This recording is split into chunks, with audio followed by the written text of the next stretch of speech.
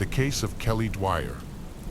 Kelly Dwyer was born in 1986 in Lincolnshire, a suburb of Chicago, to a loving family.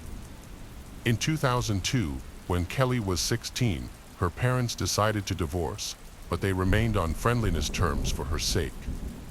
The divorce was a traumatic incident that significantly impacted her life. A year later, she graduated from high school, but she unsure of her future plans. She took a break before college and worked part-time at a restaurant. In 2008, at 22, Kelly made a big decision to move to another city to start a new life.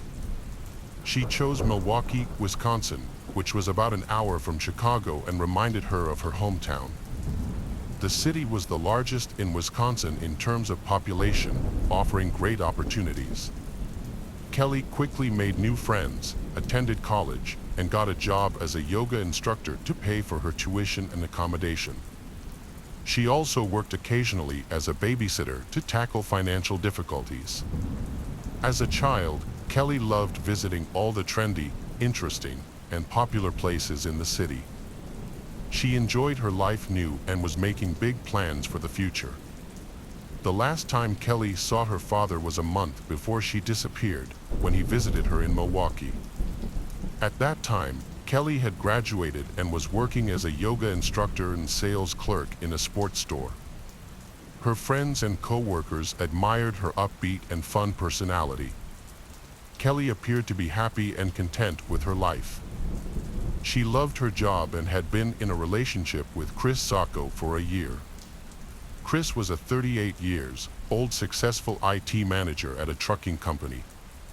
He graduated from Boston University in 2009 with a degree in international business.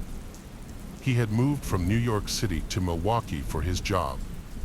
Chris was a hardworking, decent person and have a good family.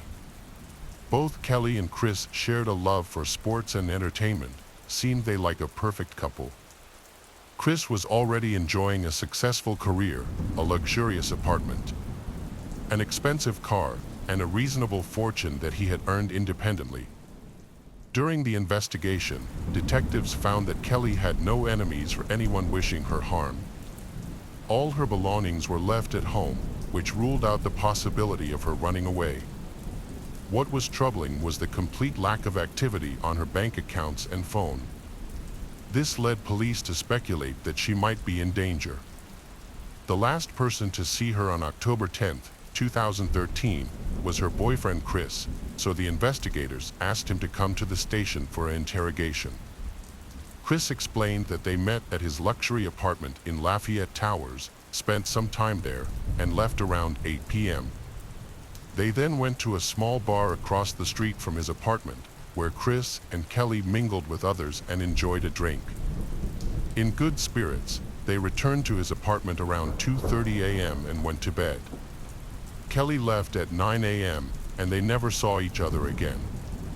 Chris emphasized that he did not consider Kelly his girlfriend. They had an open relationship, and he was truly in love with another woman. This made the investigators curious. While Chris's story seemed quite believable, something about his words and behavior was suspicious, prompting the police to scrutinize him more closely. Detectives interviewed friends who were with Chris and Kelly that night. The friends confirmed that they all had a great time together. First, they went to the bar, and then they went outside, ordered a pizza because they were hungry, and ate it on a bench. Kelly was in a good mood and shared her plans for her day off, which included catching up on sleep, doing yoga, doing laundry, and resting. Later, Chris and Kelly went home, and they invited a friend over for another drink. The friend said she felt uncomfortable in Chris's apartment. She had a few drinks and later decided to leave. That night, Chris was smoking and chatting with a friend, while Kelly seemed a bit down. The friend thought Kelly was just tired and decided to leave the apartment to give them space.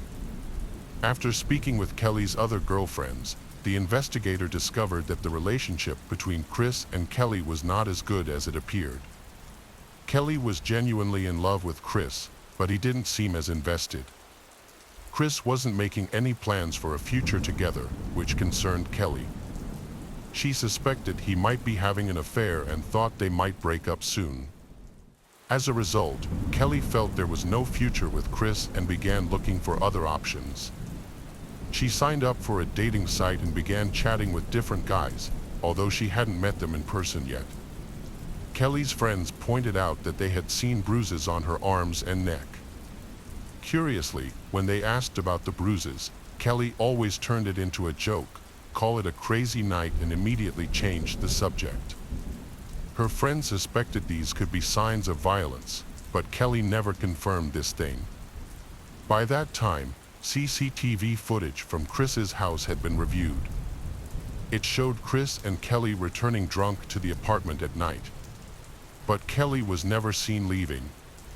This footage contradicted Chris's claim that Kelly left his home at 9 a.m. the following morning. Turns out another friend of Chris had been in the apartment that night and said he'd done substances with Chris.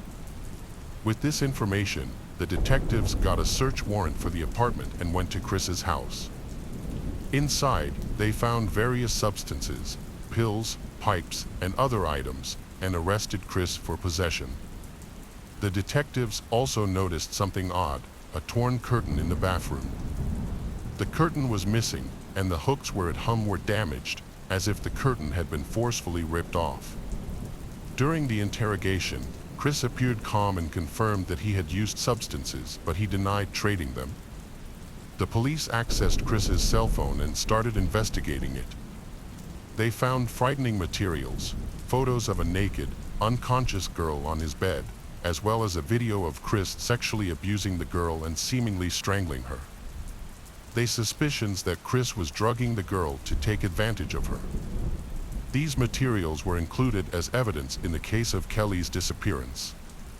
The police went back to Chris's apartment with a cadaver-sniffing dog. The dog signaled at the bed and the bathroom in the apartment, and then pointed towards the front door. Later, it led the officers to Chris's car in the parking lot, as well as to some trash bins. By then, the investigators were already sure that the missing person was dead, and Chris became the main suspect in the case. She spent the last minutes of her life in his apartment, and then he took her body out and transported it in a car. It's still not known how Chris managed to discreetly get Kelly's body into the car without being caught by any of the 28 security cameras. While the police continued investigating, they checked Chris's computer and found explicit photos of babies. He was charged with possession of this material. At that time, Chris was out on bail awaiting trial, and investigators were still looking for evidence and Kelly's body to charge him. Remembering what Chris had told them about another girl he was secretly dating, detectives began to look into his double life. The young woman was named Megan, and she had been dating Chris for about 3 years. However, Megan doesn't know that Kelly is involved in Chris's life. The detectives went to talk to Megan and showed her photos of Chris's apartment. Upon examining them closely, Megan realized that some things were missing. In the bathroom, there was no shower curtain, rug, or several towels. In the bedroom, a large golf bag that was always kept there was missing. Based on the description, the detectives assumed that Kelly's body could have fit in such a bag. After reviewing all the building's entrances and exits, the police determined that Chris could have used an alternative path to reach the car without being seen. It seems he had thoroughly studied the house beforehand to plan this path. Parking lot camera footage captured Chris arriving with a large bag, which he placed in the trunk. He drove away from the house at 10:06 a.m. on October 11th, and at 10:08 a.m., Kelly's phone was permanently disconnected at the same location. Over the following 8 hours, footage showed Chris returning to the house multiple times, loading items into his car, finally he leaving at 6:16 p.m. He did not come back until the next day. When investigators asked him about the items he was transporting, Chris claimed he was moving his summer sports equipment to his mother's house. However, no one believed his explanation. That day at 7:30 p.m., Chris was supposed to meet Megan.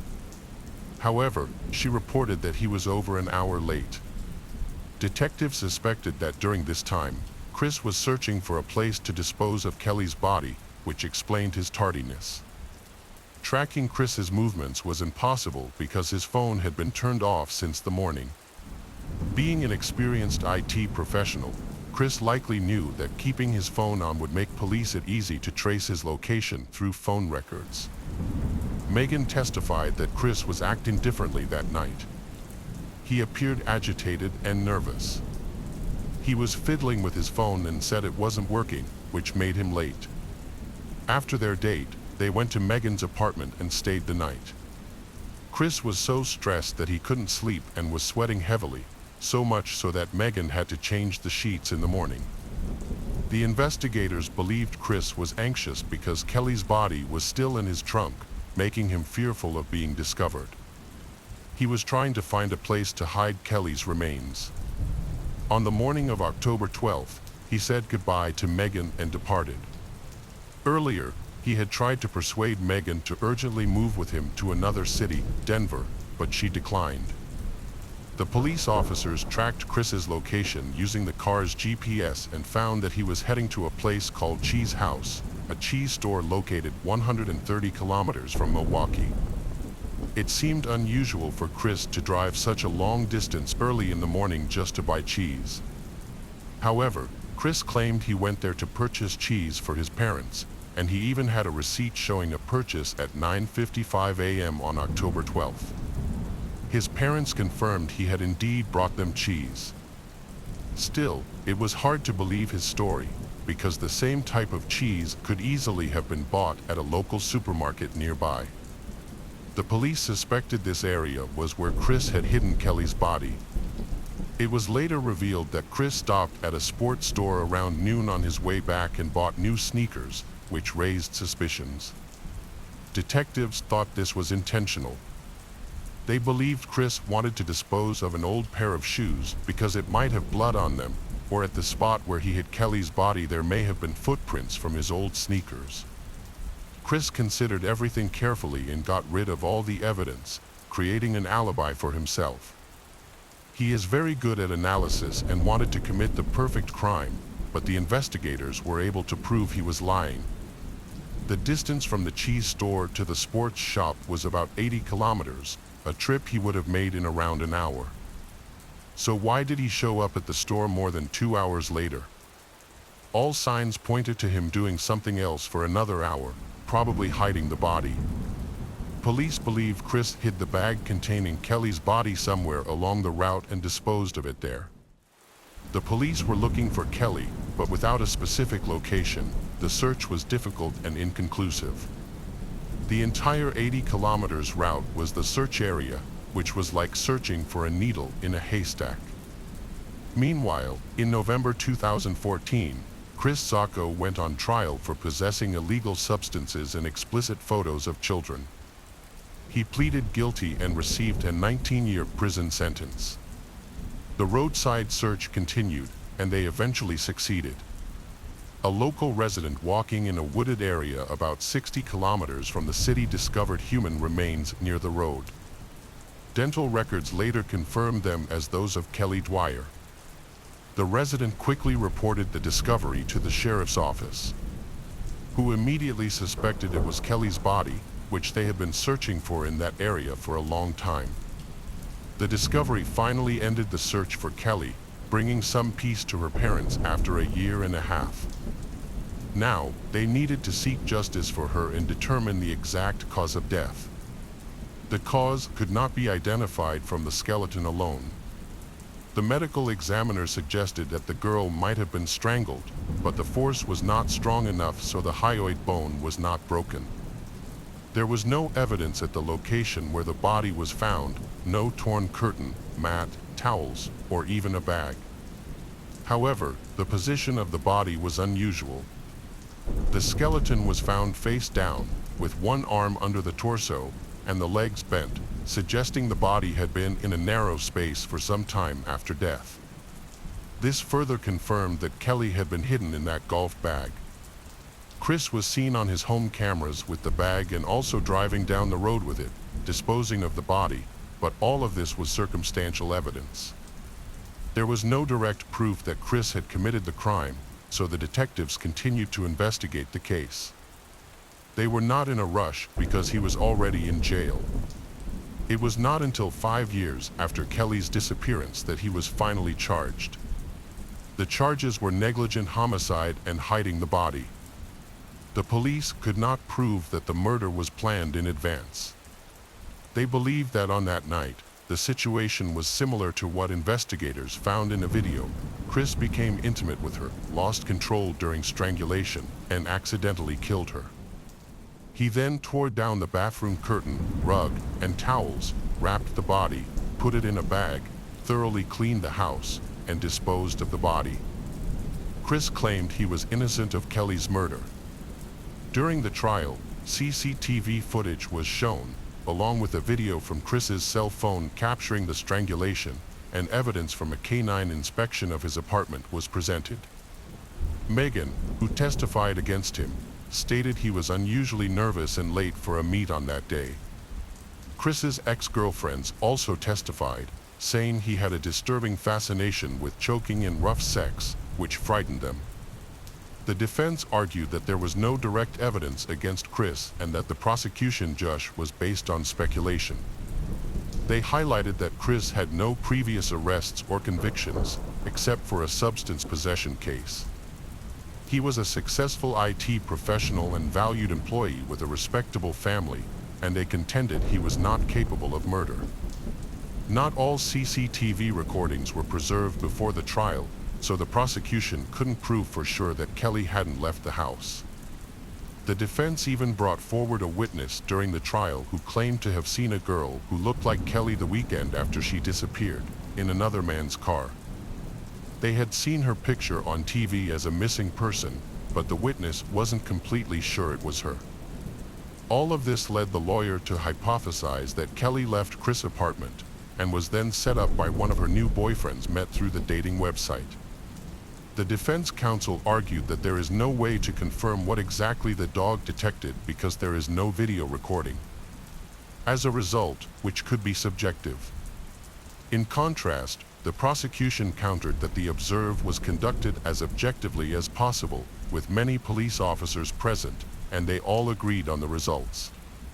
At that time, Kelly had already stopped communicating, was not answering calls or messages, and was not active on social media, which was unusual for her, suggesting she was already dead. The prosecutor persuaded the jury that Chris was responsible for the murder.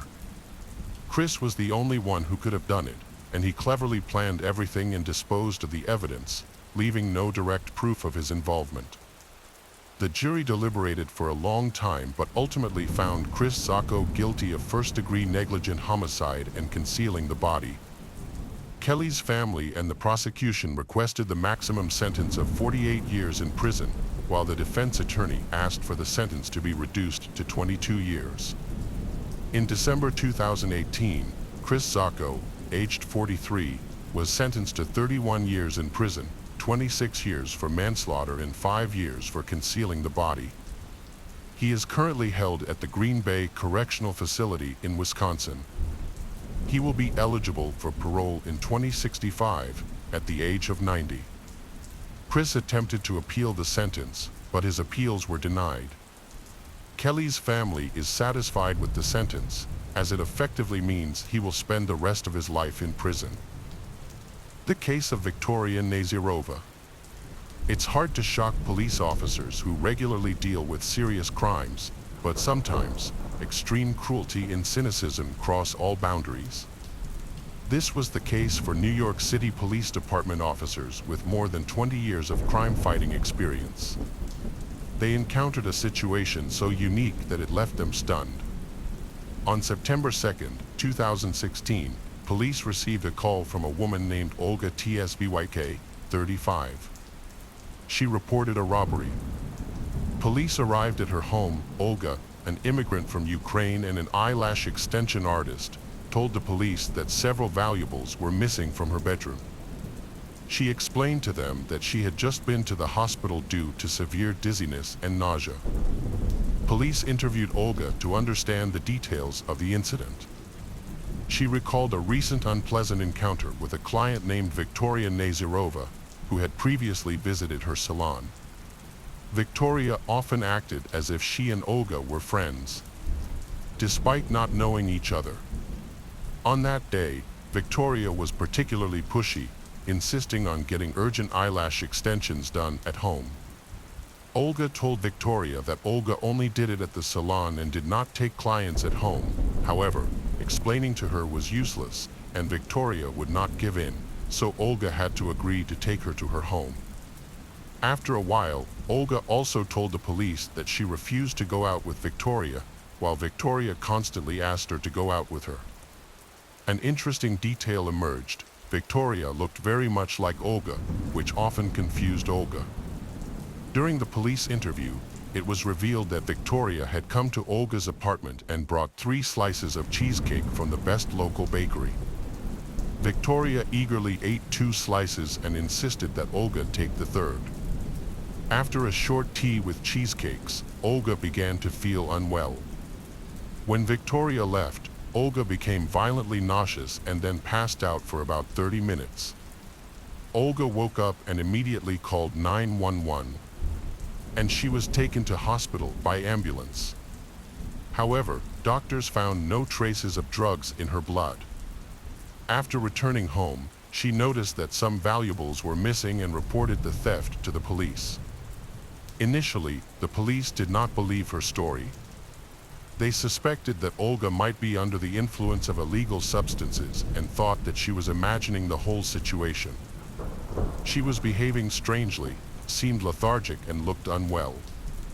The police concluded that her claim of encountering a woman who looked exactly like her was likely fabricated. However, Olga strongly denied using any illegal substances, and she believed that she may have been poisoned by a piece of cheesecake she had eaten. The police conducted a preliminary examination of the scene and discovered a box of cakes in the trash. Olga identified it as the same box of cheesecake that Victoria had brought.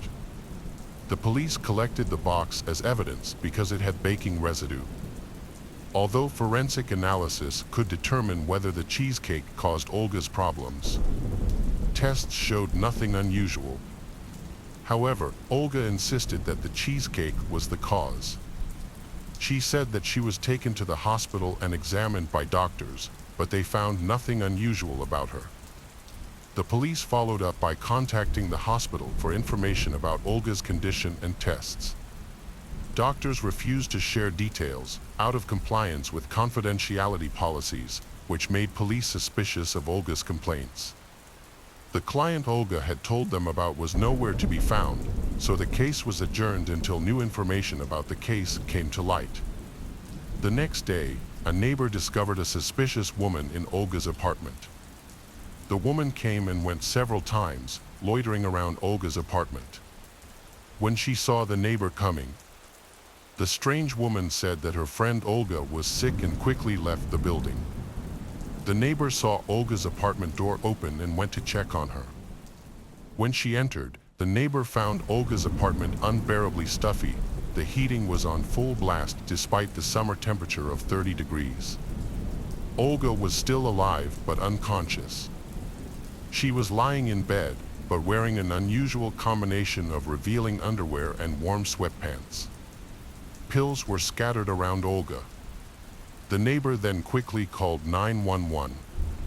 After the police arrived, the neighbor described the strange woman. With dark hair, attractive and very similar to Olga. After learning new details, the police were convinced that the identical woman was not a product of Olga's imagination. The police then actively investigated the case. Everything they saw in the apartment seemed to be a description of a crime scene where the perpetrator wanted to stage a voluntary death. The police suspected that Victoria, a regular customer who bought cheesecakes at a store, was involved in the crime. The police began to search for Victoria, but they had no clues, no information about who she was or her photo. However, later, a private detective approached the police department, He was a former police officer who had been monitoring the violent activities of the scammer for a long time. He had been following Victoria online, where she advertised her escort services on a dating website and through social media. The private investigator believes that Victoria used online advertising to find victims for her crimes, and the plan worked perfectly. Victoria would go to her next client's home, then drug them with a psychotropic drug to knock them unconscious.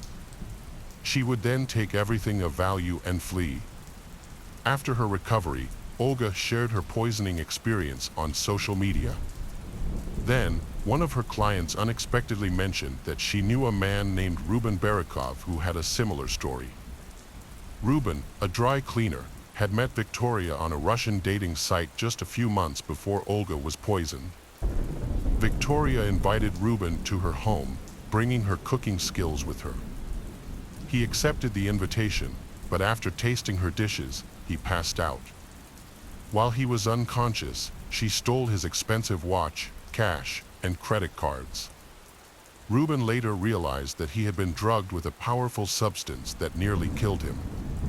When he began to regain consciousness, Victoria took him to the dry cleaners and told Ruben's co-workers that he was drunk.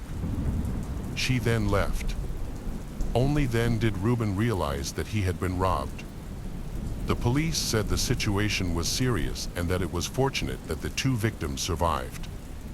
In 2017, a private investigator assisted a Russian client in finding a fugitive. Nadia Ford hired a private investigator after her biological mother, Alla Alexenko, went missing. Nadia lives in New York, USA, but was born in Russia. She was originally from Kodar. Her mother, Alla Alexenko, raised her daughter and son alone, and she had a difficult time. She worked 5 jobs to provide for her children. Nadia dreamed of living in the United States since she was a child, and her dream came true when she came to the United States to study in 2007. There, she met a man whom she married and took his last name, Ford. However, the marriage did not work out and the couple divorced. Nadia stayed in the United States and successfully settled there. She still maintains a close relationship with her mother, who was alone at the time. Her mother, Alla, sold the house she found difficult to maintain and moved into an apartment. In early 2013, Nadia's mother got a new neighbor, Victoria. Despite the significant age gap, Victoria quickly became friends with Nadia's mother.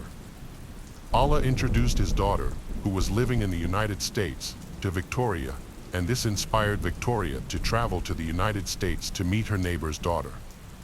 Alla arranged their meeting, and in September 2013, Victoria flew to New York. There, she met Nadia and they became close. To Nadia, her mother's friend seemed like a kind and pleasant person. Victoria wanted to stay in the United States and Nadia gave her some advice. Unfortunately, Victoria's plans failed and she returned to Russia. Despite this setback, she kept in close contact with Alla. In the fall of 2014, Victoria planned another trip to the United States and informed Alla of her plans. She also told Alla that she could deliver gifts to Alla's daughter if needed. Alla then asked Victoria to bring her more than $6,000 in cash and 2 precious mink coats to her daughter Nadia. However, Victoria repeatedly delayed the trip for various reasons, causing Alla to worry about whether Victoria would actually make it and what would happen to her gifts. Worried, Alla even called his daughter to express his concerns. Nadia reassured her mother and suggested that she reclaim her belongings. On February 4, 2014, Alla was very excited and called his daughter Nadia to share her joy.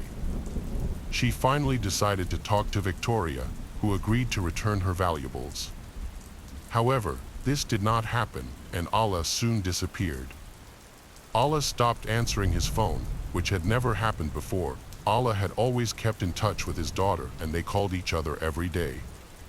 Nadia contacted Victoria and asked her about her mother. Victoria confirmed that she had seen her, and they had a chat over tea, but after that, she never saw Alla again. According to Victoria, Allah had gone somewhere, but she did not know where.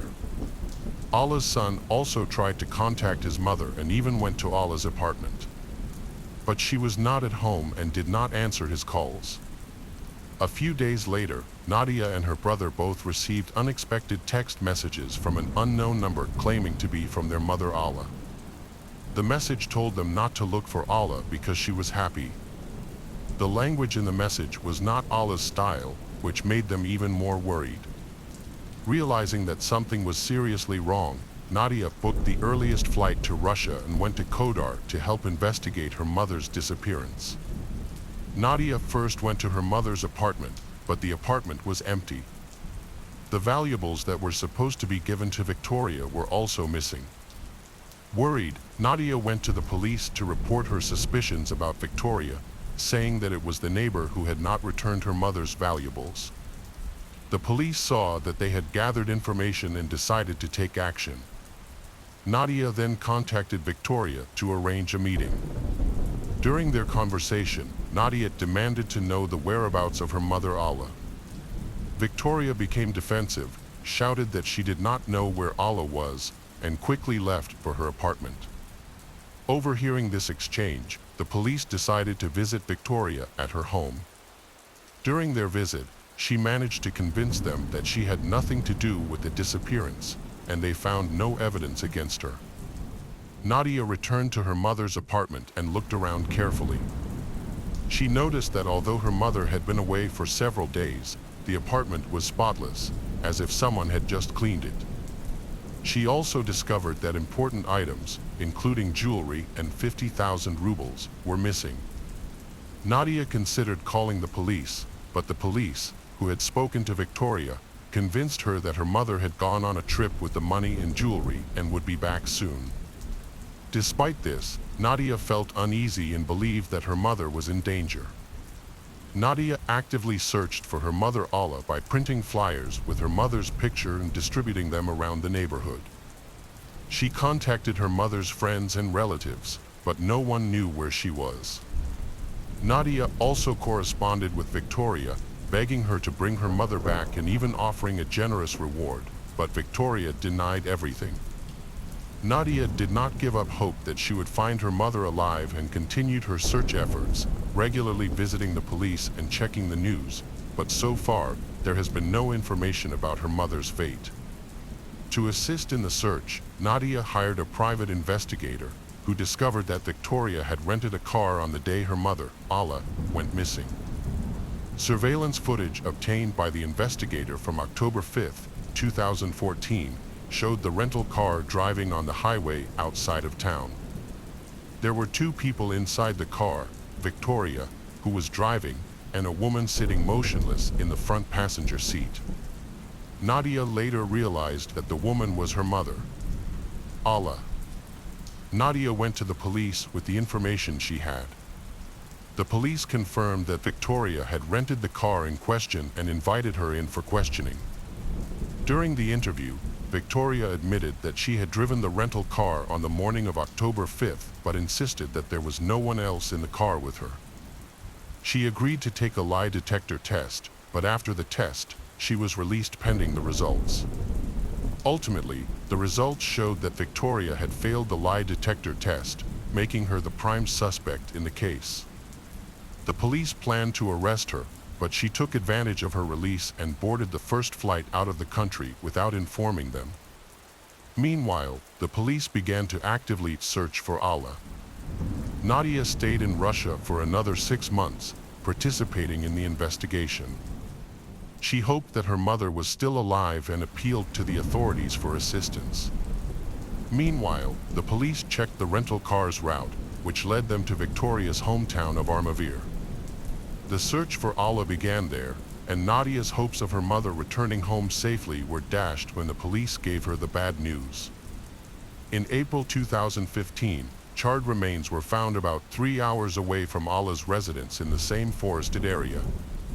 Nadia was able to identify her mother by her teeth, as the rest of her body was severely burned and unrecognizable.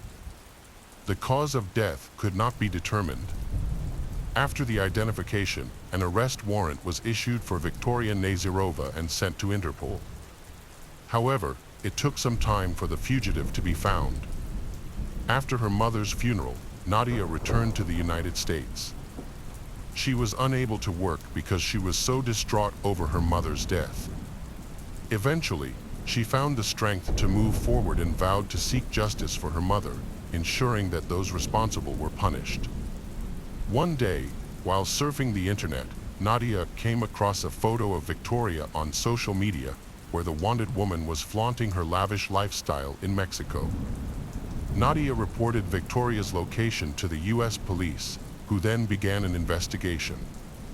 At this point, Nadia decided to hire one of the top private investigators in the country to speed up the case. A wealthy friend of Nadia's paid for the detective services, which Nadia could not afford because she had been unemployed for months while searching for her mother. The private investigator checked Victoria's social media photos and discovered evidence that she was in the United States. In the selfies, the reflection in the sunglasses showed the dashboard of a car. After examining hundreds, possibly thousands of vehicles, the detective identified the car as a Chrysler 300. He also discovered that the most recent photos of Victoria were taken in the Russian Sheepshead Bay neighborhood of Brooklyn. By searching the Chrysler database in that area, they were able to narrow down their search and find Victoria. Despite the challenges, they found her residence, where she was living with her boyfriend in an apartment complex. Remarkably, the Chrysler was registered to her boyfriend. Victoria probably didn't even realize that the case had taken such a turn and that Interpol was hunting her worldwide, so she fearlessly posted her photos online, not realizing that she might be exposing herself. The detective identified Victoria's boyfriend and contacted him. It was soon discovered that her boyfriend had fallen victim to Victoria, who had escaped using a well-known poisoning method. Tragically, she had also poisoned his beagle, which had died. This sparked public outrage against Victoria and increased interest in Nadia's investigation into the crime. On March 20, 2017, 41-year-old Victoria was arrested. Nadia, the private investigator, and the police were relieved to have her arrested. It was dangerous to let her go free.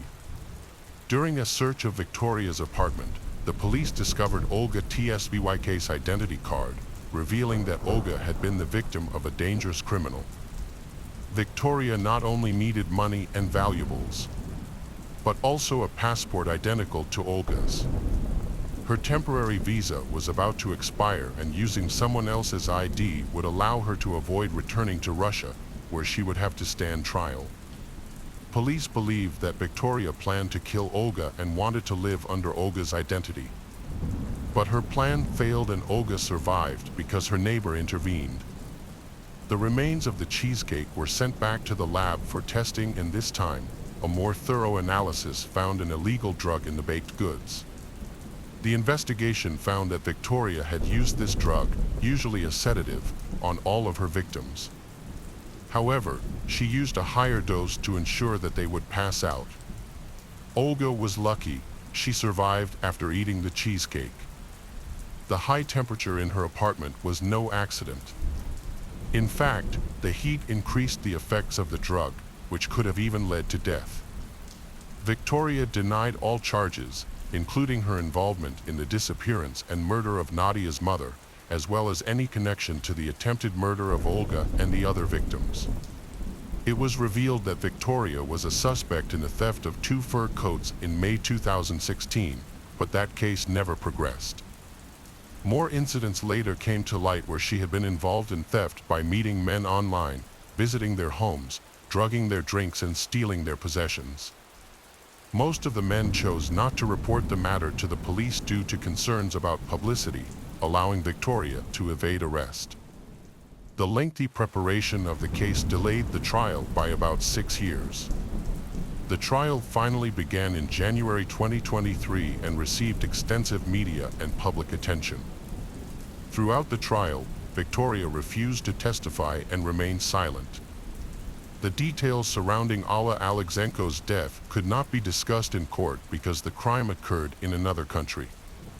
Victoria's defense attorney pointed out that there was no evidence or testimony to prove that Victoria poisoned the cheesecake or forced Olga to eat it. Olga testified that Victoria brought 3 slices of cheesecake to her apartment and ate 2 in front of her, which made Olga feel safe eating the remaining one. The prosecution argued that this was intentional, claiming Victoria added the drug to only 1 slice of the cake, knowing which one would be eaten. Therefore, Olga accidentally ate the drugged cheesecake. After careful deliberation, the jury found Victoria Nazirova guilty of second-degree murder.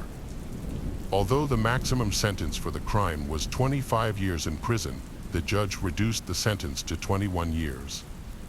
However, by law, she could apply for parole after serving 15 years.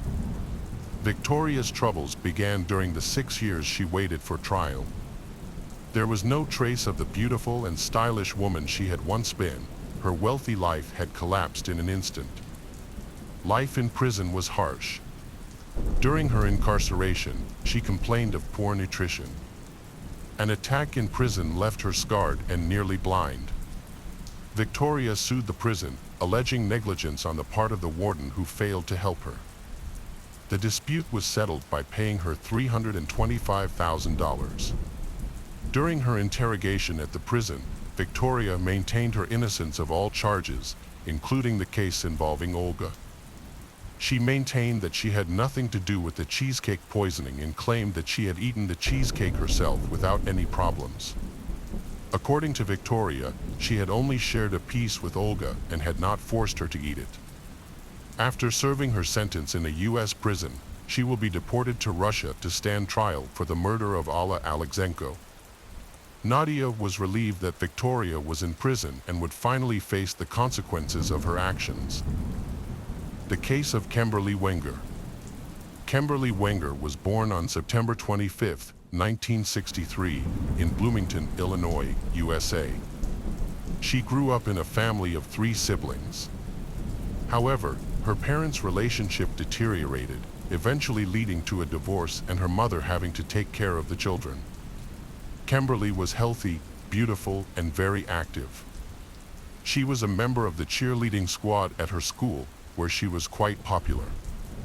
She regularly attended cheerleading camps and was highly regarded by both teachers and students.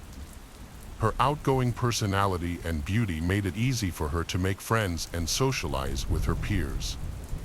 Kimberly aspired to become a film actress and even achieved some success in this field. Notably, she appeared as an extra in the famous film Grand Vue. The filming took place in 1983 in Panty, Illinois, where Kimberly decided to try her luck, and it paid off. This experience became one of the most memorable moments of her life. During this time, Kimberly's mother fulfilled her long-cherished dream of owning a business by purchasing a bar with her grandmother's inheritance. Kimberly joined her mother, hoping to become part of the business. However, disagreements over her mother's vision led Kimberly to leave the company. In 1985, Kimberly met a young man named Thatcher Wenger and they began dating. Kimberly found him to be loving and kind. She soon became pregnant and they welcomed a daughter named Kelsey. The couple later married. Unfortunately, after the wedding, Thatcher's behavior changed, he becoming more cruel. This change, coupled with financial difficulties, made their situation tense. Despite taking care of the children, Kimberly found their finances inadequate and wanted to work part-time. However, she faced challenges in finding a suitable job. The family situation worsened and the couple later divorced. Kimberly soon began dating another man, Dale Fosdick. However, this relationship also failed. Dale admitted that he wanted to end things as soon as he learned that she was pregnant with his child. Not ready to be a father, he decided to disappear. Kimberly was devastated by the news because she had hoped to start a family with him. Her friend said that after the breakup, Kimberly felt abandoned and anxious because of 2 failed relationships. In the midst of this turmoil, Kimberly seriously considered terminating the pregnancy but ultimately decided to keep the baby. She gave birth to her second child, a boy named Logan. Although he broke up with Dale, he later showed up and agreed to support his son. He paid a small amount of child support from his salary, but he was not reliable in this regard. Dale was often late with his payments. They were inconsistent and clearly not enough to live comfortably and raise a child. As a result, Kimberly had to go to work while her friends took care of the children. At the time, Kimberly worked as a hairdresser. She also found extra income by working as a nanny and cleaning lady. This helped a little with the family's needs, but they were all on food stamps and lived quite poorly. Kimberly and her mother had a bad relationship, so her mother did not help her. When her son was very young, Kimberly met a pastor named Kurt Simon. They were both struggling financially, but despite their hardships, they developed a deep affection for each other and were happy together. Determined to find stability and face their challenges, Kurt loved Kimberly so much that he planned to adopt her children, and Logan even started calling him Dad. They seemed like a wonderful couple, happy and loving, unaware of the threat looming over them. On Saturday, May 22, 1993, at around 10:30 p.m., the couple returned home from a short trip. They had traveled to Quincy, where Kurt's parents lived, so his family could meet Kimberly and bless their upcoming wedding. During the trip, they also visited the university's theological seminary. Taking advantage of the opportunity, they arranged their engagement just a day before returning to Illinois. They gathered friends nearby to celebrate. Their relationship progressed quickly, and they seemed like the perfect couple. Close friends and family were thrilled about their decision, making this an important and joyful event for Kimberly and Kurt. Kurt returned in high spirits, eager to spend the entire weekend together. The following day, they planned to attend a concert featuring Kimberly's daughter, Kelsey. Kelsey, who studied at a music school, was recognized as a young prodigy. Her parents fully supported her and were eager to attend the event, intending to further encourage her by hosting a family gathering at a pizza parlor afterward. The couple arrived home in their family car and parked in the driveway. Kurt exited the car first to bring some luggage into the house. When he went back for the rest, he found Kimberly outside, smiling at him. She remarked that it felt warmer there compared to Iowa, her last words before she opened the front door. As Kimberly entered the house, a huge explosion suddenly occurred, violently throwing Kurt backwards. The explosion was so powerful that it woke the neighbors and shattered the windows of the surrounding houses. In shock, Kurt rushed into the ruined house and found Kimberly lying motionless on the floor. The right side of her skull was missing, destroyed by the explosion or debris. Tragically, Kurt could do nothing to save Kimberly. Kurt was in shock and couldn't believe what was happening. Luckily, the children had stayed with Kimberly's relatives and didn't join them on the trip. Kurt called 911 and stayed with her until the police arrived. The officers responded quickly and found Kurt crying, kneeling in the rubble of the house, holding his beloved's head in his arms. She was only 29 years old when she died. This event was strange and unusual for the entire local community in such a quiet place. People feared their homes might also be rigged to explode, so they asked the police for protection. Fortunately, no such threats were found. Explosives experts quickly scanned the crime scene to determine the best course of action and found a suspicious package in the hallway of the home. The package was rigged to explode if moved, activated by a button. When Kimberly entered the house, she noticed the unfamiliar package and, out of curiosity, attempted to inspect it. The package exploded at face level, killing her instantly. During the crime scene investigation, forensic experts discovered various bomb-making materials in the basement, such as wires, fuses, and battery wrappers. Discarded rubber gloves were also found in the trash. Although Kurt was present during the explosion, he suffered only minor injuries. As a result, the police initially considered him the main suspect. In full view of their shocked neighbors, Kurt was handcuffed, read his rights, and taken to the police station for questioning. He cooperated with the investigation, providing his fingerprints and DNA, and recounted the events leading up to the tragedy. Kurt was released hours later. His active cooperation in the investigation gave hope that the criminal would be apprehended soon. Considering Kurt was not involved in the incident, it is likely that the perpetrator brought the tools and parts needed to make the bomb. Since the entrance doors and windows were not damaged, it appears the attacker had a way into the house. The police thought this was a deliberate act of revenge against Kimberly. To avoid accidentally setting off the bomb while transporting it, the attacker probably put it together at the scene. The explosive was powerful and meant to destroy the house and kill everyone inside, which would also get rid of any evidence linking the attacker to the crime. Luckily, and some evidence was left intact, giving investigators important information. After Kurt was cleared of any wrongdoing by a solid alibi, the police questioned who would want to harm the Kimberly family.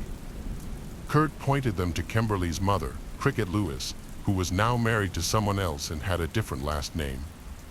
Kurt viewed Cricket as evil and the only person capable of such a terrible act.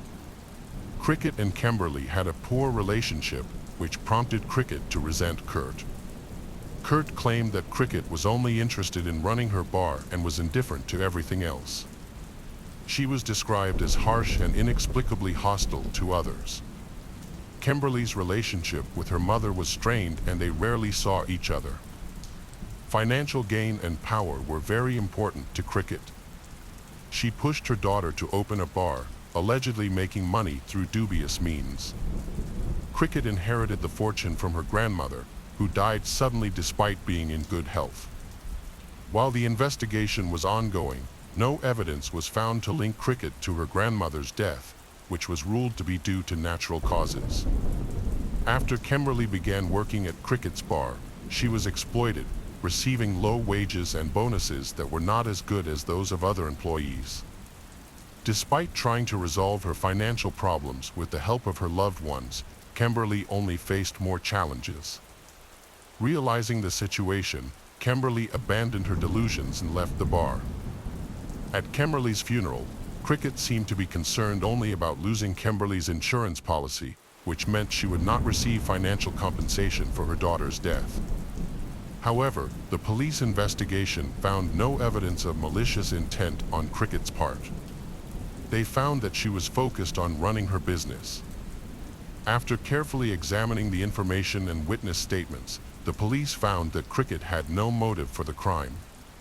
It was concluded that she did not have the technical skills and abilities to build a bomb herself, and her alibi was found to be credible.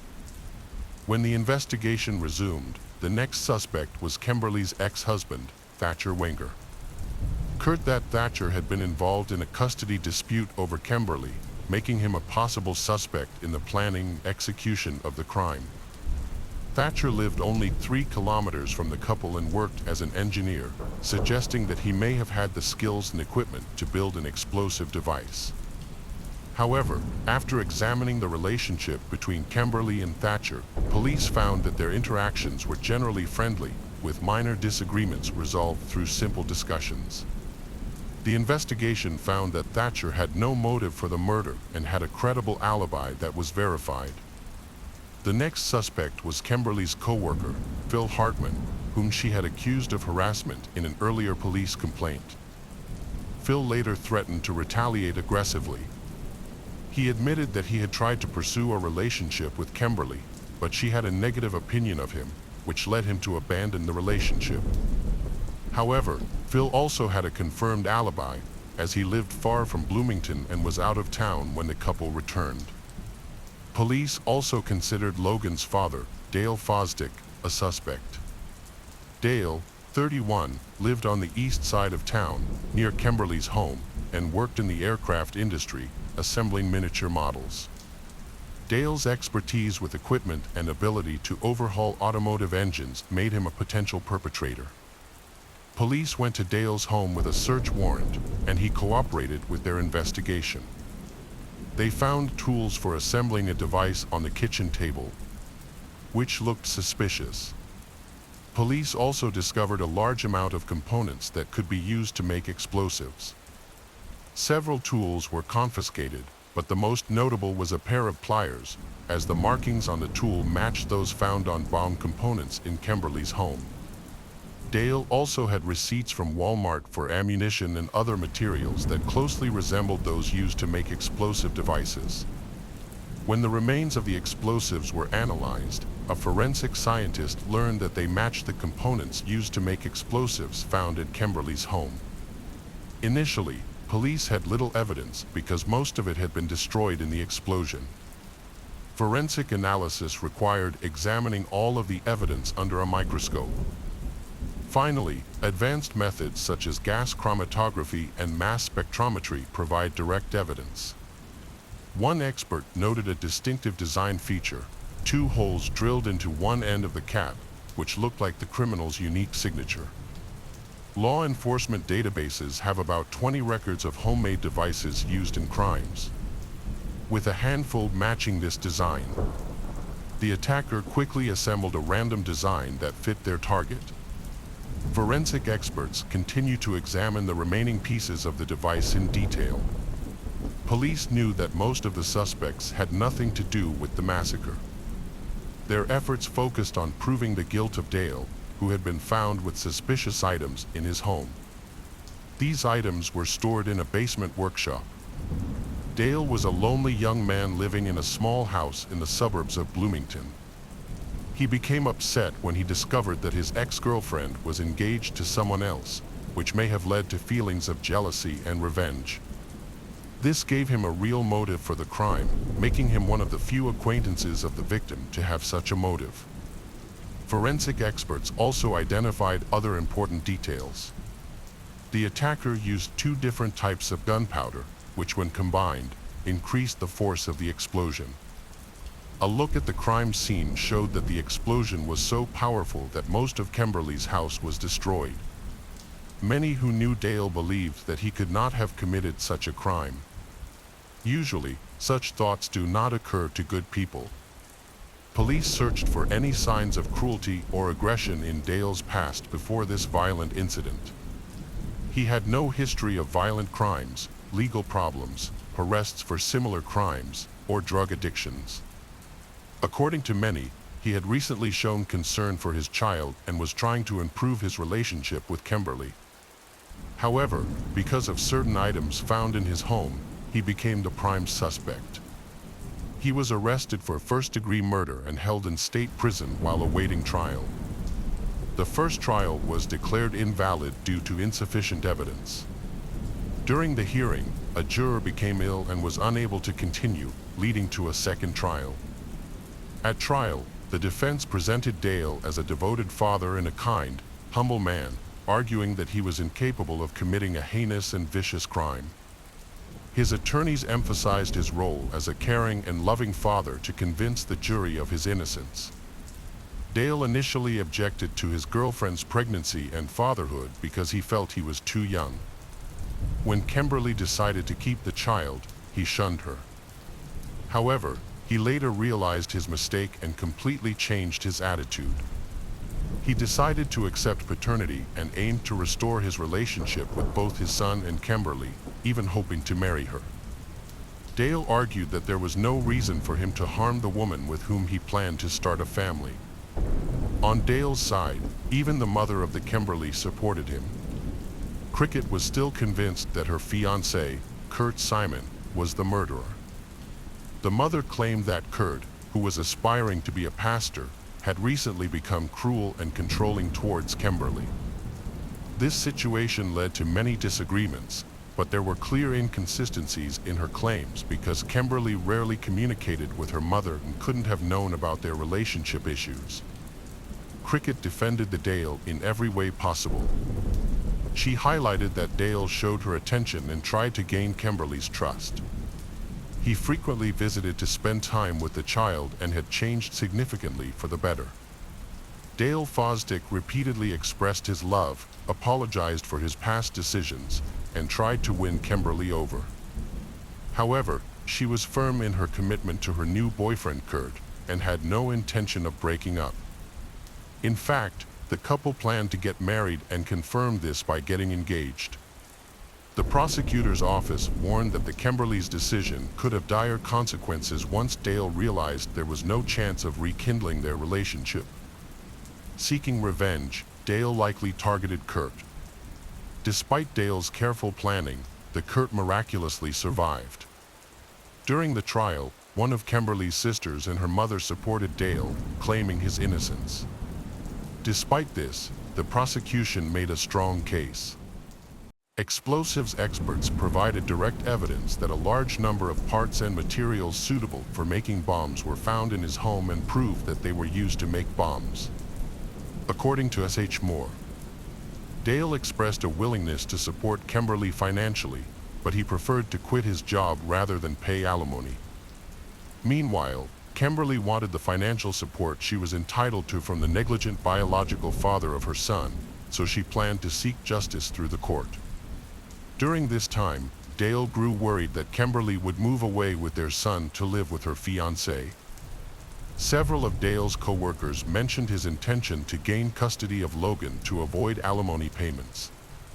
To achieve this, he gathered evidence to discredit Kimberly, hoping it would help him strip her of parental rights and gain custody of their son. Neighbors reported seeing Dale near Kimberly's home before the explosion. Kimberly kept a spare key under the rug, allowing Dale easy access to her home. Many described Dale as a quiet, unassuming, even shy person who seemed unlikely to commit a violent crime. He was known to avoid conflict and was always positive. However, the prosecutor's office argued that Dale's personality influenced his choice of method in eliminating his victim. Not wanting to confront Kimberly directly, he resorted to a surprise and cowardly attack using an explosive device. On February 26, 1996, the jury found Dale Fosdick guilty of first-degree murder. After the verdict, the mother of the Kimberly expressed her disagreement with the decision, stating that Dale could seek her help if he needed it. She held his hand, tears in her eyes, and kissed him on the cheek, believing he was a victim of a miscarriage of justice. Dale had 25 supporters who actively defended his innocence in court. Only one juror voted against the death penalty, which was enough to spare him from it. Consequently, he was sentenced to 55 years in prison.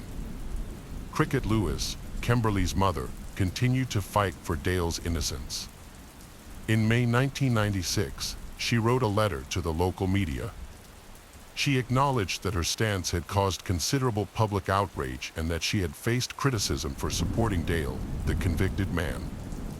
She was upset when her daughter's fiancé Kurt described her as the embodiment of evil in a media interview.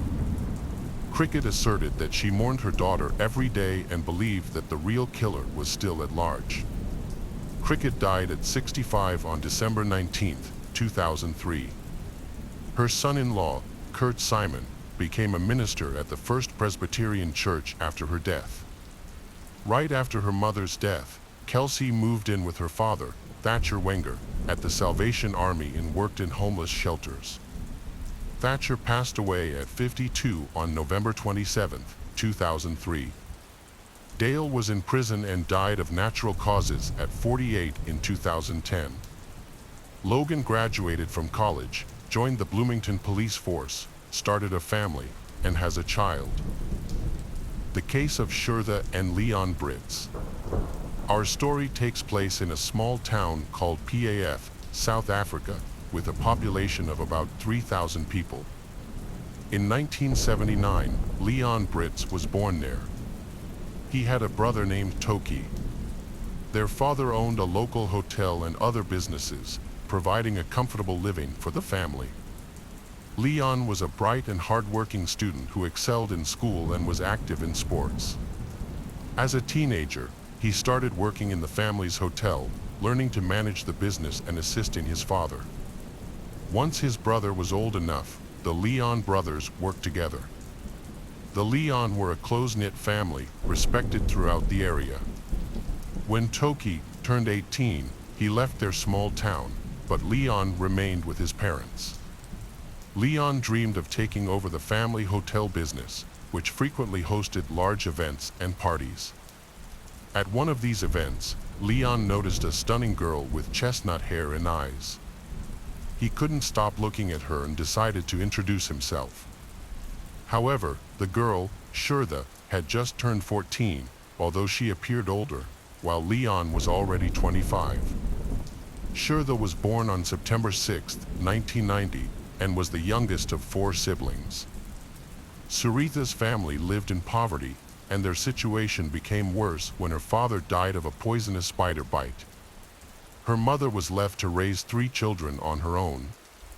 Shirtha endured hardships with her family for many years. Suritha's family barely had enough money to buy food, making the future of the children very bleak. Then Leon, who came from a wealthy family, met Shirtha and fell in love with her despite their large age gap. Shirtha, a schoolgirl, was also drawn to Leon. They started talking, and Leon pursued her with extravagance, taking her to fancy places and giving her expensive gifts. This left a strong impression on Shirtha, who was extremely grateful to Leon.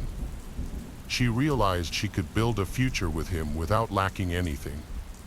Their relationship blossomed as Shirtha enjoyed Leon's attention, and Leon loved her very much. A few months later, Leon expressed his wish to marry Shirtha, and his mother approved after meeting her. They then began dating officially, and their relationship seemed perfect. However, when Shirtha turned 15, her classmates noticed changes in her behavior. She started wearing loose-fitting clothes, avoided showing her belly, and became very shy, as if she didn't want to be approached. Eventually, Shirtha told Leon that she suspected she might be pregnant. Leon was very upset, as a pregnancy could result in accusations of statutory rape since he was already 26 years old. Leon, who controlled the relationship, had initiated their intimacy. To address Suritha's suspicions, he gave her money to visit the clinic, where the doctor confirmed she was pregnant with twins. When she told Leon the news, he became angry and insisted she not keep the pregnancy, giving her money for an abortion. Despite her hesitation, the pressure from Leon and their age difference compelled her to comply. She went to the clinic alone and followed Leon's demands. Leon wasn't opposed to having a family and children, but he believed everything had its proper time and that they should wait until she was at least an adult. After the procedure, when Shirtha returned from the clinic, her mental health was severely impacted. Leon thought that taking walks would help her recover quickly, not realizing she was in a lot of pain. Her emotional recovery needed more time. Shirtha eventually overcame the trauma, and their romantic relationship continued. Leon still wanted children but asked her to wait. By the end of 2008, Shirtha was in her final year of school, preparing for her exams.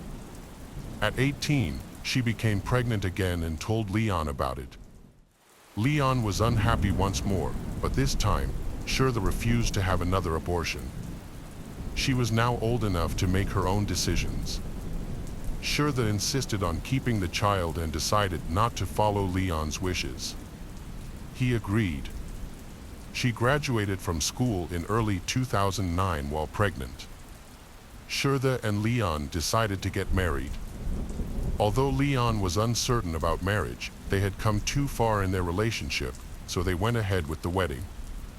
Shirtha had her first child a year later, twin boys. The couple was very happy. After the twins were born, Leon's father passed away, and his mother began to suffer from age-related problems that made it difficult for her to manage the family business. Leon and his brother decided to put their mother in a nursing home so that she could receive proper care. Leon then took full control of the hotel. During this time, he also owned a mining equipment store and a restaurant, both of which were aimed at serving miners by providing food at their workplaces. He also owned rental properties. These ventures generated a good income for the family, allowing them to live comfortably. Due to his heavy workload, Leon decided to involve his wife in the family business. He didn't pressure her, as she had already wanted to start working in business. Leon entrusted her with managing the equipment store. She began handling supplies while caring for their 2 young children, which made managing the business challenging. Although she couldn't take on a large workload, she managed to handle her responsibilities effectively. By this time, the children had grown up and started school. In South Africa, getting an education can be a challenge as not every small town has educational facilities and the quality is often subpar. Ensuring the best quality education often requires daily travel between cities. However, Sarita's family rented a house in a nearby major city for the duration of the children's schooling. Leon decided to send the children to Kakumahi with Shirtha. She had to take care of the children herself and give up her business. They only visited Leon on weekends to spend time with him. At first, everything seemed fine, but over time, the distance between the spouses became more apparent. The children couldn't communicate with their father regularly, and Shirtha rarely saw her husband. Their relationship grew much colder than it was at the beginning of their marriage. In 2017, Shirtha began experiencing health issues. She was diagnosed with cancer, heart problems, and arthritis. She underwent surgery to remove the tumor, which saved her life by preventing the disease from progressing. To address her other health issues, Shirtha started traveling to Johannesburg every month to receive special treatments from specialists at a clinic. All of this was funded by Leon, who genuinely wanted to help Shirtha and supported her while continuing to manage the business. The biggest challenge during this period was taking care of the children, but the couple solved it by hiring a nanny to help. The family business was very profitable, and Leon's workplace and home were both equipped with safes. Thanks to the extensive business, Leon became wealthy, but at the cost of having to work long hours without days off. In addition, getting rich in a poor country is very dangerous, because he had unintentionally attracted many people who were jealous of his life. Starting in 2017, Leon encountered problems in his business, which led to many people publicly threatening him. At this time, Leon confided in his wife that he felt unsafe and feared for his life. The couple discussed these issues regularly to ease his anxiety, but the situation did not improve. Gradually, the threats became a regular occurrence. Leon began to ignore the threatening messages, as they came almost every day over trivial matters. A few years later, a terrible tragedy occurred on October 7, 2020. After a brief phone call with Shirtha, her husband returned home to check on the dogs. He then stopped communicating, which worried Shirtha. She decided to go home to check on him. That day, after arriving home and going inside, the house was strangely quiet and empty. Shirtha searched every room and finally discovered Leon's body floating in the pool. In shock, she contacted Leon's brother and then called the police to report her husband's death. Leon's brother and the hotel manager were the first to arrive at the scene of the tragedy, followed shortly by the police.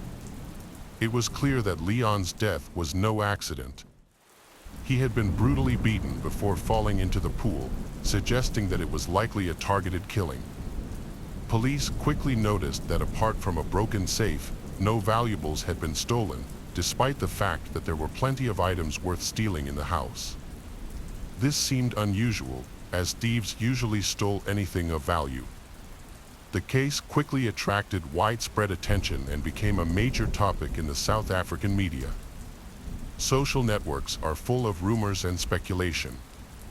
Rumor has it that the businessman has many serious enemies and has received threats. Some say that people who had quarrels with Leon may have been involved in the case. The police receive reports from random people every day, and it takes them a long time to process so many false complaints. Initially, Leon's brother Toki was suspected of being the culprit because he was seen at the crime scene shortly before Leon's death.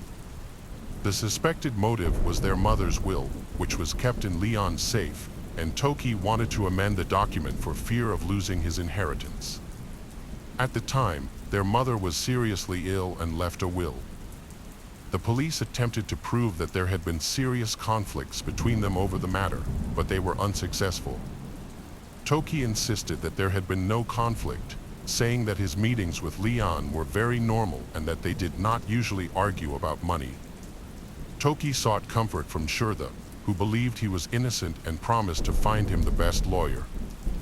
The housekeeper knew about the cameras in the house and informed the police, which gave them access to the footage. They also collected recordings from cameras at the entrance to the house. Briso Shurid, the housekeeper, was brought to the station to help identify the people in the footage. But she was unable to recognize anyone. The police had no solid leads. Leon's brother Toki remains a suspect due to a possible inheritance dispute, but without evidence against him, the case has been dropped. A few months later, Jacques Van Vuren, 37, contacted the police and told the whole truth about Leon's murder. Because the criminal wanted to confess, in exchange for a lighter sentence, and agreed to expose all his accomplices. It turned out that in the Shurda family, things were not as rosy as they seemed. The couple's distance not only cooled their relationship, but also completely destroyed it. One day, Shurda took her husband's mobile phone and discovered photos of other women. At that time, she herself was unfaithful to Leon. Shurda was beautiful and attracted to many men. At the time of her marriage, she had a brief relationship with a lover. But during her medical treatment in Johannesburg, she developed a more serious relationship. She visited her lover every time she went to the hospital for treatment, during which time their relationship deepened. She considered leaving her husband. This seemed pretty straightforward since they lived in separate homes and rarely communicated. Not long after, she asked her husband for a divorce. It is unclear whether she simply wanted to end her relationship with her husband to be with her lover or whether she intended to marry him. Leon did not know about the betrayal, but he was shocked by his wife's desire for a divorce. At first, he reacted very violently and expressed his grief. Then he calmed down and threatened that if she filed for divorce, he would take everything from her, including money and children. Memories of her poor childhood still haunted her. Due to pressure from her husband, Shurda had to give up her plans. She no longer loved her husband Leon, but she did not want to lose everything. In desperation, Shurda turned to her lover, who lived near Johannesburg, to see if he could help her leave her husband. She repeatedly asked him for help, but he refused. He tried to convince her that it was a bad idea. Eventually, she stopped making these requests. One day, Shurda was talking to her lover. During the conversation, she said that she no longer had to worry about her husband because a classmate was willing to help resolve the situation. At first, her lover took these words as a joke and the couple never brought up the subject again. However, it was not a joke. Shurda was actually talking to her classmate, Jacques Van Vuren. At the time, Jacques was going through a difficult time.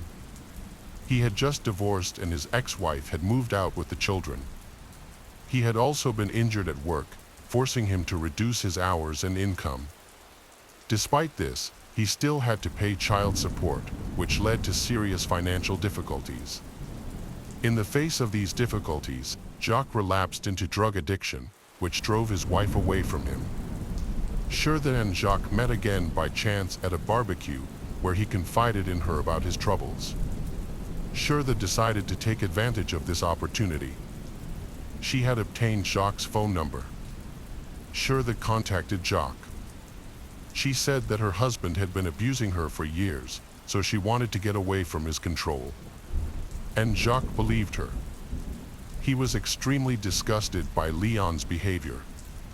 Shurda had reached Jacques' limit, as he had had a difficult childhood. He lived with an abusive father who had physically and mentally abused him, leaving him traumatized, and Suritha's story was effective. Finally, he agreed to help Shurtha resolve her situation. She promised to pay 400,000 rand, a large sum that could help Jacques solve all his financial problems. During this time, Leon's business was struggling. His hardware store and restaurant had also closed. The estate was abandoned and did not generate any income. The Leon family had been living off their savings, but with the high costs of maintaining their lifestyle, their financial reserves began to run out. In this context, Leon often quarreled with his wife. Their relationship began to fall apart, which only made the situation worse. Finally, Shurtha decided to get rid of her husband again. She contacted Jacques, who asked for half the money in advance. Shurtha withdrew 70,000 rand and met Jacques to discuss the plan. She promised to give the remaining money through her housekeeper, who worked for Leon and had moved into her house to help with the housework. The next day, she gave Jacques an envelope containing 1,000 rand. With the deposit, Jacques hired his university friend Enrich Williams. Enrich initially refused to participate in the murder, but due to financial difficulties, when Jacques offered him a large sum of money, he could not resist and agreed. Enrich was 34 at the time and worried that he couldn't handle Leon on his own. So he found a place to stay, Amantel Bariki, a recent college graduate. Amantel, just 24, had studied engineering and dreamed of building his own house. Like many others, he was struggling financially. When he was told of the amount of money involved, Amantel agreed to help. Then the plan entered a careful preparation phase. Shurtha filmed a video showing the layout of the house and discussed the attack with the criminals. Shurtha let the criminals into the house so they could hide behind a large sofa in the living room. Her role was to lure her husband into the house while she was receiving treatment in Johannesburg. Jacques was not allowed in the area because witnesses could identify him as a friend of the couple. So Enrich and Amantel had to carry out the attack. Shurtha insisted that the attack looked like a robbery, so she allowed the criminals to take whatever they wanted from the house. She also asked that Suritha's beloved dogs be kept safe. To distract the dogs, they bought a package of sausages. The sausages were scattered around the yard to lure the dogs away. A rehearsal was scheduled for early October, but was cancelled when Leon's brother Toki visited on October 5th and stayed overnight. The attackers had everything ready and planned to burn clothes and any other evidence after the murder to avoid leaving any clues for the police. While waiting for the signal to start, Jacques tried to calm down. He broke his rule of staying away from the area where Leon would be killed by driving past the house several times before returning to wait for the signal to continue. At around 6 a.m. the next day, while Leon was at work, the attackers entered the house and hid behind the sofa. At 10 a.m., Shurtha called Leon to say that, according to the housekeeper, the dogs were missing. Leon needed to go back to look for them, which seemed normal to him, so he returned to the house, unaware that his attackers were waiting inside. As Leon entered the living room and turned around, the attack began. He was stabbed in the back by Amantel with a knife. Despite being caught off guard, Leon fought back. During the struggle, Enrich grabbed a baseball bat and began beating Leon. Leon fell to the ground. He was stabbed 8 times, and then they used a dog collar to strangle him to death before stealing his wallet. They then carried Leon and threw him into the pool. Then went back into the house, opened the safe, and stole money in diamonds. They fled the scene after carrying out their plan. At the time, Shurtha was in Johannesburg for treatment, which gave her an alibi. After learning about the incident, Shurtha returned home, where she discovered her husband's body. Later, when Shurtha was invited to the police station to view the surveillance camera footage, she noticed her old school friend Jacques in the video. Although his face was not visible, the footage captured his car driving suspiciously past their house twice. Shirtha did not claim to recognize the car, but the police took notice of it, although the license plate was unclear. While the investigation was ongoing, Shirtha used a disposable phone to avoid detection and keep their conversations from being monitored. It turned out that Shirtha had provided the police with information regarding Toki and tried to blame him for her husband's death. Shirtha had gone to great lengths to play the role of a grieving widow. Even after the funeral, Toki remained unsuspecting and continued to contact Shirtha, supporting her during this difficult time. During this time, Toki began to notice significant changes in Suritha's behavior. She no longer appeared to be a grieving widow. In fact, she had gotten a tattoo, despite Leon's constant objection to her getting one. In addition, Shirtha began riding a motorcycle, which Leon was also adamantly against.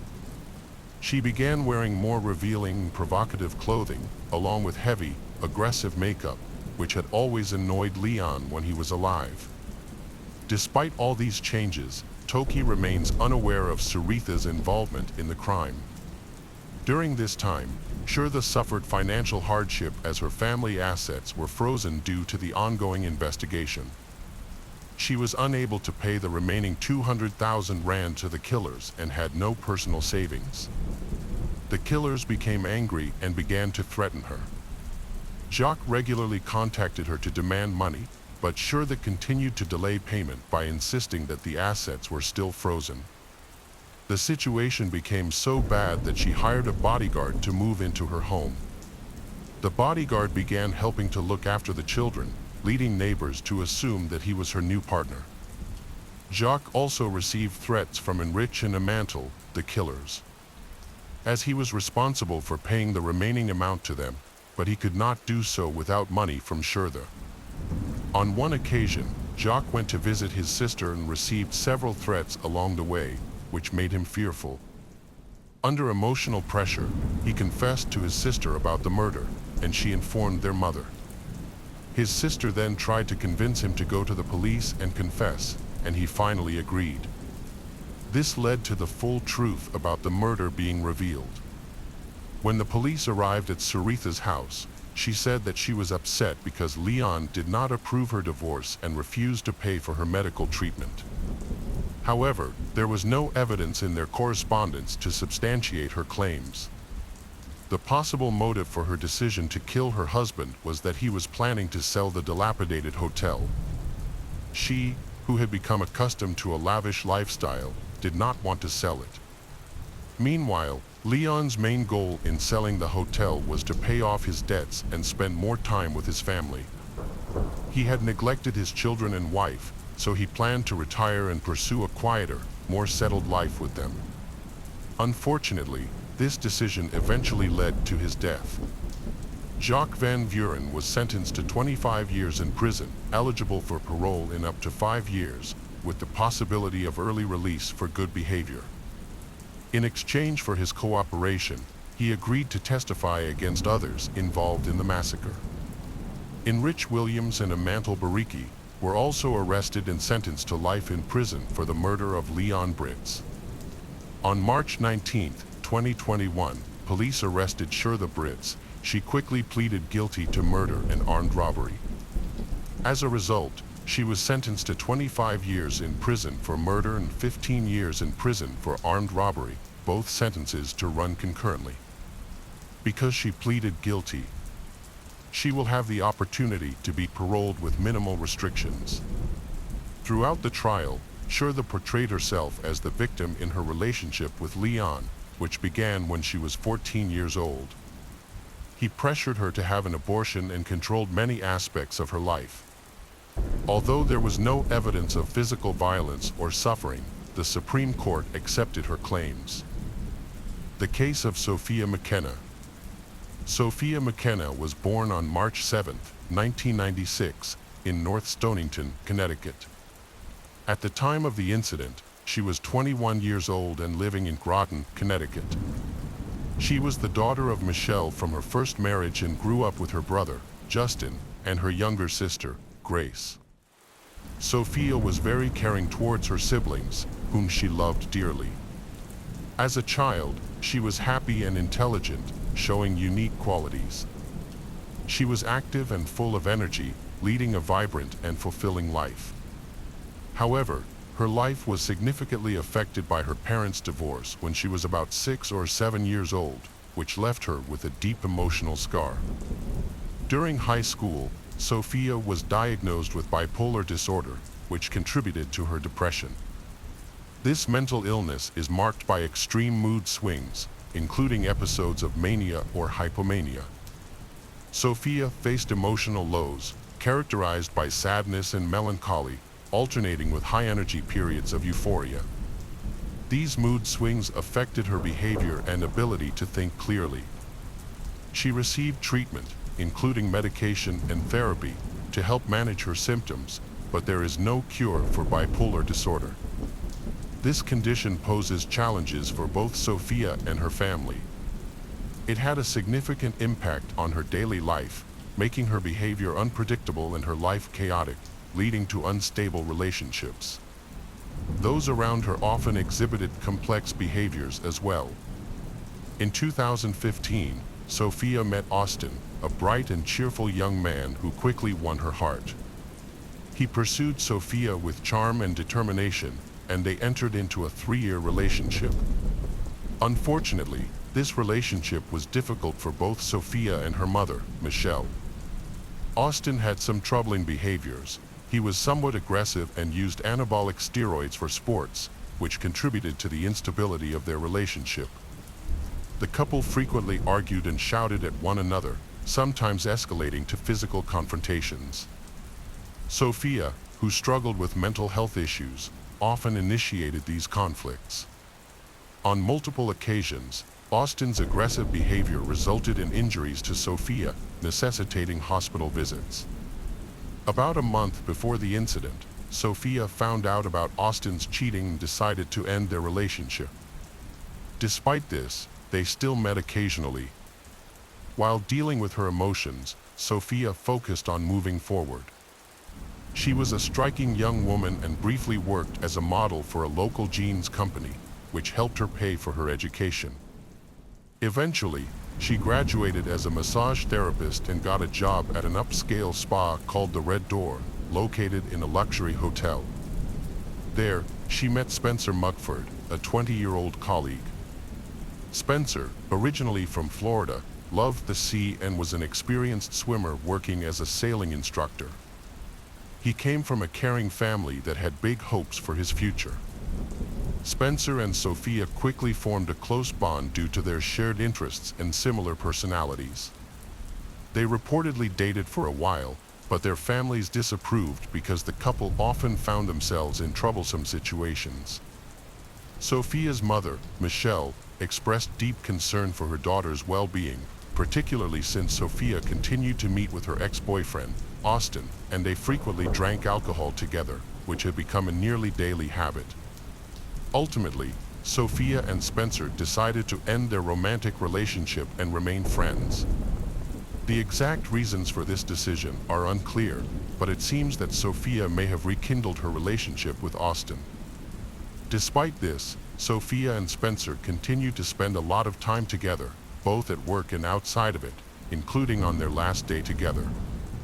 On Saturday the 27th, Austin tried to reach her but didn't get any response. Initially, he wasn't too concerned because he knew Sophia often slept in. However, after several hours of trying to call and message her without success, he started to worry. He then reached out to Sophia's mother, Michelle, to check if Sophia had contacted her the night before. Michelle hadn't looked at her phone because her younger daughter had been using it all morning. When Michelle checked her phone, she saw that she had 7 missed calls from an unknown number. She decided to call back but only reached the voicemail of Spencer, boyfriend of her daughters.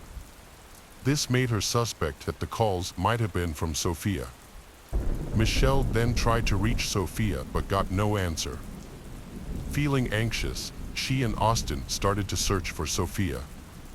Austin called all the local hospitals, while Michelle reported Sophia as missing to the police. They contacted Spencer's family and found out that his relatives were also concerned because he hadn't arrived at an important family gathering and had not answered their calls. They went to Spencer's apartment but found no indication that he had been there. Spencer's father was worried because he knew his son had met with Sophia the night before, especially considering the problems she was dealing with. Spencer's mother mentioned that her son had said he planned to go fishing with a friend, but she suspected he was not truthful and actually intended to meet Sophia. She last spoke to him at 10 p.m. when he said goodnight. Concerned about his absence, Spencer's family reported both his and his girlfriend's disappearance to the police around 6:30 p.m. next day. The police started searching for them at that time. Austin reached out to the sheriff to share information about Sophia and Spencer's whereabouts the night before. He explained that he knew this because he had let Sophia go there. Austin also mentioned that he found a video Sophia posted on Snapchat the night before. In the video, which was recorded on Spencer's phone, they were on a boat heading towards the lighthouse. The footage showed a young man rowing towards the lighthouse, and it looked like they were having a good time.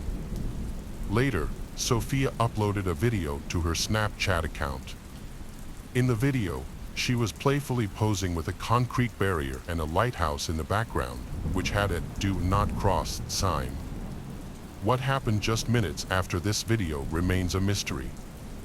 5 minutes after posting the video at 2:05 a.m., Spencer's mobile phone made its first call to Michelle, Sophia's mother.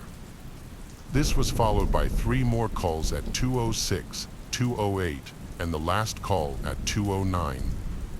Michelle, who was asleep at the time, did not answer any of these calls. No voicemails or text messages were left, and 911 did not receive any calls from that number that night. The photos and videos shared by them verified their presence at the lighthouse. Consequently, the police quickly sent 20 Coast Guard units to the location. Searches were carried out by the Coast Guard, firefighters, and police using air, sea, and land methods. The police made their first significant find: Sophia's car parked on the university campus, along with her cell phone inside it. Simultaneously, on that same night, the Coast Guard found a T-shirt that Spencer had worn in the video. The police theorized that Spencer may have used it to tie the boat to the shore. The search went on through the night and into the next day. Soon after, a storm hit and state authorities decided to suspend the search for them until new clues or signs of their possible location emerged. This decision left their families and friends devastated, but they didn't give up. They continued searching on their own, putting up pictures and sharing information about Spencer and Sophia's disappearance all over the city. They urged the public to report any information they might have. However, despite many people being in the area when the young people went missing, no witnesses came forward. The families' searches continued for several days, but all questions remained unanswered. What happened? Why did Sophia repeatedly call her mother? Why didn't she leave a voicemail or call the police? There were many speculations and assumptions. Could they have consumed something illicit? Indeed, Sophia and Spencer had broken the law by stealing a boat from the campus and heading to the lighthouse without permission. It's likely Sophia feared they could be held accountable and thus chose not to contact the police. A few days prior, she and Spencer had already had legal issues. Spencer had been detained for driving under the influence, and Sophia had faced charges for aggressive behavior. Perhaps for this reason, she preferred to contact her mother rather than the police. However, it's unknown what other circumstances were present in Sophia's life at that moment. She might have been in a state of panic and unable to think clearly. Everyone's reaction to such situations can be unpredictable. On May 26, 2018, detectives worked to piece together the day's events. It started as a typical sunny and warm day, with the weekend ahead promising fun as the city prepared for Memorial Day celebrations. Sophia had the day off, while Spencer was scheduled to work from 7 a.m. to 7 p.m. Once he finished his shift, the couple planned to meet and join in the festivities.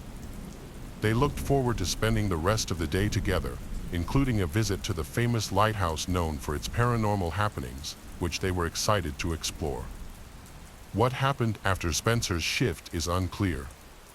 We don't know where he went, if he met anyone, or whether he had been drinking. However, we do know that Sophia parked her car at the University of Connecticut campus around 2 a.m. She left her cell phone in the car, possibly because she forgot it or it was out of charge. They then took an illegal sailboat that had no motor, weighed 14 pounds, and was only equipped with oars. They pushed the boat into the water and headed towards the lighthouse, navigating along the rocky shores. This was a dangerous situation because the boat didn't have any safety equipment. They probably felt confident taking this risk due to Spencer's swimming and boating skills, which he had had since childhood. The investigators were only able to collect limited information about the events of that night. On Monday evening, while searching from a helicopter, the police spotted a white and blue sailboat stuck on the rocks, covered in dust. This boat was found 12 kilometers west of the lighthouse. Police reports suggest this could be the same boat that went missing from the campus and might have been used by Spencer and Sophia, but this remains unconfirmed. Fingerprints were discovered on the boat, but they were never analyzed, and the results were not made public to confirm whether they matched those of the young couple. Additionally, there was confusion about the type of boat involved.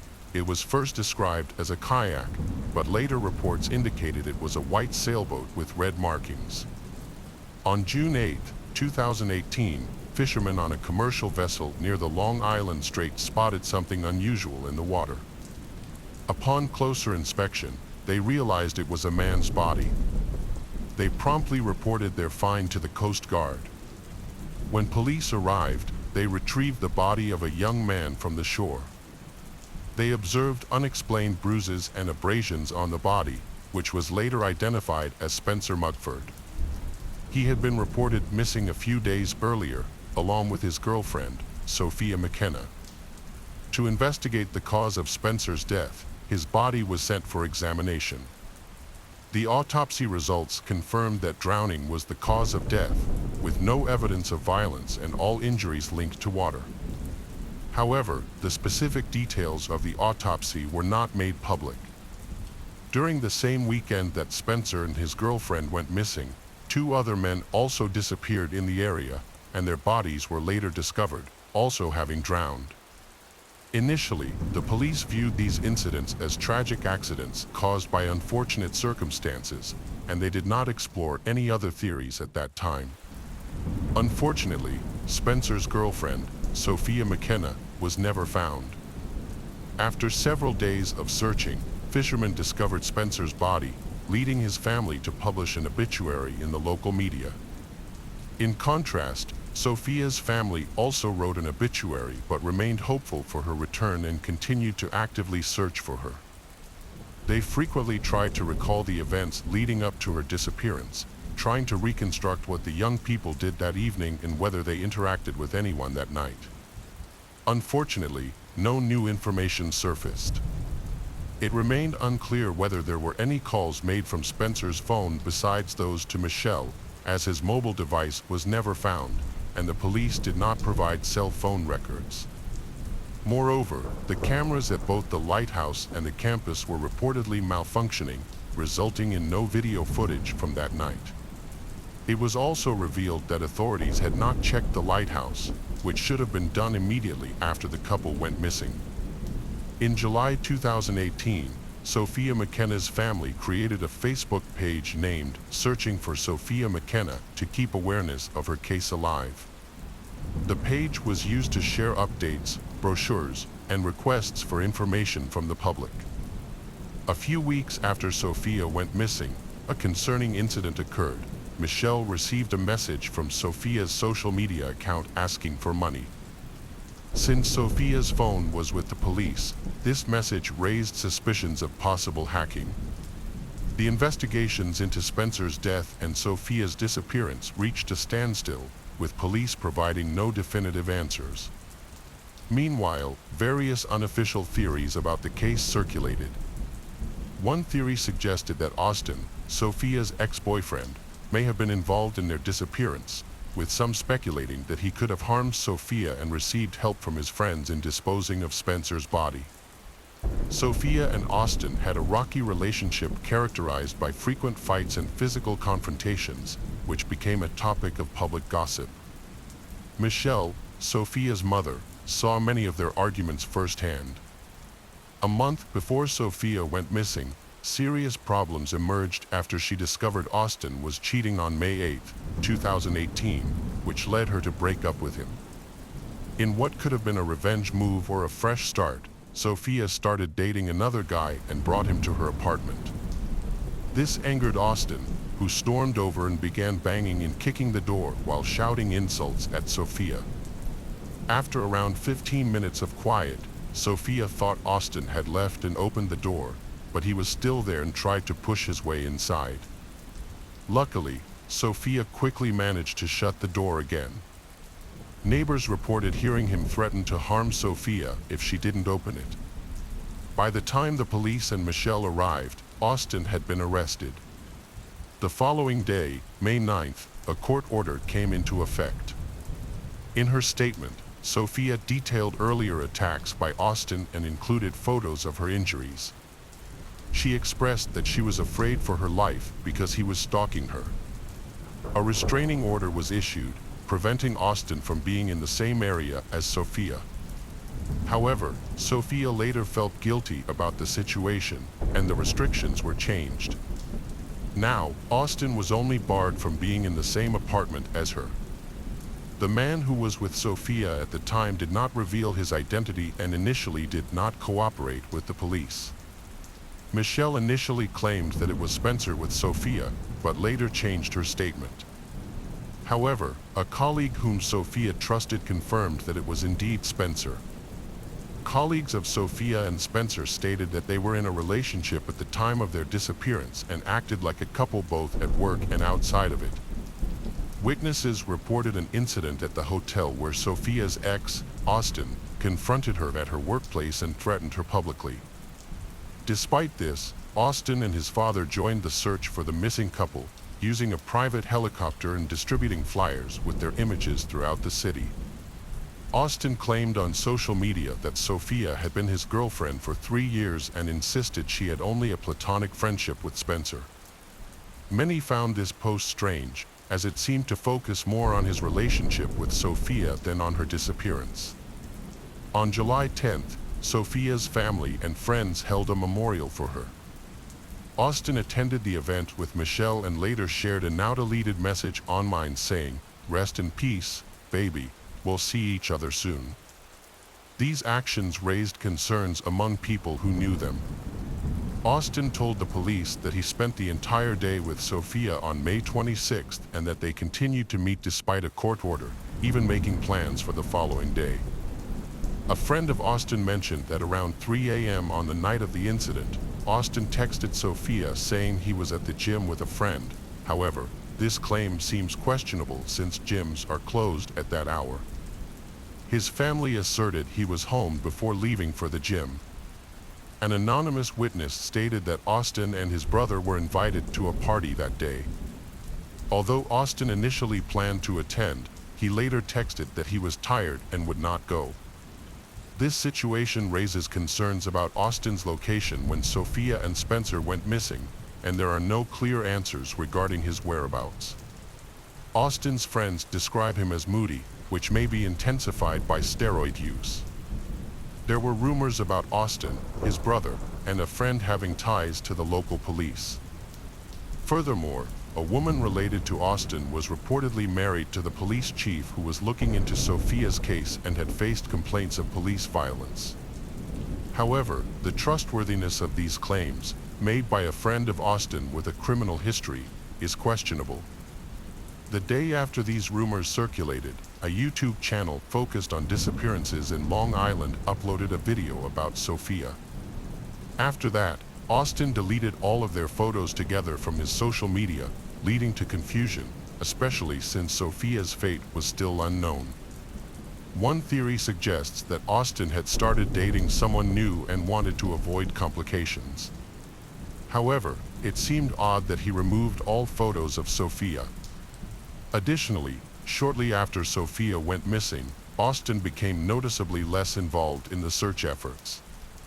When he met with investigators, he seemed calm and collected, showing no visible signs of distress over the loss of someone important. However, this alone is not enough to make any accusations against Austin, as people have different ways of responding to stress. One theory proposes that Sophia was murdered to stop her from testifying against Austin in a domestic violence case. If she hadn't spoken, there would not have been enough evidence to proceed, possibly leading to the case being dismissed. This scenario occurred in the summer of 2018 when the charges against Austin were dropped. It's crucial to mention that Austin is not formally considered a suspect. This theory is speculative, and the investigation is ongoing. Another theory suggests that Sophia and Spencer might have encountered dangerous people at the lighthouse. It was a busy holiday, but witnesses either failed to remember them or deemed the information unimportant, resulting in no reports made to the police. Sophia's mother suspected that her daughter could have been kidnapped or trafficked, but there is no evidence or ransom requests to back this up. The police also looked into the possibility of an accident caused by poor judgment. The young couple took an unprepared boat without life jackets into strong currents. After reaching the lighthouse, they secured the boat with Spencer's t-shirt and took some photos, only to discover that the boat had drifted away. Spencer, relying on his swimming skills, may have underestimated the cold temperature of the water. The darkness could have distorted his perception of distance, making the boat seem closer than it actually was. Exhausted from his workday and the swim to the lighthouse, Spencer might have drowned.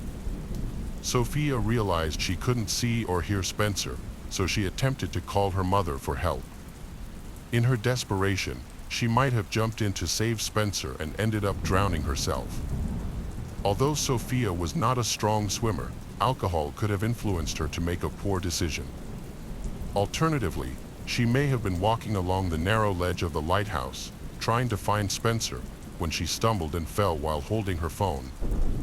If that happened, she could have been swept away by the current and drowned. These possibilities are still considered, but other theories exist as well. None are formally recognized, and there are no suspects or culprits identified. Most of this information circulates on social media. Sophia's family and friends are still searching for her, determined to find out what happened and where she might be. In 2019, an independent detective discovered several bones near the shore and quickly reported them to the police. However, when investigators arrived, they concluded that the bones were from animals. The remains were never collected, and due to high costs, no forensic tests were performed to check if they were human. There are many troubling aspects of this case that deserve a deeper investigation. After all, it involves a missing person whose family is in distress, desperately seeking answers. Sophia deserves ongoing search efforts. While other bodies of missing individuals have been found in these waters, Sophia's has not. There have been no new developments in her case, and the mystery of what occurred that night at the lighthouse remains unresolved. The case of Ashley Wadsworth. Ashley Wadsworth was born on July 25, 2002, in Vernon Township, British Columbia, Canada. Her parents are Kenneth Wadsworth and Christy Jen Den, and she has an older sister named Haley. Ashley's family is large and close-knit, with over 50 relatives, including cousins, uncles, and aunts, all living in the same community. Ashley is a fun-loving, outgoing, and energetic girl, which makes her popular with many friends. She enjoys outdoor activities such as swimming, horseback riding, and skiing. Ashley is passionate about tennis and plays the clarinet. She is also very active on social media, frequently sharing memes, jokes, and photos. Ashley met Jack Seppel on social media in 2015 when she was 12 and he was 15. Jack was born on January 9, 1999. His mother is Tracy Dalton, who is married to Ricky. Jack's father passed away in 2019, and it is said that Jack had a strained relationship with his father. Jack did not keep in touch with his brother Jordan, but did keep in touch with his sister Nadia. Apart from his mother and sister, he did not have many close relationships, choosing to interact with people mainly on social media and through video games. Some of Jack's acquaintances said that he often got into trouble at school. They remembered him as a cheerful, charming, and lively person, but he also had a dark side that showed when he was angry at himself and others. A friend of Ashley's spoke to Jack through social media and introduced the two young people to each other. Like many other teenagers, Ashley naturally connected with strangers on various platforms and formed virtual friendships, whether they had shared interests or were simply attracted to each other.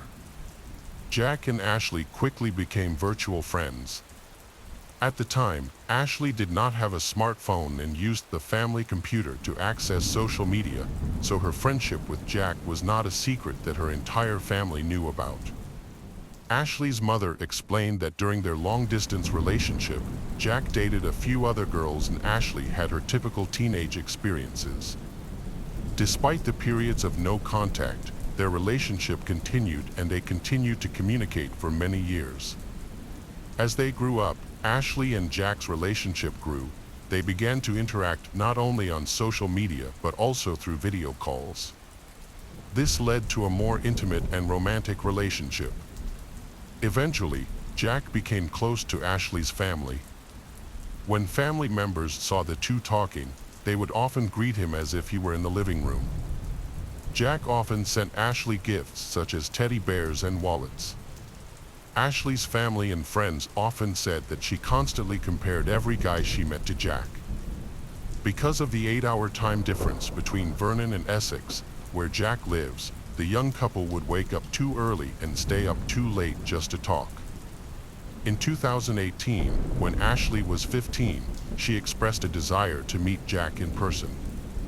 However, her family would not allow her to travel alone to another continent. Like any young couple, they sometimes argued. When these arguments led Ashley to block Jack on social media, he would create new accounts or send messages through his sister or friends. This behavior upset Ashley's loved ones, but she insists that Jack is compassionate and kind. In October 2018, Jack got Ashley's name tattooed on his arm. At the time, she was 16 and he was 19.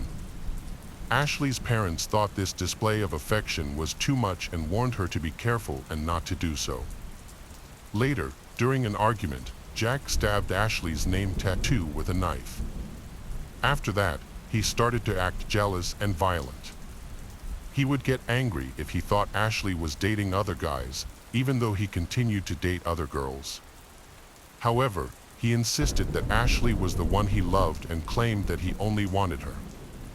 One day, Ashley called a girlfriend who was at Jack's house and told her that he wouldn't let her go. According to a friend who was present during the conversation, Ashley wasn't angry and even reacted as if she was used to such situations. She simply asked Jack to stop acting crazy. Ashley did not tell her parents about this, but she did tell her friends, who insisted that she stop all contact with him. Despite his frequent arguments and troublesome behavior, the couple eventually reconciled.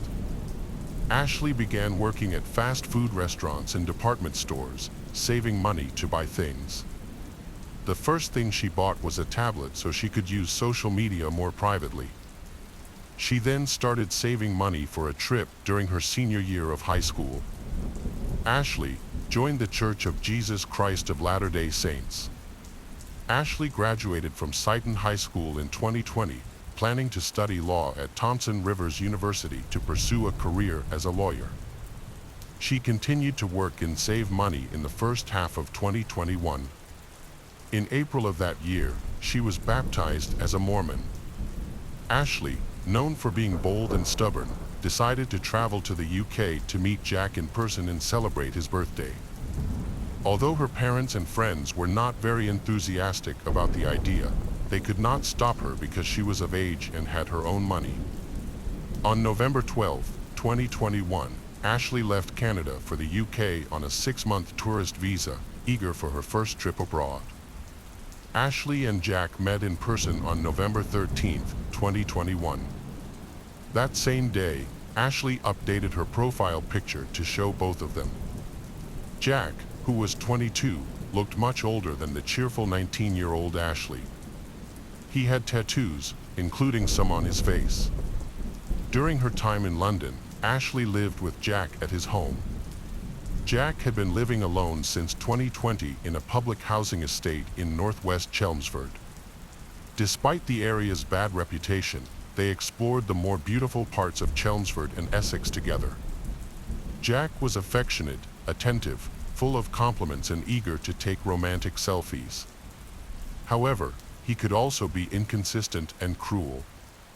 Because Ashley was on a tourist visa, she could not work, and Jack was unemployed, relying on benefits and occasional help from his mother, Tracy, who lived nearby. Ashley often posted photos and comments about their trips online, many of which showed the couple cuddling and enjoying romantic moments. She kept in touch with her family via video calls, making it seem like everything was going well. They even adopted a kitten called Winston. However, over time, instead of going for walks or sightseeing, he preferred to stay home, use illegal drugs, and play video games. In a foreign country, Ashley was limited by Jack's interests, although she loved being outdoors. Before coming to England, one of Ashley's church friends introduced her to American missionaries who would be in Chelmsford at the same time. Ashley wanted to meet these young men, who shared her faith, but Jack forbade her from going to church on Sundays. Despite this, she kept in touch with the missionaries via text messages, secretly deleting the conversations to avoid Jack's discovery. Her new church friends quickly realized that Jack was controlling and possibly abusive. When discussing her problems with them, Ashley admitted that she knew she deserved better but just wanted Jack to be happy. Jack's control did not extend to restricting Ashley's interactions with others. About 6 weeks after her arrival, Jack texted his mother to say that he had beaten Ashley because he had discovered that she had blocked 2 phone numbers in the UK, suspecting them to belong to other men, which made him jealous. While Ashley continued to post pictures of her seemingly perfect trip online, she secretly created another profile to document her bruises. She confided in her sister Haley, but threatened to stop talking to her if she told her mother, because Ashley did not want her family to hate Jack. In late December 2021, Jack overdosed on antidepressants. Ashley quickly called an ambulance. They took Jack to the hospital, where he was treated for the overdose. Ashley was then assigned as Jack's caretaker to ensure he was safe to take his medication. Ashley hid this condition from her mother and friends, but Haley accidentally revealed it. Concerned, their mother asked Ashley to return home, but Ashley insisted on staying until Jack recovered. In early January 2022, another incident occurred. Jack hit Ashley in the head with a cup, causing her to burst into tears. She called her sister on video chat while she was forced to clean up the broken glass. In the background, Haley could see Jack pacing back and forth, screaming and grinding his teeth. Although Haley begged younger sister to return home, Ashley refused. On the 9th of that month, Jack celebrated his 23rd birthday with his family as if nothing had happened, and Ashley was there. Soon after, Jack's mother and her husband arranged a family trip to a small coastal town, hoping that a change of scenery would ease the tension. The trip looked so perfect in the photos that even Ashley's parents, who had no idea of the severity of the situation, were relieved to see their daughter calm and happy. However, this calm did not last long.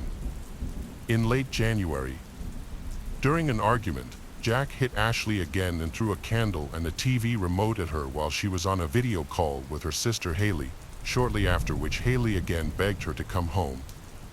Ashley initially agreed but quickly changed her mind. She believed that somewhere inside that cruel man was still the charming boy she had known for years. She hoped that time, medicine, or her love could heal him. On the morning of February 1st, 2022, Jack was angry with Ashley again. He told her to avoid him and secretly date someone else. He even demanded to see her phone and checked all of her social media. Just before 8 a.m., their neighbor, Helen Bortonshaw, heard Ashley screaming through their shared wall. A few minutes later, Ashley showed up at Jack's door. When Helen saw her, Ashley was barefoot, crying and had a bleeding cut on her palm. Ashley explained that Jack had caught her looking at nude photos of a woman and became angry. He verbally abused her, then punched and smashed her phone and threw her kitten against the wall. Although Ashley feared that Jack was trying to harm her, she asked Helen not to call the police. Helen agreed but urged Ashley to go with her to the doctor instead of going back to Jack's apartment. Ashley refused, so Helen decided to talk to Jack herself. Jack apologized for the previous incidents and remained calm, then Helen left to go to the appointment. At around 9 a.m., Ashley used Jack's cell phone to call her family. At that time, Ashley's mother knew about Jack's situation because Haley had revealed everything. Her parents quickly bought her a return ticket for February 3rd. When Ashley told Jack she was leaving, he agreed to go with her to the airport. Ashley's mother warned her to go straight to the airport if Jack attacked her again and warned him that she would contact the police if he harmed her daughter again. Ashley talked to her family for about 3 hours. When they ended the call, it was 11 a.m. in Chelmsford and 3 a.m. in Vernon. A few minutes later, Jack texted his mother, admitting that he had severely beaten Ashley, knocked her down, and possibly broken her arm. This occurred between 11:22 a.m. and 12:38 p.m. Ashley sent several text messages to family and friends from Jack's phone. Because it was dark, no one answered. She also texted her friends at the Chelmsford church, asking for help and describing the emergency. Unfortunately, these messages were not read until hours later, when it was too late to help. Between 12:38 and 12:45, Jack attacked Ashley by choking her until she stopped breathing. He then went into the kitchen. Jack took an 11-centimeter knife and stabbed Ashley in the chest and stomach about 100 times, killing her. After the brutal act, he changed his profile picture to a picture of him and Ashley, adding the caption, "Always mine." He recorded a video for Haley, expressing his love for Ashley, apologizing, admitting that he couldn't let her go and saying that he wasn't in the right mind. The video, which was never sent, shows Ashley's body lying next to him. While this was happening in England, Ashley's family in Vernon woke up to several messages from Ashley. They contacted Jamie Ashworth, a Mormon friend in Chelmsford. Jamie and Tyler Borden, another church acquaintance, went to Jack's apartment. After knocking on the door but getting no response, they called the police and left. Meanwhile, Ashley's best friend in Vernon noticed that Ashley's social media accounts were still active. In desperation, she sent a text message to Ashley. Messages from Ashley's family and friends continued to pour in, but Jack ignored them, even though they were eager to hear from her. Jack eventually called his sister Nadia. When she answered, he admitted to killing Ashley and even showed her the body. The incident happened at around 4:13 p.m. When the police entered the apartment after receiving Jamie's call, they arrived within 10 minutes. Unfortunately, it was too late. The police arrested Jack immediately. He was covered in blood and told the officers that he was psychotic, confessing to the crime. He was then taken to Chelmsford Prison. Jack Seppel's trial began on September 7, 2022, at Chelmsford Crown Court. Before the trial, Jack underwent a medical examination. A toxicology report found that he had a small amount of an illegal substance and a small amount of an antidepressant in his system. A psychiatric assessment concluded that he was fit to give evidence and stand trial. After considering the evidence against him, the court found that his guilt was clear. This evidence included a video recording of Jack confessing to the crime. Faced with this overwhelming evidence, Jack immediately pleaded guilty. The judge then informed him that, due to the seriousness of his actions and his subsequent confession, the only sentence he could receive was life imprisonment. During the trial, prosecutor Simon Spence detailed Jack's lengthy criminal record, which dates back to 2014. It was the first time Ashley's parents had learned the true nature of their daughter's boyfriend. Jack had a history of multiple arrests for stalking, kidnapping, false imprisonment, and violent assault. He had also been issued with a number of restraining orders against him by his mother and ex-girlfriend. The revelation of Jack's violent and brutal past shocked Ashley's parents, who were shocked to learn of the criminal record of the man who took their daughter's life. During the hearing, the prosecution and defense presented their views on a letter Jack sent to Ashley's family while he was in prison. In the letter, Jack expressed remorse for his actions. Judge Murray ruled that the letter could be made public, citing the importance of transparency in the justice system. In the letter, Jack addressed Ashley's entire family, especially her mother and sister, Haley. He acknowledged that no action could have undone the harm he had caused or lessened their suffering. Jack accepted responsibility for his actions and acknowledged that his mental state played a significant role in the tragedy. He also stated that he had openly discussed his mental health struggles with Ashley. After his trial, Jack Seppel was sentenced to life in prison with the possibility of parole after 23 years. The case of Celia Barquin. Celia Barquin was born on July 6, 1996, in Point San Miguel, a village in Cantabria, northern Spain, where her family has lived for 8 generations.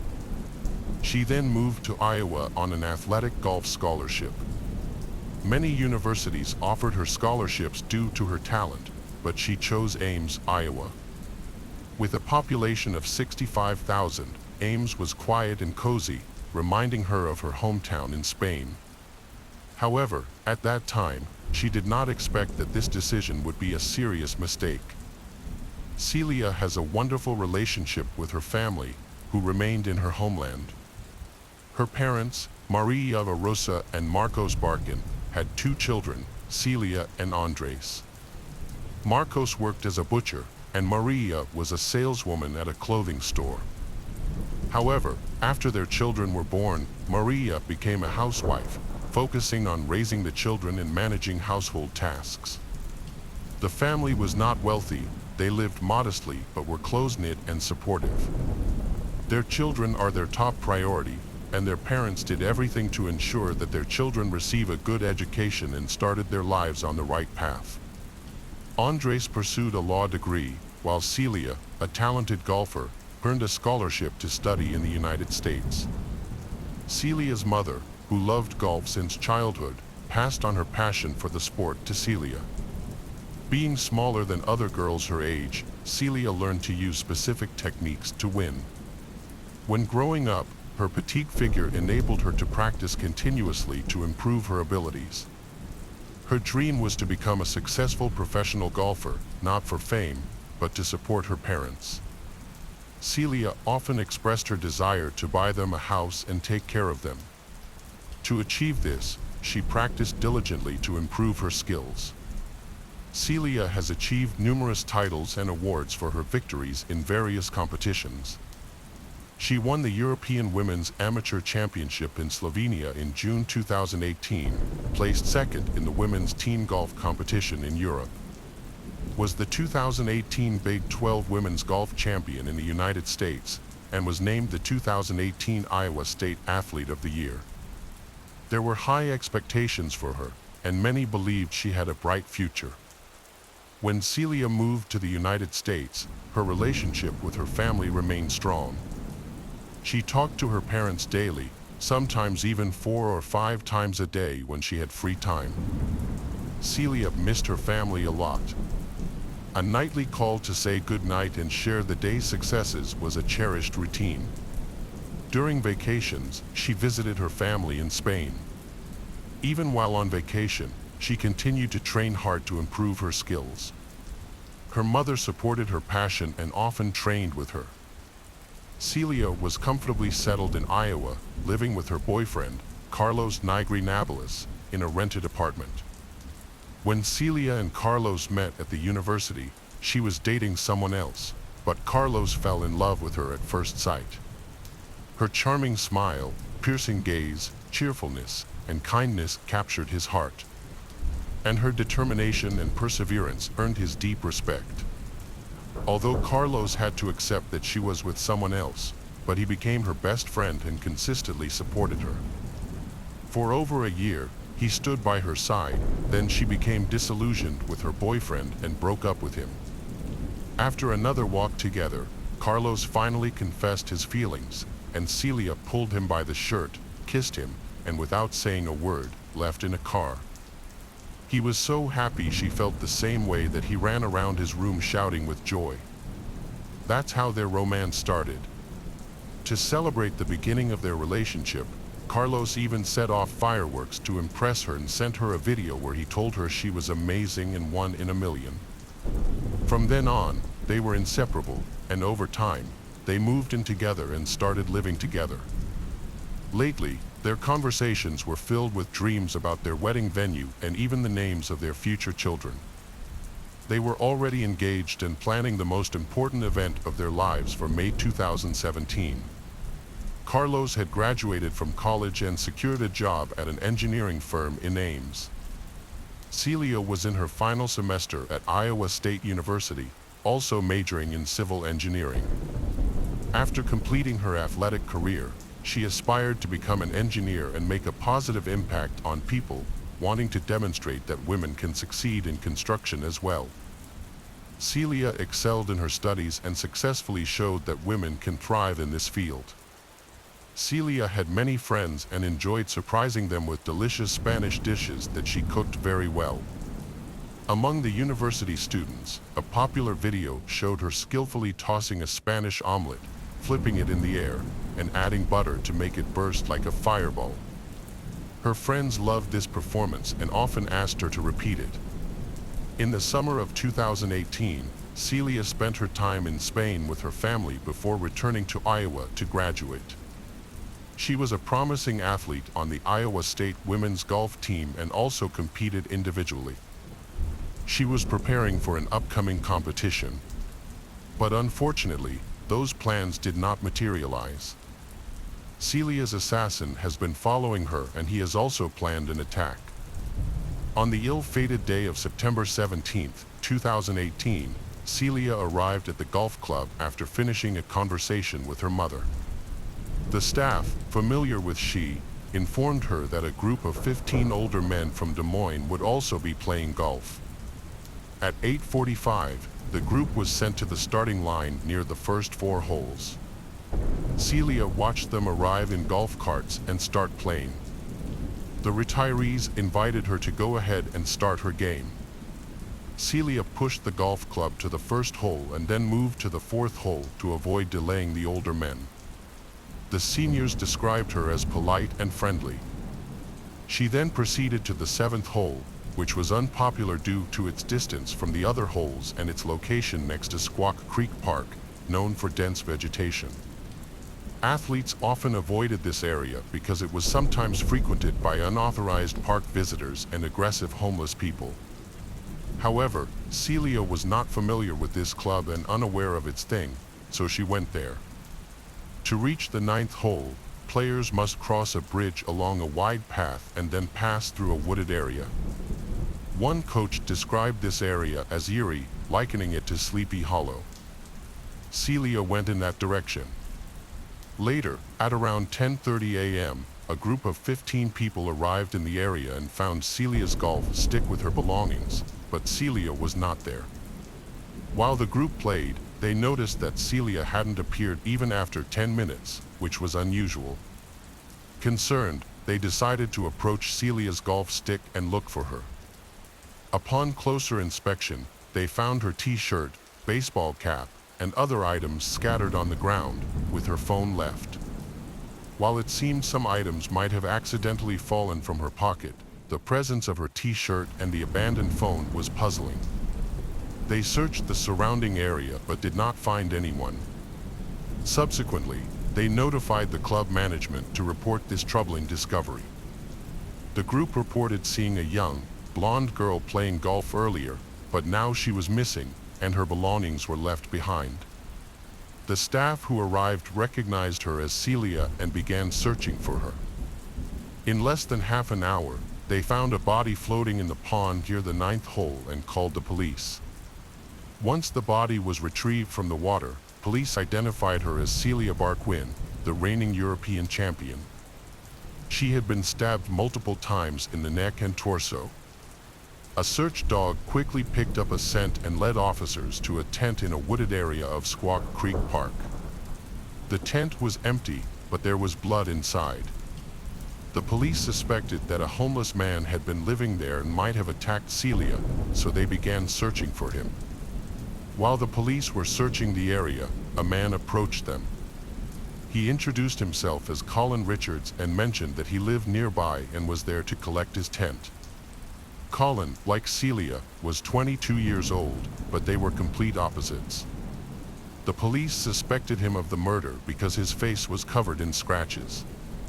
In a black backpack he carried, they discovered bloody clothes, a t-shirt and shorts, which he had replaced with clean ones. Search dogs also detected his scent. Additionally, he had a deep gash on his left arm, from which blood was oozing, and he attempted to conceal it from the officers. Based on this evidence, Colin Richards was taken into custody by the police. He was at a friend's house before the police arrived, according to Colin. Two male acquaintances took him to the park to get his tent. When he went to retrieve it, he saw the police. He denied any involvement in the crime and claimed he had never met Celia.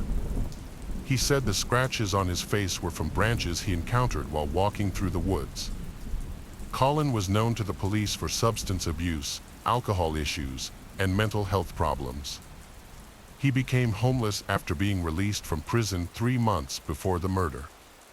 He had served about 7 months in jail for burglary and had multiple prior convictions for similar offenses, with many criminal records. Colin grew up in a dysfunctional family and was known to the police since his teenage years. Detectives interviewed 3 men who were acquaintances of his. One of these men shared a tent with Colin, while the other 2 gave him a ride from his home to the park.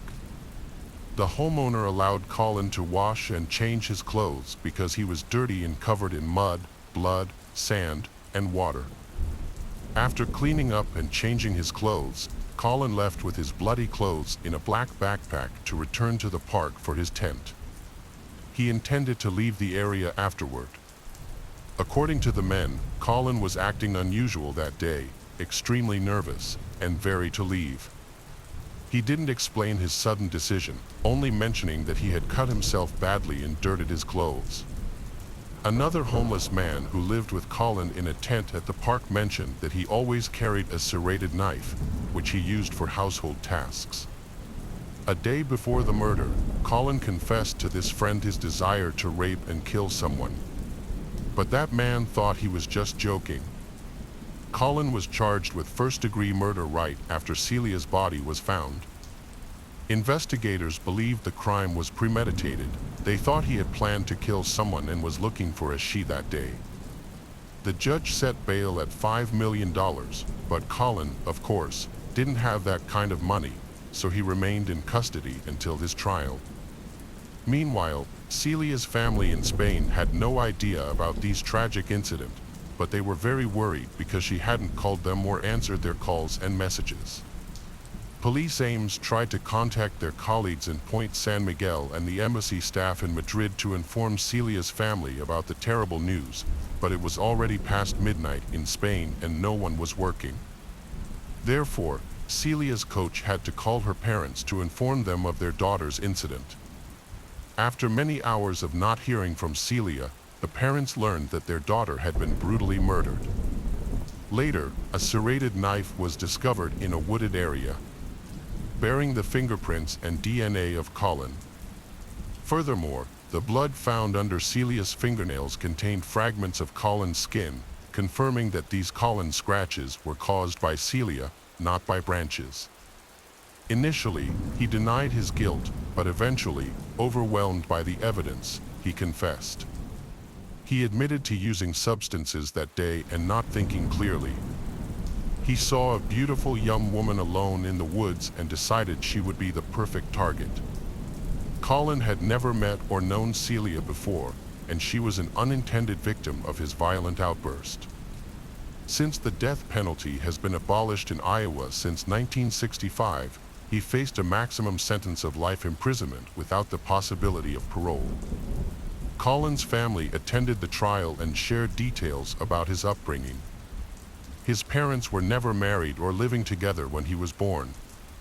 For the first 10 years of his life, Colin lived with his father, who was strict with him. His father often sent him to bed alone while he went out to the bar. During this time, only Colin's grandparents looked after him. Later, his mother fought for custody and took Colin to live with her. By then, she had remarried and had 2 more children. They moved to the countryside, believing it was more peaceful. The family maintained strict discipline, and Colin's room was so tidy that they joked he should join the army. Colin was a diligent student, but as a teenager, he grew close to his alcoholic father and began having behavioral issues. His father attempted to discipline him, but Colin didn't listen, leading to his expulsion from the house at age 15. He fell in with a bad crowd, left school, and became addicted to alcohol and drugs. At 18, Colin had a girlfriend twice his age.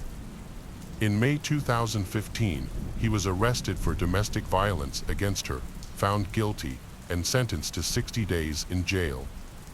On another occasion, after being accused of shoplifting, he threatened to return and shoot up the place. Colin's life went out of control, but no one seemed to notice.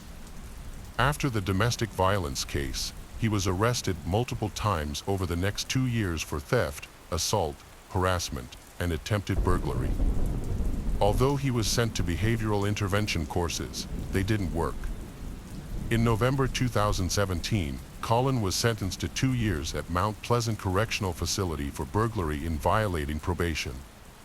Despite having disciplinary issues, including fights with other inmates, he was released on parole after just 7 months in June 2018 due to overcrowding in the prison. Only 3 months after his release, he killed Celia. After being released from prison, Colin was taken home by his mother and stepfather and lived with them.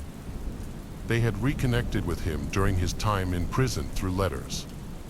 His parents trusted him and gave him an opportunity for a fresh start, believing his promise to avoid drugs and cut ties with bad influences. However, just 2 weeks later, they had to ask him to leave for breaking his promise.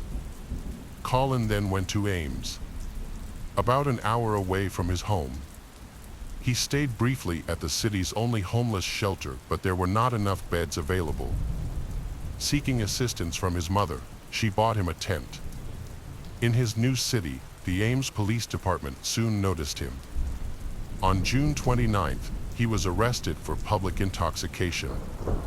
On August 11th, the police received a complaint from a Target store saying that Colin and another homeless man were camping on open land behind the store and were chased away.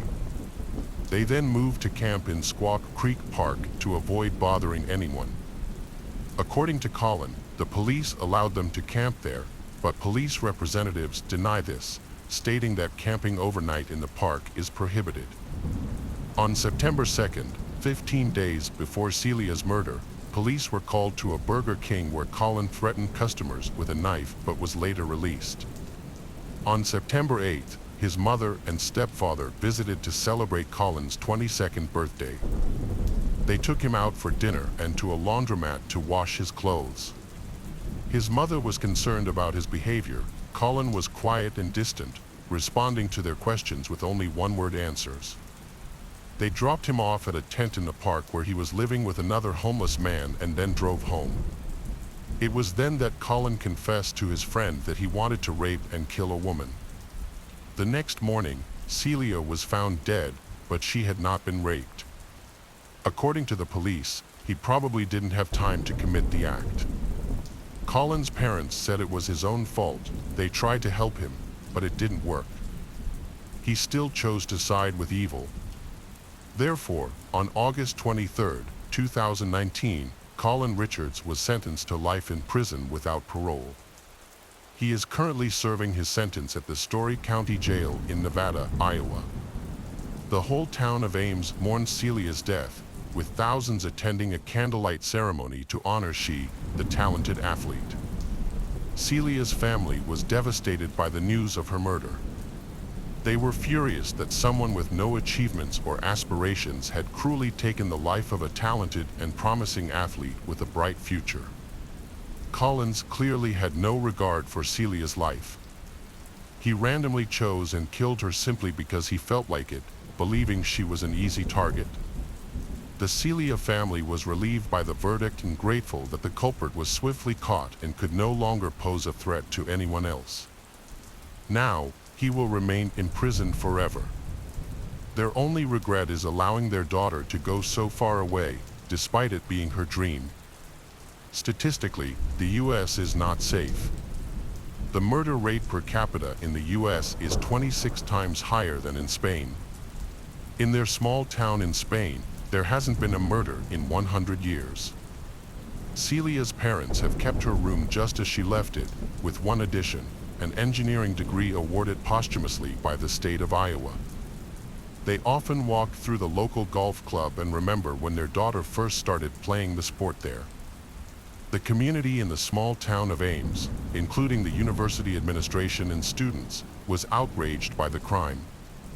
The situation was particularly concerning because the golf course was next to a wooded area without any fencing. Due to the golf club's negligence, a girl's life was put in danger. This wasn't the first murder in the neighborhood. Back in 2008, a man was killed in a stabbing incident, and the homeless attacker was convicted of murder. After Celia's tragic death, her boyfriend Carlos found it too painful to stay in a town full of memories of her. He then moved to Florida. Celia's brother was greatly affected by her death, losing a lot of weight from stress. He decided to join the police force after earning a law degree, aiming to help others. This career choice was inspired by his sister, who encouraged him to find his purpose. The case of Gloria Pompili. Gloria Pompili was born in Frosinone, Italy, on December 18, 1993. She had a brother, and after they were born, their parents divorced.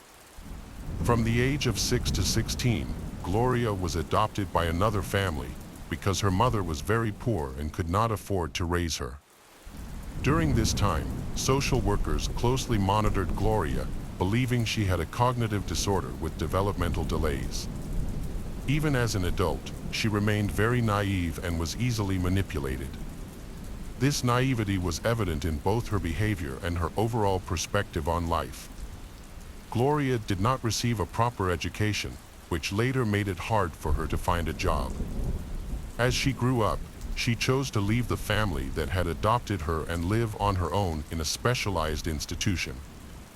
At 16, while living there, Gloria fell in love with a young man named Alex, who was about her age and of Romanian origin. They had 2 sons together, Gabriel and Emanuele. However, soon after, Alex was arrested and imprisoned for selling illegal substances. As a result, Gloria became a single mother, faced difficulties from society, and shouldered the responsibility of raising her 2 young children on her own. Gloria tried her best to be a good mother despite facing difficult circumstances. Without a full-time job, she relied on her mother, Carmela, for support. Carmela's help allowed their small family to find stability with a modest income. Carmela worked as a cleaner at a local hotel, and together, they managed to handle their challenges. Things seemed to get better, especially when the children's father, Alex, was released from prison. However, Alex did not want to rekindle his relationship with Gloria and instead quickly found a new girlfriend. Despite this, he maintained a good relationship with his children and occasionally helped them financially.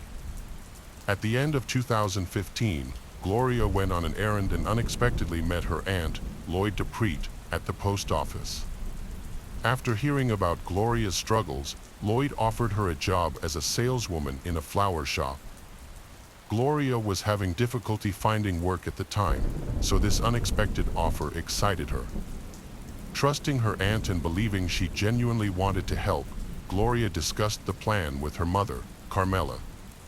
However, Carmela was not pleased with the proposal because she did not trust Lloyd and found the sudden offer suspicious. Despite Carmela's concerns, Lloyd and Gloria were able to persuade Carmela to agree to the plan. Lloyd thoroughly explained the job details, giving the impression that she genuinely wanted to help them during a tough time, while also finding a reliable worker for the shop. Gloria eagerly accepted her aunt's offer, oblivious to any potential risks. Unknown to Gloria, Lloyd was dating an Egyptian man named Saad Mohammed Alesh Salem. Saad was a legal migrant, but his brother Hadi was not. Lloyd devised a plan to help Hadi get a residence permit by arranging for Hadi to marry Gloria. Lloyd believed this would eventually lead to Hadi gaining citizenship. To facilitate this, she and Saad moved closer to the Gloria family. Lloyd offered Gloria a job to involve her more in their plan. Unaware of their real intentions, Gloria was captivated by Hadi when they met. Thinking she had finally found happiness, she agreed to marry him, not realizing the deceit behind their motives. Gloria's marriage to Hadi was arranged not out of love, but so Hadi could gain residency. They celebrated with Lloyd and Saad, but Gloria's happiness didn't last. After a brief celebration, they returned to Lloyd's house, an old building without heating. Gloria and her children had to leave their comfortable home and move into the tiniest room in a new apartment. Her Aunt Lloyd had promised Gloria a better life, including a potential job, but it became clear this was a deception. Lloyd never intended to help Gloria find work, and her delays only added to Gloria's hardship. In the months that followed, Gloria's living situation only worsened. Hadi quickly abandoned her, claiming he had found work in a nearby city. Gloria was left to care for her children alone, trapped in a cold and cramped room. Her aunt's Lloyd empty promises had turned her life into a nightmare, one that would last for a year and a half. The apartment belonged to Lloyd, and she demanded that Gloria pay the rent. However, Gloria was unemployed and couldn't afford to pay. The family had no money, but Lloyd used another tactic to exert pressure. She criticized Gloria for being a bad mother. She threatened that if Gloria went to the police, her children would be taken away, just like Gloria was removed from her own mother. This threat deeply affected Gloria and left her feeling intimidated, though she hoped for a better outcome. Lloyd and Saad continued to insist Gloria pay for her stay, but she remained unable to settle the debt. They proposed a drastic way for her to earn money to cover her expenses, trading her own body. Gloria refused and begged to be allowed to go home. In response, Saad showed extreme anger and brutality. He regularly beat Gloria, and her children also suffered. On one occasion, he even threw stones at her son, leaving him with serious injuries. Gloria was locked in a room with her children, unable to escape. In order to be able to collect rent from Gloria, Lloyd and Saad pressured she to start servicing men, suggesting the room she shared with her children would be suitable for this purpose. Gloria refused once more. In response, they beat her and issued threats, but that doesn't work either. Too angry, Saad took Gloria's children, placed them in a wicker basket, tied a rope to it, and hung it precariously, threatening their safety. Fearing for her children's lives, Gloria is forced to comply with Saad and Lloyd's demands, and men begin to seek her out. Whenever she tried to refuse serving men, Sod and Lloyd abused her children again, and the beatings continued. The recent violence happened because Gloria had a low income. She had few clients, and her work generated very little money. For a long time, Gloria hoped this situation would end, and she dreamed of getting a job in a flower shop, believing it would improve her circumstances. However, she later discovered that her Aunt Lloyd did not own a flower shop. Lloyd continued to force Gloria into sex work and took every penny she earned. Even this was not enough for Lloyd. Since there weren't many clients, Lloyd made Gloria and the children beg on the streets under her supervision. All the money collected from begging was also taken by Lloyd, but this activity was too noticeable and risky, so they stopped it, and Gloria was forced to serve men again.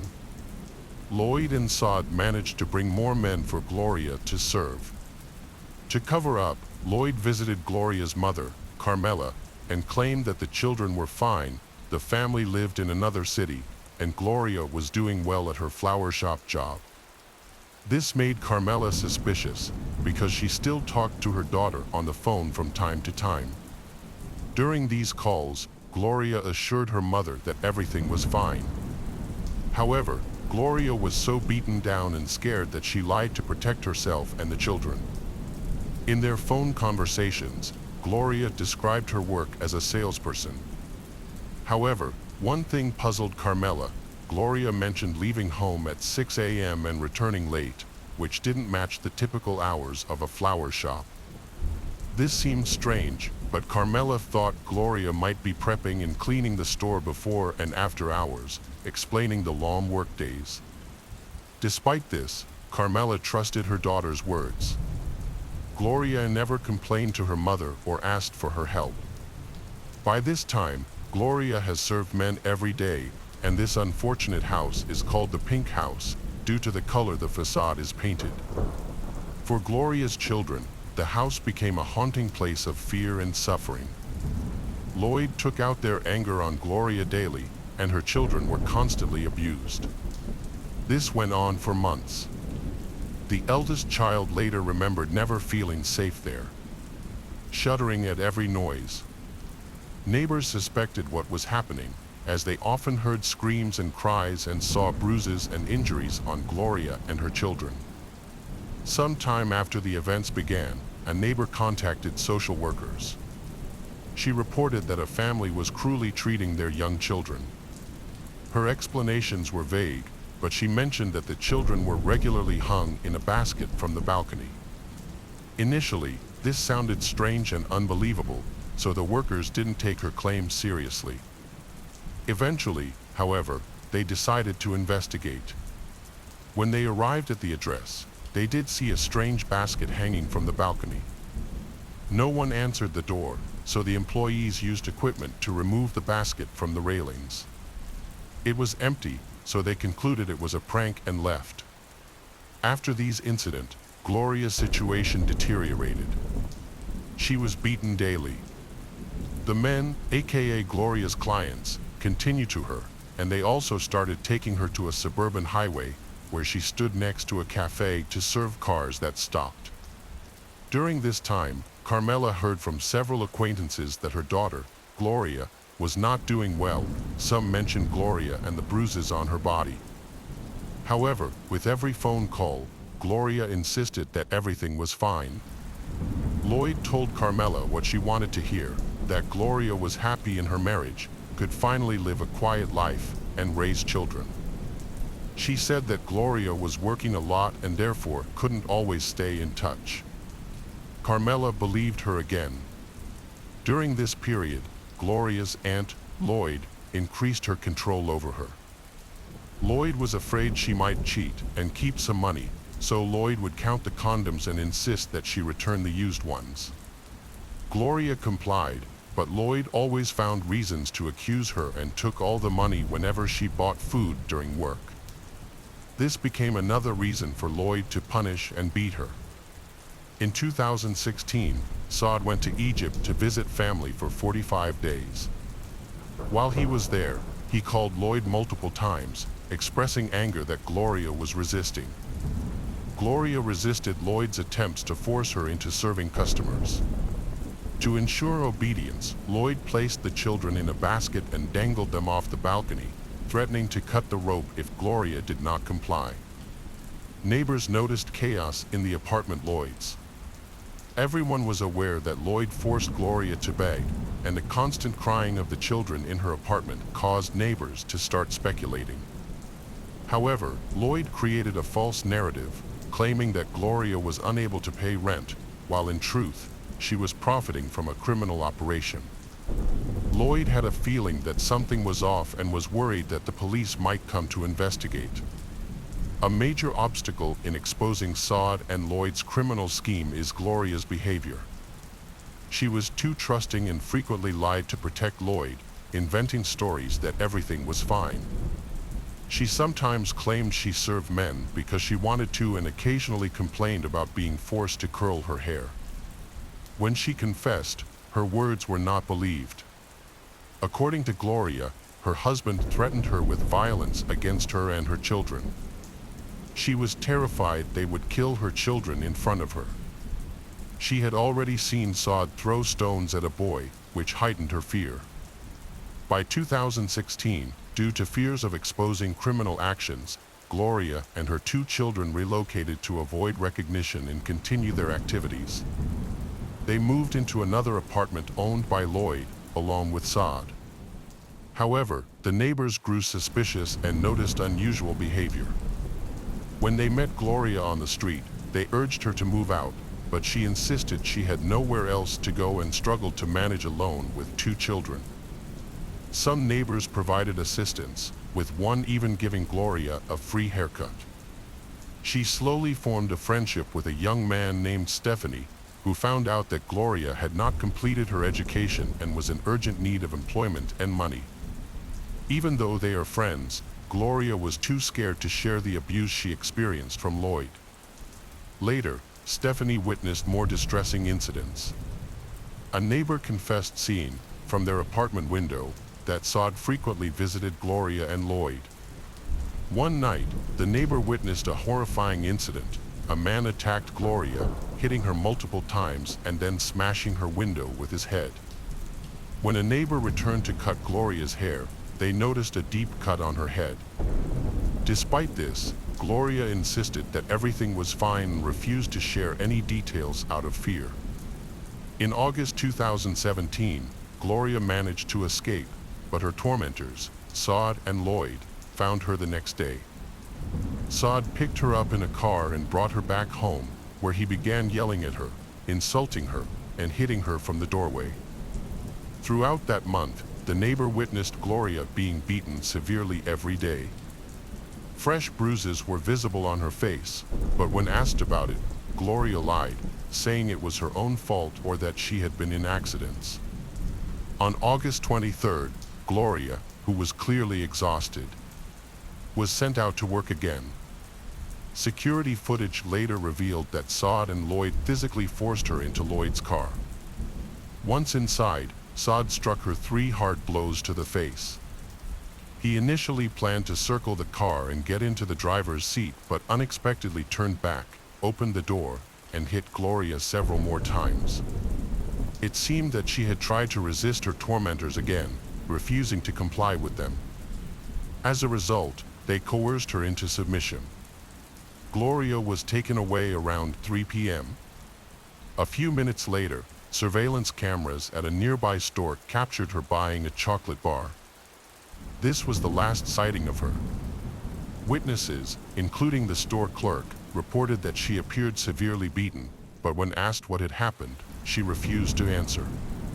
Despite her injuries, Gloria refused to accept help from others and continued to work on the street until the evening. Around 7:30 p.m., Saad and Lloyd returned in a car, this time accompanied by children, and she was made to sit in the back seat. Again, they took all her earnings for the day. Saad counted the money, ignoring the amount Gloria spent at the store, and scolded her for her low earnings and unexpected expenses. This upset Saad, and he stopped the car in a dark area, pulled Gloria out, twisted her arm behind her back, and delivered several heavy blows to her stomach. These blows later turned out to be fatal. Immediately after the assault, Gloria started choking and lost consciousness, prompting her attackers, Saad and Lloyd, to attempt first aid through artificial respiration. However, their efforts were futile, and Lloyd called for emergency services. Meanwhile, Gloria's children, aged 3 and 5, were in a panic, crying for their mother. Tragically, Gloria was already beyond saving, and officials confirmed her death at the scene. The young mother Gloria was brutally killed in front of her children. Her suffering lasted over a year and a half before it finally came to an end. Afterward, Saad and Lloyd brought the children to their grandmother's house, where Gloria had lived for many years. There, they met with a social worker, and they made up a false story in an attempt to distract the police during the initial investigation. They fabricated a tale that claimed Gloria was using a banned substance and had fled, stating they found her in that condition without knowing what had happened. Eventually, law enforcement discovered the truth behind their fabricated account. The next day, Gloria's eldest child sought shelter from a social worker to request help and asked if he could share a secret. This secret appeared to be very traumatic, as the child clenched his fists in anger and helplessness, tears welling up in his eyes. He cried out that they had killed his mother, Gloria. Once he calmed down enough to speak, he told the social worker that Lloyd was actually very harmful. His face was filled with terror. After sharing a brief account, the boy stopped talking out of fear. However, his behavior was taken seriously, and his testimony was forwarded to the police, prompting a new direction in the investigation. The Carabinieri suspected that Gloria's husband, Hadi, may have been involved, suggesting that he had entered a phony marriage with Gloria's as part of a plot. Despite this, detectives found no evidence that he had treated either the children or his wife poorly. In fact, he seemed to interact well with everyone and was calm. However, after the marriage was registered, he showed little interest in the well-being of his wife and children. Hadi quickly confessed that he had used Gloria, marrying her without any intention of building a life together. Gloria's mother, Carmela, also corroborated this, stating that he had visited Gloria's with the children in the early days before the wedding. This behavior was intended to lower the Gloria family's guard while Lloyd carried out her malicious plan. Gloria's stepchildren were always friendly, but Hadi did not want to take on the role of a father to them. Ultimately, it was revealed that Hadi was not involved in the mistreatment of Gloria. However, he was aware of the terrible things happening to her, but convinced the police that he could not change the situation. Hadi provided the police with a significant amount of helpful information that allowed them to piece together the difficult year and a half of suffering that Gloria endured before her death. While Hadi felt sympathy for Gloria, but he could not influence Saad's and Lloyd's actions in any way. At the slightest disagreement, they threatened to deport him back to his home country. According to Hadi, Gloria was under strict control and couldn't take any action without permission. Her tormentors, Saad and Lloyd, took all the money they could find, imprisoned her and her children, and they repeatedly abused her children to intimidate her into obeying their orders. Hadi stated that Gloria was so depressed recently that she hardly resisted or showed disobedience. Lloyd and Saad are clearly responsible for the abuse of Gloria and her children. Both have now been arrested and the investigation is ongoing. During this time, Lloyd and Saad began to give conflicting statements and blamed each other. Neither wanted to take responsibility for the horrific acts committed. Lloyd claimed that Saad did not respect women and treated them cruelly, stating that she had been a victim of his violence on multiple occasions.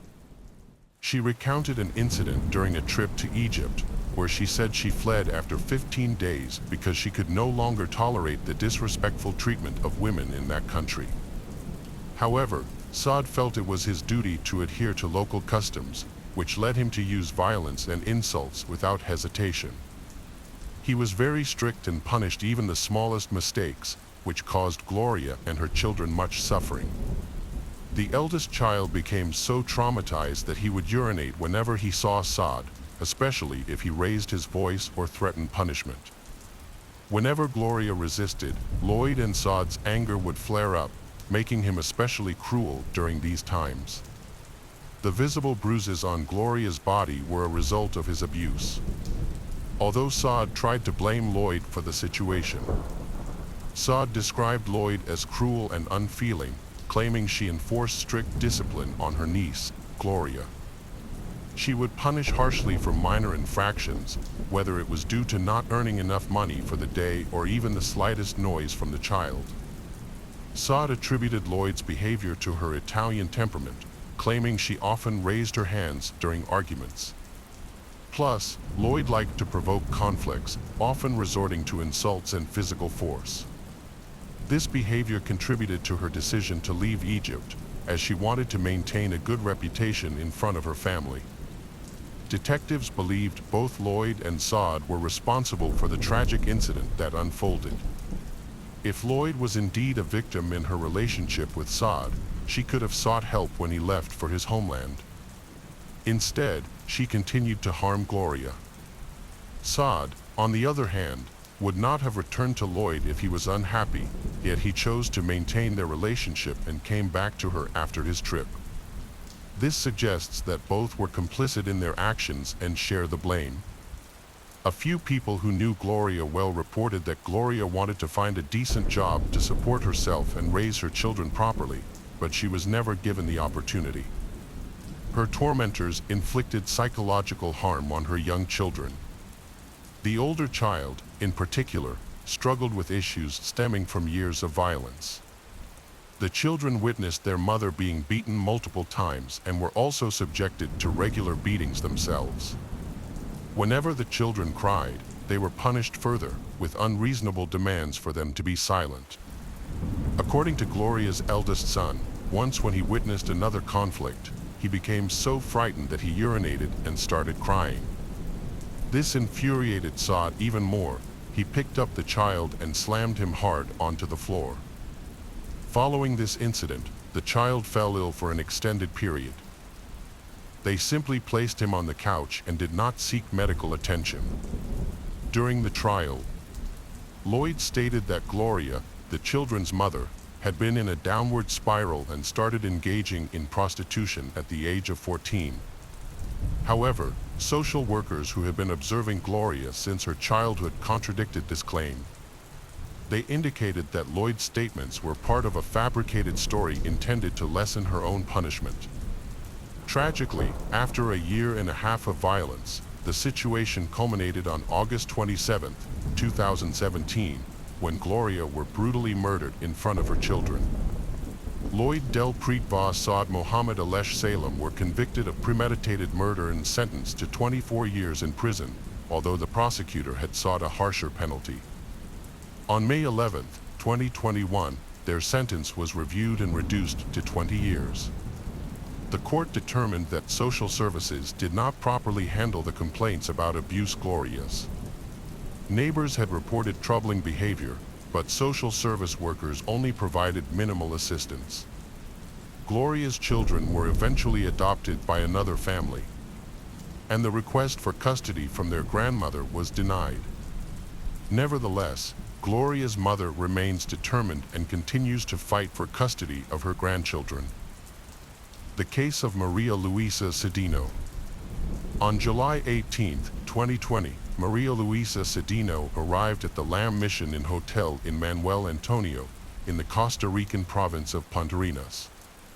She was traveling with her little dog named Mafalda, it she treated like a daughter. The first day passed without incident. Maria Luisa went to the beach, had lunch at a restaurant, and drank some alcohol, activities common for tourists. However, the following day, everything changed. At 4:30 p.m. sharp, Maria requested that a bottle of wine, mineral water, and 2 glasses be brought to her room.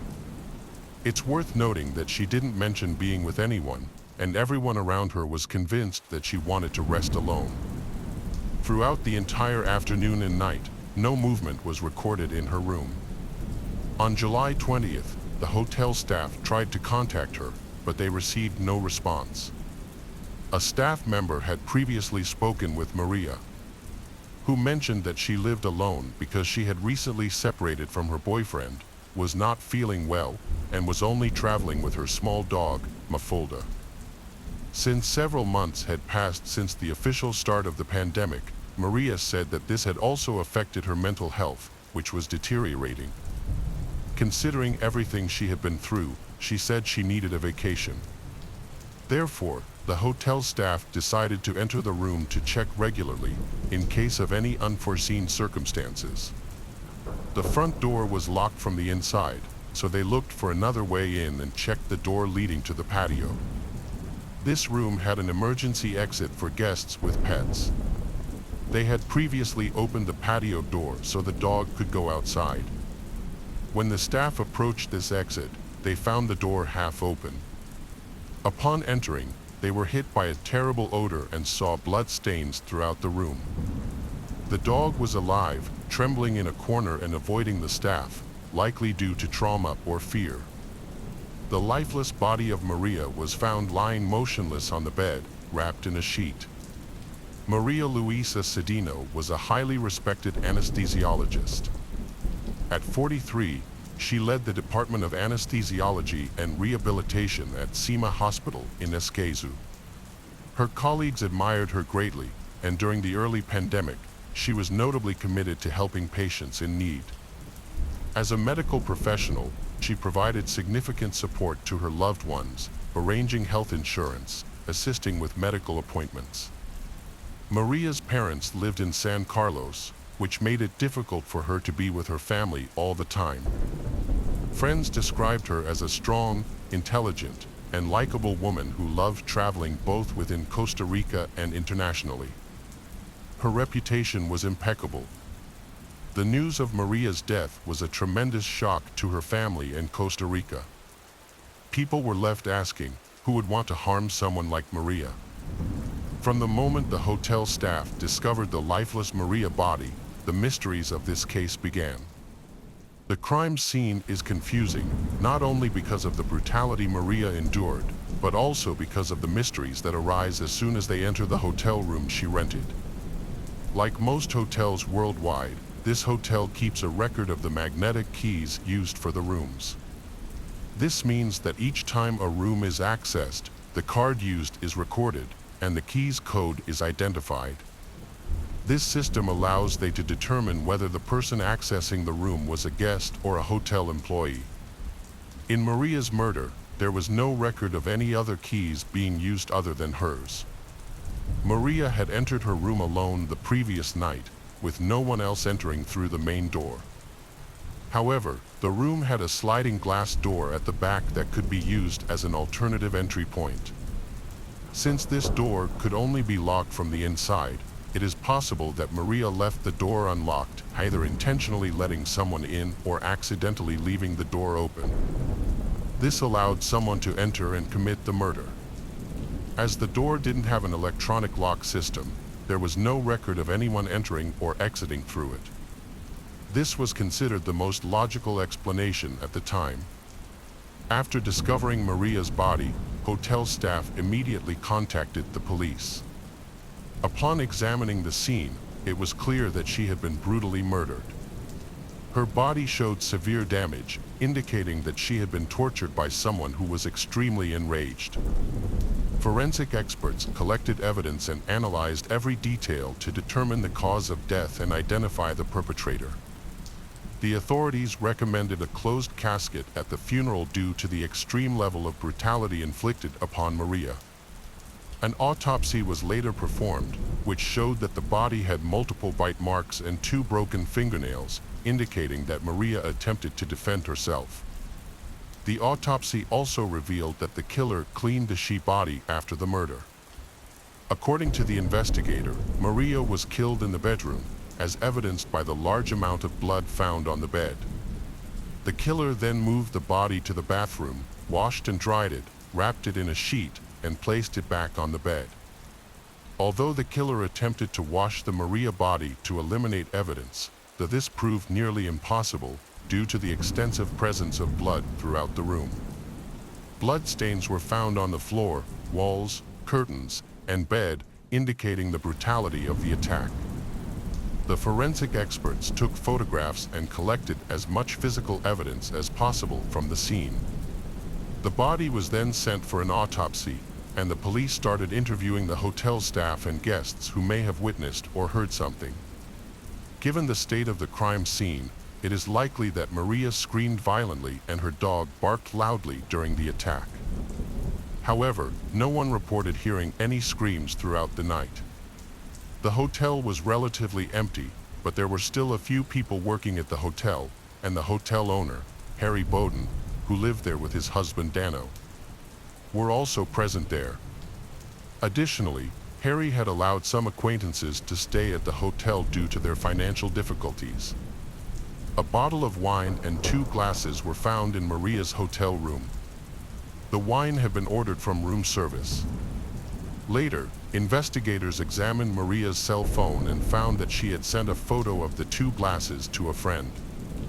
However, the message did not indicate that she was with someone or she was waiting for someone to come to her room. She also sent an audio message to the same friend describing the hotel's all-inclusive package and its benefits. Maria seemed pleased with the service, mentioning that staff would bring her drinks, fruit, and other treats.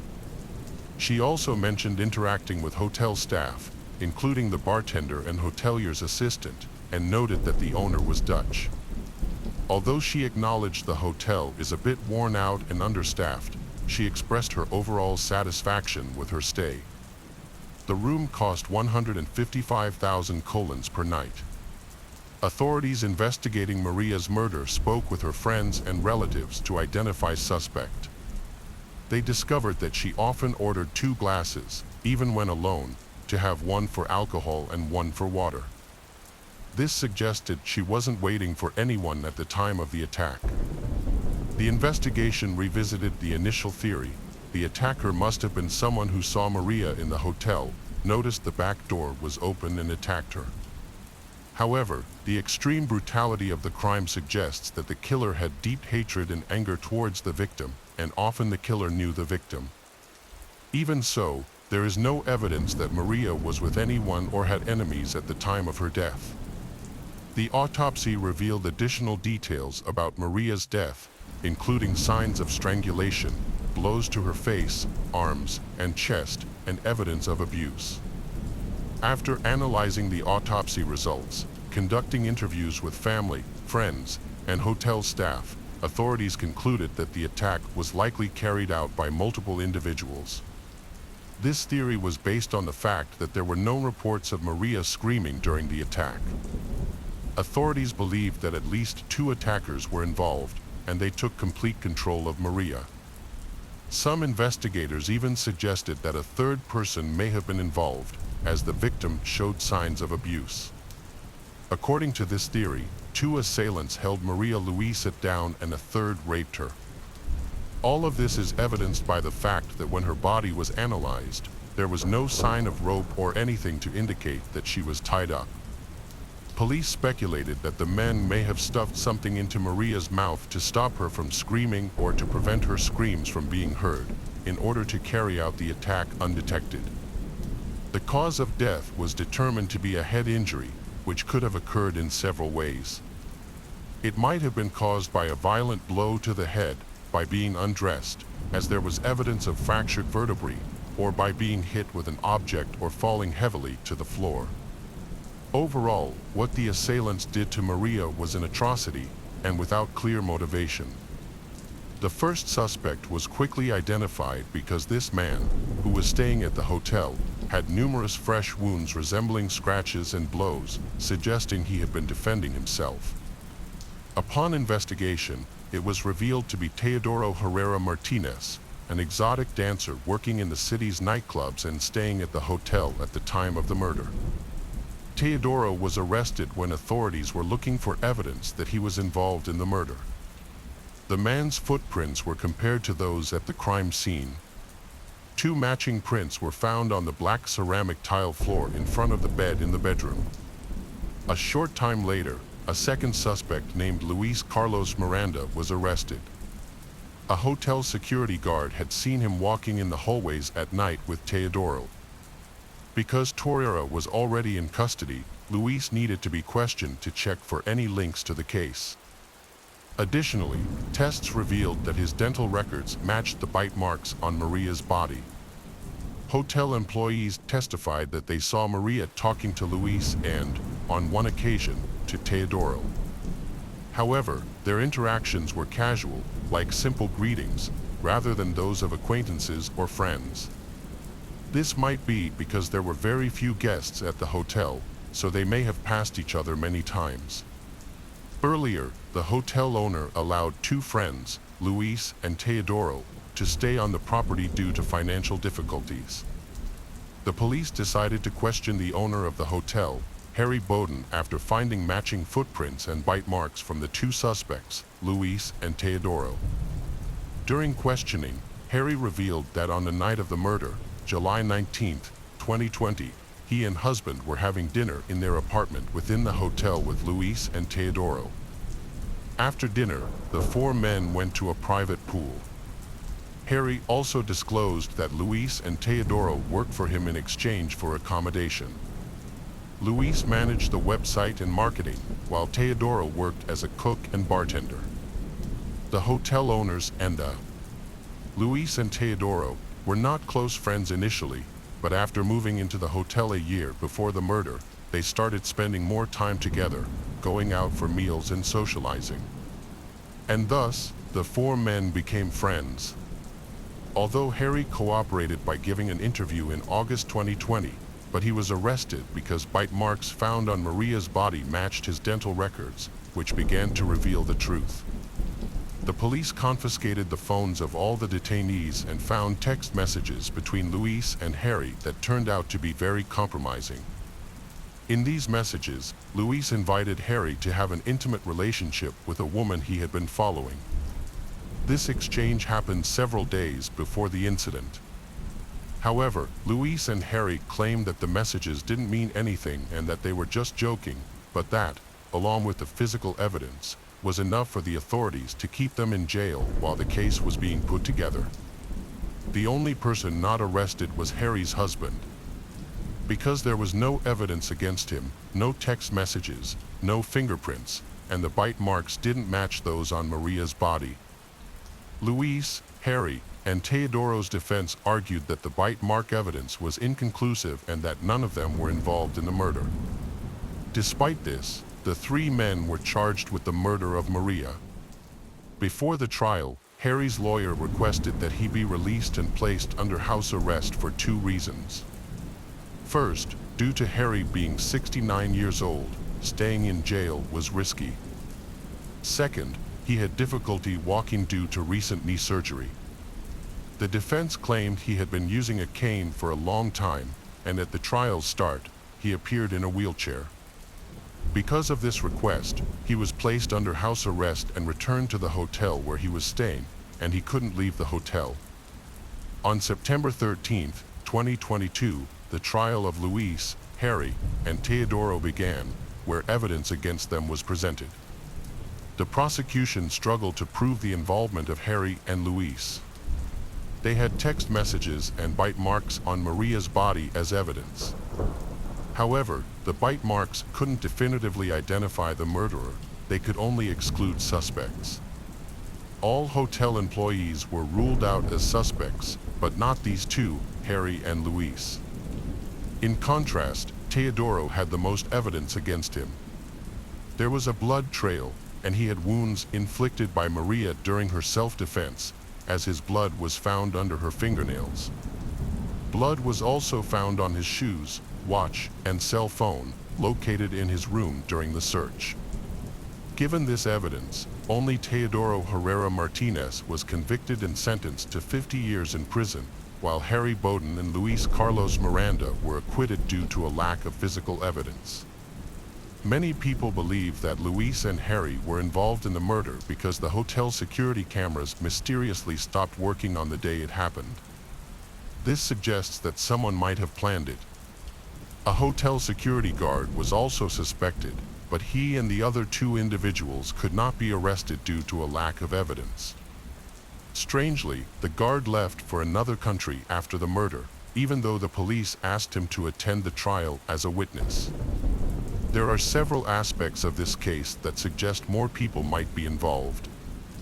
For example, two guests told the police that the hotel experienced a power outage for many hours on the night of the murder, which may have been intentional. This could have been done to disable the security cameras and the magnetic keys.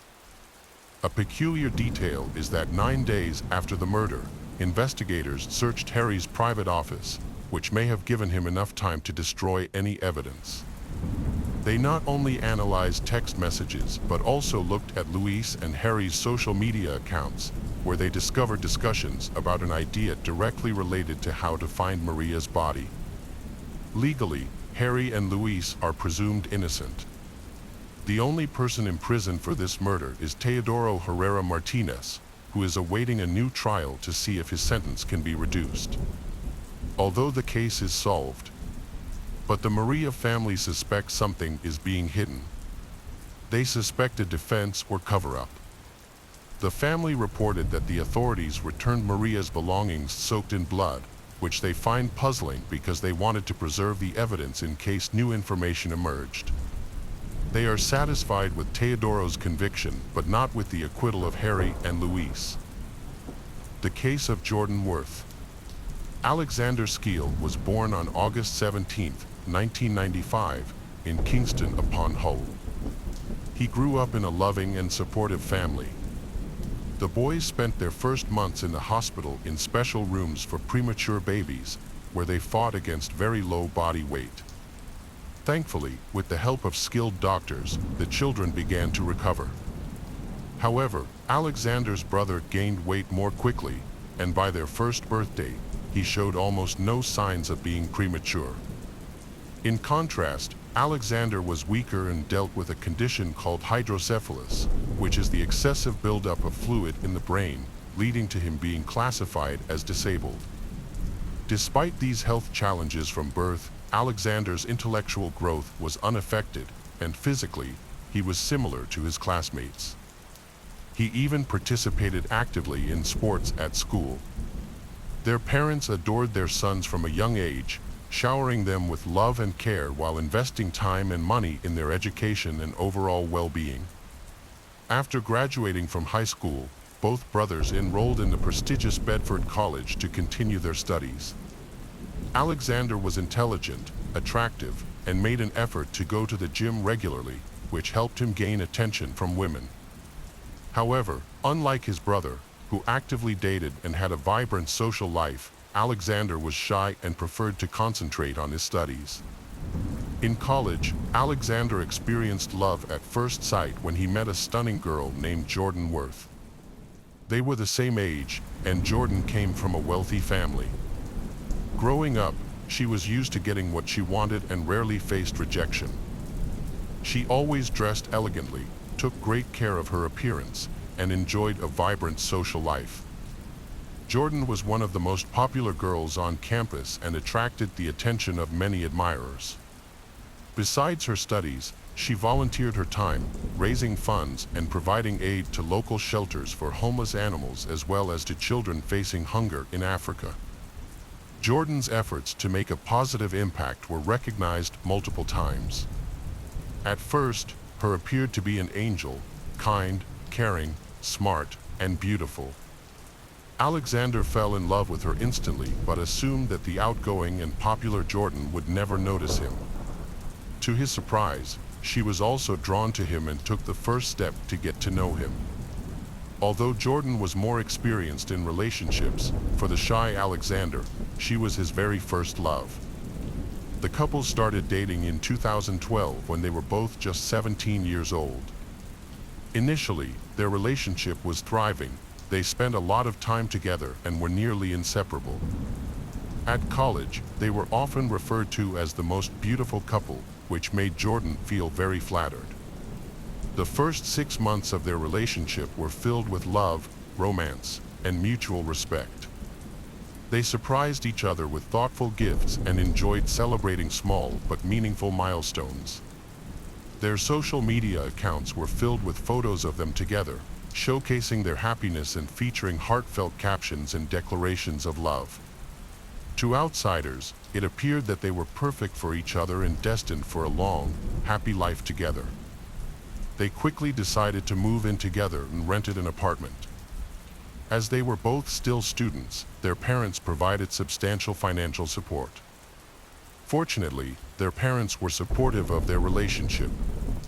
Jordan was particularly fond of Alexander's parents because she came across as a responsible young woman with aspirations to become an art history teacher, leaving a positive impression on everyone she met. As time went on, Jordan's behavior started to change. It began with her increasing demands. Each month, she wanted Alexander to update her on everything he did. She openly checked his personal messages on his phone, email, and social media. She would get jealous for no apparent reason. Although this behavior was concerning, Alexander tried to ignore it because he was in love, and it didn't bother him too much. Even when she insisted he wore only the clothes she bought for him, he dismissed it as her way of showing care. Soon, Jordan began to restrict Alexander's social circle. She decided who he could see and who he could no longer stay in touch with, affecting not just his friends and classmates, but also his family members. Despite this control, Jordan never complained to anyone, and they still appeared to be a happy and perfect couple in public and on social media. She began to enjoy her control over him. She deleted contacts from Alexander's phone without his knowledge, blocked his family and friends, and even replied to messages on his behalf, often in a rude and insulting way. Afterward, she deleted these conversations, so Alexander had no idea what he had said to people who no longer wanted to communicate with him. The final reason for the breakup occurred when Alexander's twin brother raised concerns. Jordan started to block their communication. By then, their parents also noticed that Alexander was pulling away from the family, while his girlfriend was avoiding them completely. She refused to visit even on holidays and didn't want to talk on the phone. When they did try to reach her, she was openly rude. In the rare moments when Alexander's mother managed to speak with him, she urged him to break up with his girlfriend, warning that the relationship would lead to trouble. However, Alexander, deeply in love, refused to listen and defended his girlfriend, insisting that she cared for him and meant no harm. The Skeel family soon realized that Jordan had pressured their son to drop out of college, quit sports, and get a job. Meanwhile, she took all the money he earned to spend on her own needs and entertainment. The parents once again tried to talk to their son and persuade him to leave Jordan, but they were unsuccessful. In 2013, during his coming-of-age celebration, Jordan committed a shocking act that went unpunished. That day, she and her friends celebrated at a country hotel. As the evening progressed and guests began to leave, Jordan suddenly vanished without telling anyone. Alexander was distraught as he searched for Jordan, fearing something had happened to her. However, she returned to their room in the morning, heavily intoxicated. When Alexander tried to find out where she had been, she violently lashed out at him with both fists and insults, then laughed.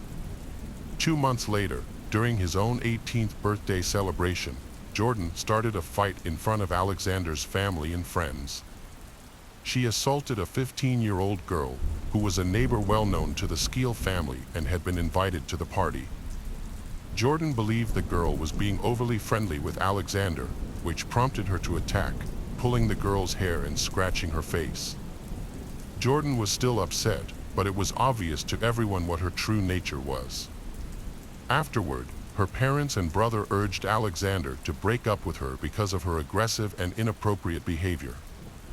Surprisingly, for the first time, he listened to them and acknowledged that she had indeed overreacted. That same evening, he spoke with her and informed her that he would not be returning to their apartment and would instead stay at his parents' house. After nearly 6 months apart, they reunited and had children together. During that time, Alexander focused on his studies and work, rarely thinking of Jordan. However, on New Year's Eve 2014, Jordan surprised him with a call to share the news that she was pregnant and they would be parents in the spring. Alexander felt both surprised and happy.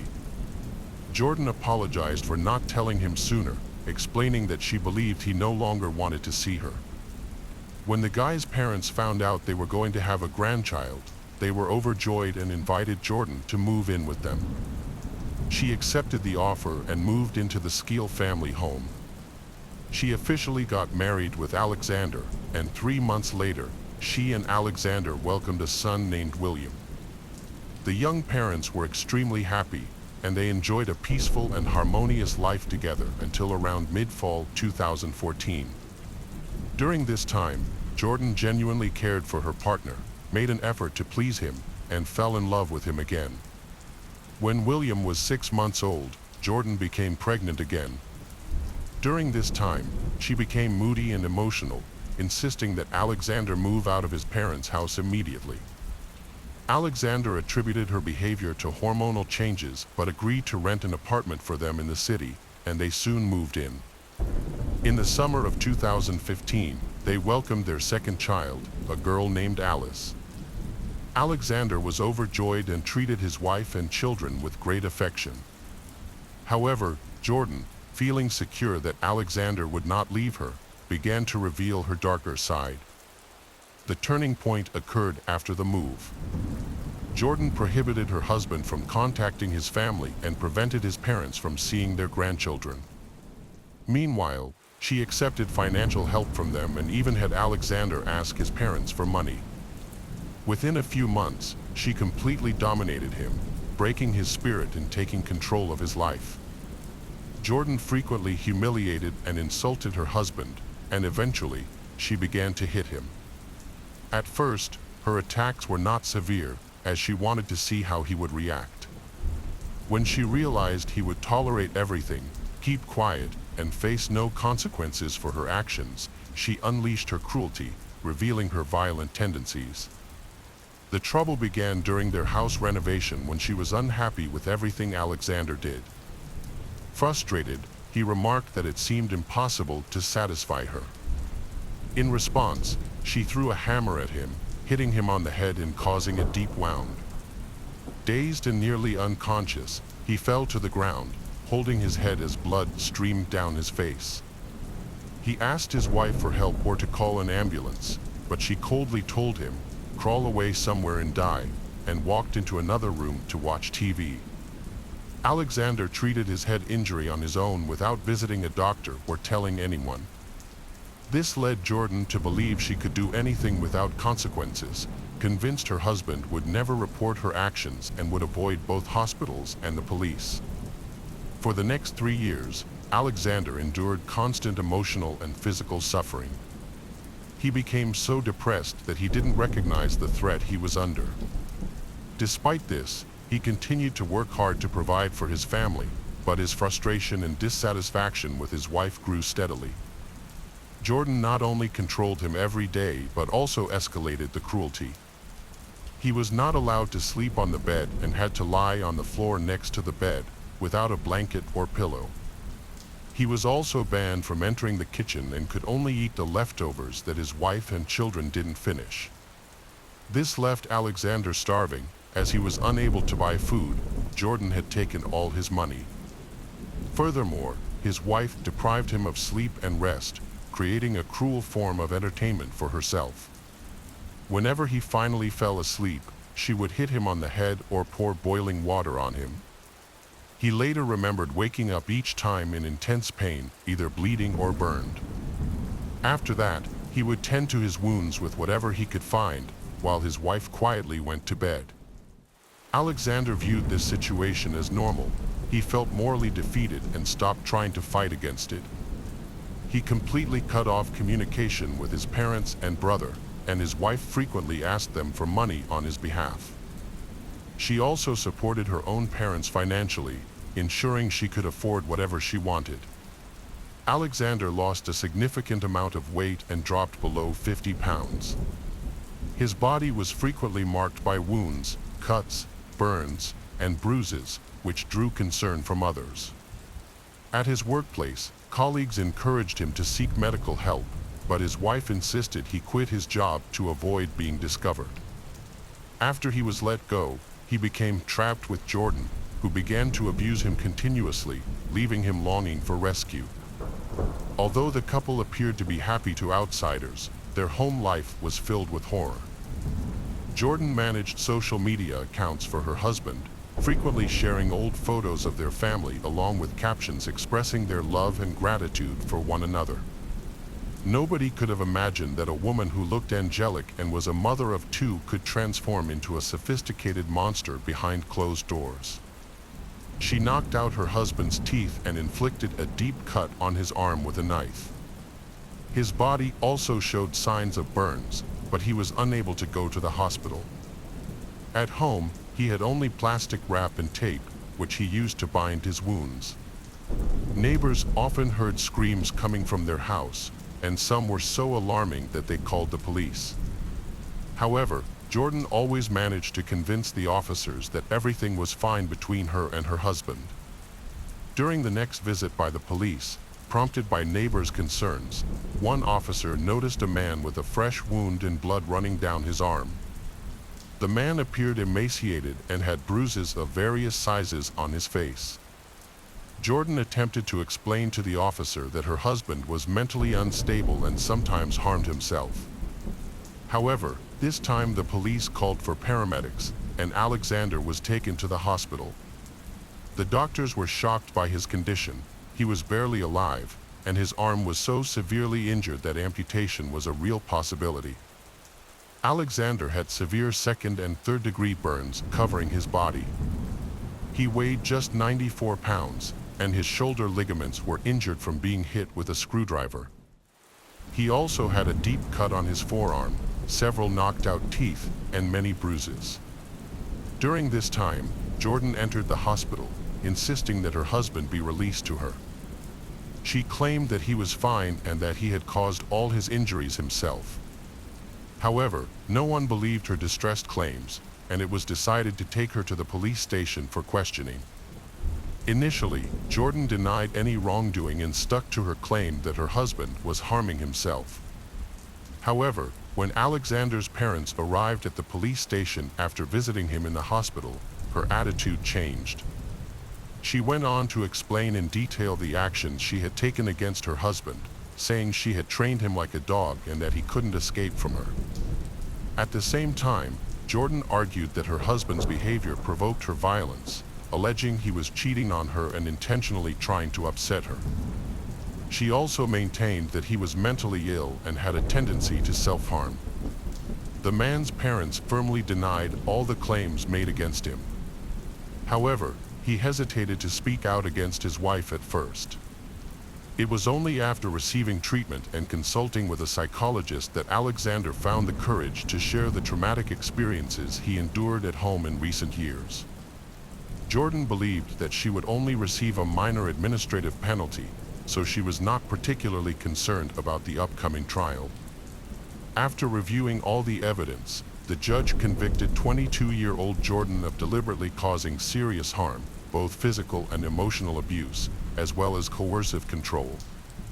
She received a prison sentence of 7.5 years. Her status as a mother of 2 young children did not lessen the severity of her punishment. Jordan was taken aback by this sentence, as the case was unprecedented in the UK. The children were placed in the care of their father and grandparents during their mother's imprisonment. After fully recovering from years of abuse, Alexander began working in the community and is now helping victims of domestic violence. On July 4, 2023, Jordan was released on parole after serving 5 years of her 7.5-year sentence. However, she is not allowed to approach her ex-husband or see their children. She is currently engaged to a bricklayer named Adam Stepp and is getting ready to become a mother for the 3rd time. The case of Diogo Goncalves. Albufeira, a beautiful resort town, is one of the most visited places in the Algarve region of southern Portugal. It was there, in 1999, that Diogo was born. He is the only child of a poor but hard-working family whose income mainly depended on the of tourism. Diogo's parents saw him as a good son, and those who knew him described him as decent, responsible, hardworking, and reliable. He was also a very outgoing young man who loved being surrounded by friends and family. Diogo went to high school in his hometown. After graduating, he started studying computer science. To fund his education and support his family, he got a job at McDonald's in 2015 when he was just 16. At 17, while still working there, his life became miserable when his father suffered a stroke and fell into a vegetative state, as reported by the media. That same year, while Diogo and his mother were dealing with his father's health crisis, another tragedy struck. His mother, who had always supported his learning and growth, was hit by a car on her way to work at the mall, where she cleaned. The car dragged her several meters, leading to her falling into a ditch where she died from her injuries. Although the driver fled, but the police identified him and he faced trial. While he was waiting for the conviction of the person responsible for his parents' suffering, Diogo needed to be transferred to a medical unit where he received the necessary care. His maternal aunt, worried about his situation, had suggested that he move in with her. However, they had a serious disagreement, and after a few weeks, it became impossible for them to continue living together. Diogo explained what was happening to his friend, who offered him a room in his house in the Aldea neighborhood, also in Albufeira. At the time, the closeness to the friend's relatives helped Diogo feel at home. Despite his young age, Diogo demonstrated great ability to handle and overcome difficult situations with patience and optimism. In 2017, at just 18 years old, Diogo graduated with a degree in computer technology and completed a 6-month internship at Vila Vida Park, a leading 5-star hotel. His impressive work led the executives to offer him a position as a technician. In 2018, Diogo accepted the offer and left his job at a fast food restaurant chain, where he had worked for nearly a year and had become a duty manager. This thing a new chapter in his life, filled with opportunities to advance after overcoming difficult times. After working at the company for some time and anticipating better days ahead, he decided to buy a car. Diogo got along well with his co-workers, especially Maria Malvero, a 19-year-old security guard at the hotel.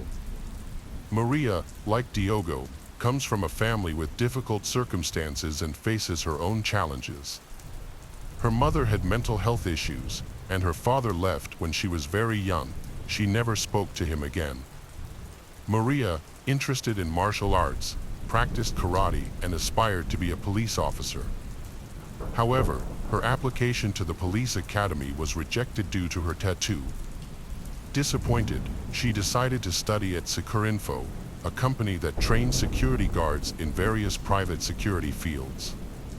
Diogo was interested in Maria and made his feelings known from the start, but she did not feel the same way and treated him coldly.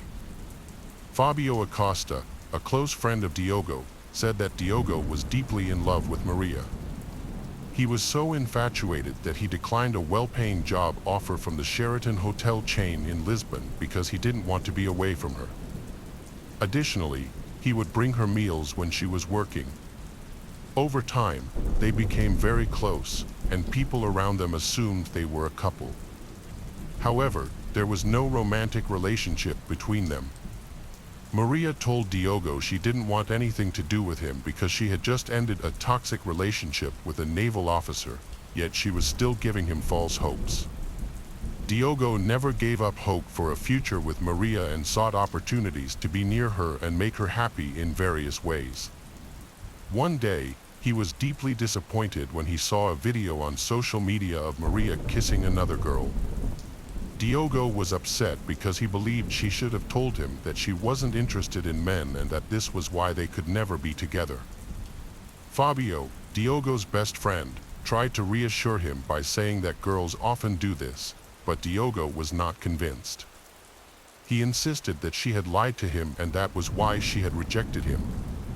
Despite the disappointment, Diogo and Maria stayed friends, and she continued to accept his gifts and invitations for dates.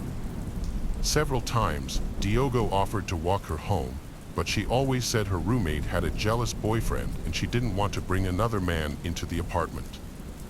As time went on, in December 2019, Diogo learned that he would finally receive compensation for his mother's death, which had occurred 3 years earlier. After receiving the payment amount of up to 70,000 euros, Diogo decided it was time to buy a house to avoid continuing to pay rent.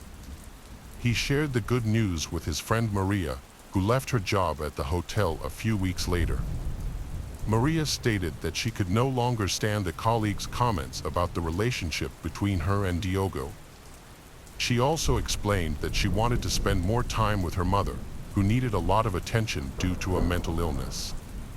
At that moment, there was no reason to doubt her words.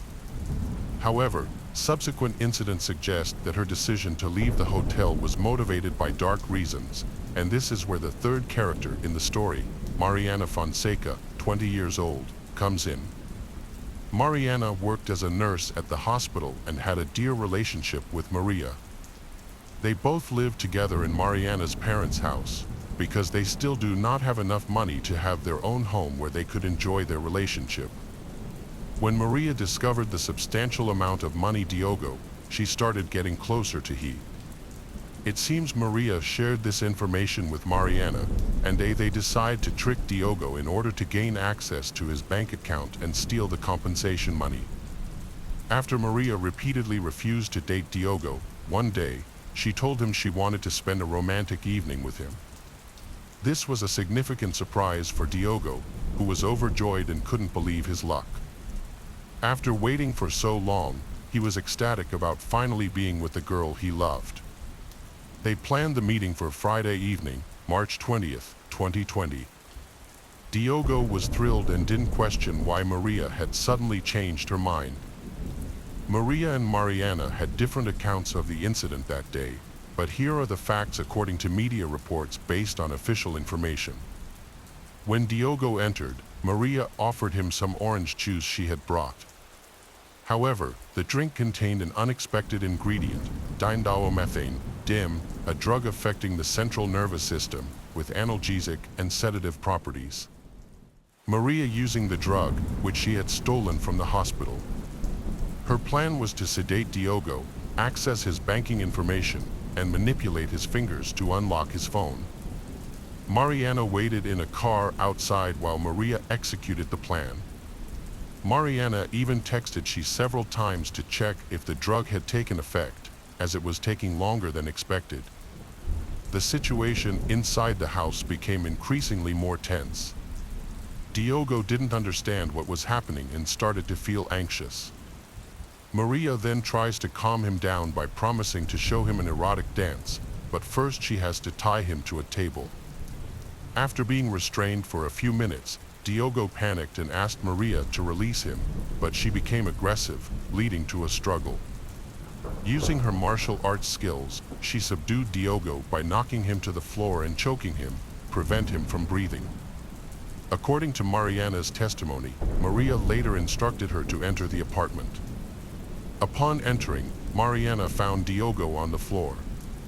She questioned Maria about the incident and criticized her for going beyond their plans, which was to steal his keys and take his money. Seeing Diogo unresponsive, Mariana began resuscitation efforts. When he woke up, he was extremely agitated and attempted to attack she. It seems he realized that Mariana was plotting against him, led him to try to defend himself.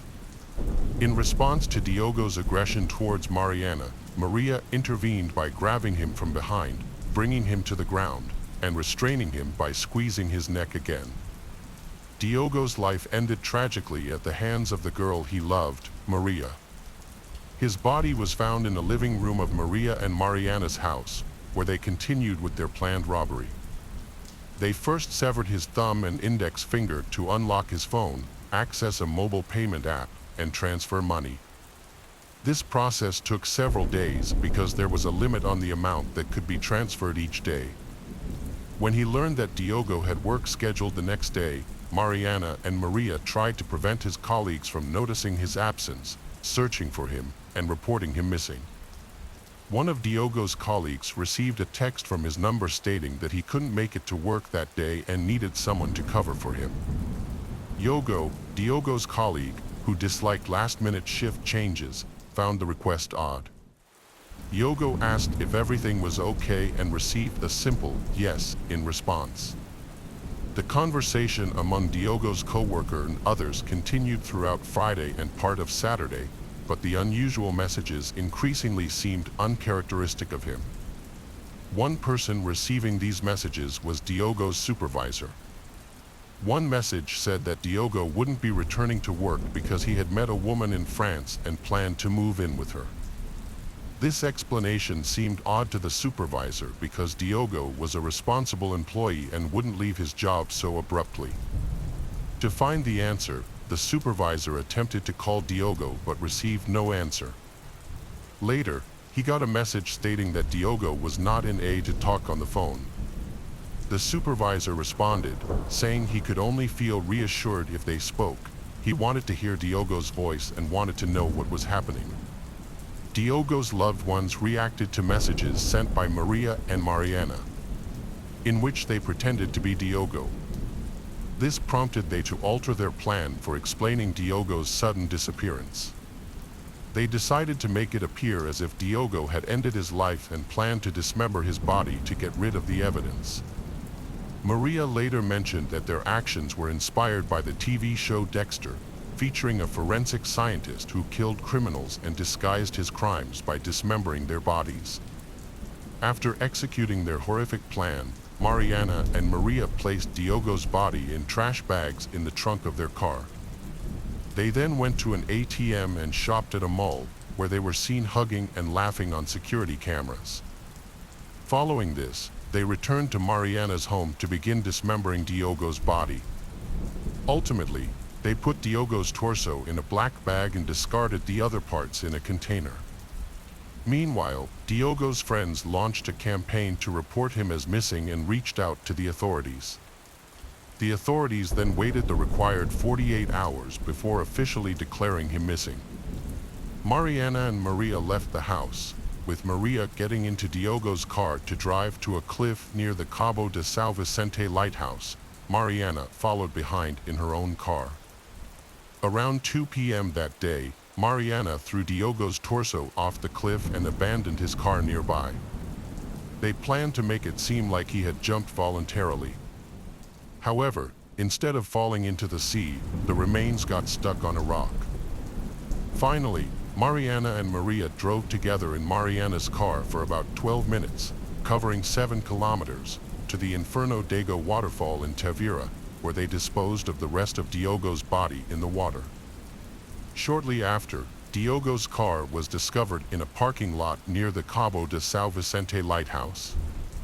A newspaper report stated that 2 laptops were found inside the car, led forensic police to investigate. A land and sea search was launched, leading to the discovery of a young man's torso partially covered by a black garbage bag. Meanwhile, at another location along the coast, a French couple found the young man's head at Inferno Toigo. Diogo's hands and feet were later recovered during an intensive police search. The investigators assigned to the case found the details surrounding Diogo's death unusual. They noted that he was a quiet man who don't hang out with bad people.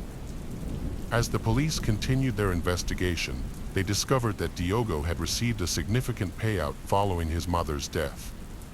While examining money orders, they found that a large sum had been transferred from Diogo's account to someone named Maria. Naturally, the detectives' next move was to locate Maria to understand why she had received money from Diogo. Maria attempted to persuade the police that she killed Diogo in self-defense, claiming he was trying to abuse her. She stated that this was why she had left the hotel prior to the incident. However, a review of the text messages between Diogo and Maria, they showed that her claims were false. After Maria stopped working, she and Diogo grew close. During her initial meeting with the police, Maria insisted that she was entirely responsible for planning and carrying out the incident that led to the shooting. Maria clarified that Mariana was not involved in the crime at all. However, Mariana's account of the incident contradicted what Maria's claimed. Mariana reported that Maria to wanting to steal Diogo's money and intended to kill him. She stated that Maria's plan was to make him suffer in order to extract his bank account password. Investigators gathered enough evidence to convict both girls, Mariana and Maria, including phone records, the Diogo's cell phone, and ATM surveillance footage. Maria and Mariana were arrested on April 1, 2020, and faced court in June of that year. The judge carefully reviewed the incidents that Maria described. Maria remained steadfast in her confession and denied any involvement Mariana's. She stated that Diogo's body was in a suitcase in a car parked in the garage for 2 days, and it was there that the dismemberment took place, while Mariana's family was sleeping.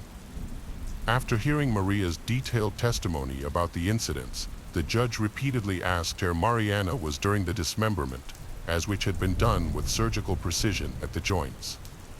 All attention in the courtroom turned to the nurse, Mariana. She anticipated the questions and clarified that, since everyone was aware of her employment at the hospital, they mistakenly thought she was responsible for dismembering the corpse. She said that dismemberment could easily be done by using information on the internet. The judge imposed a detention order on both Mariana and Maria, citing that they had committed a serious crime in a creepy, calculated, reckless, and extremely brutal manner. A few months later, on February 24, 2021, the trial began. During her testimony on February 26, 2021, Maria claimed that she initially wanted revenge on Diogo because he had abused her, but did not intend to kill him.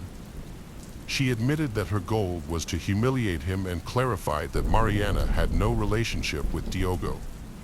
Mariana and Maria attended court together but did not make eye contact during the trial. It is rumored that after the arrest and subsequent jail time, they decided to end their friendship. The trial included testimonies from several witnesses, including forensic expert Teresa Costa.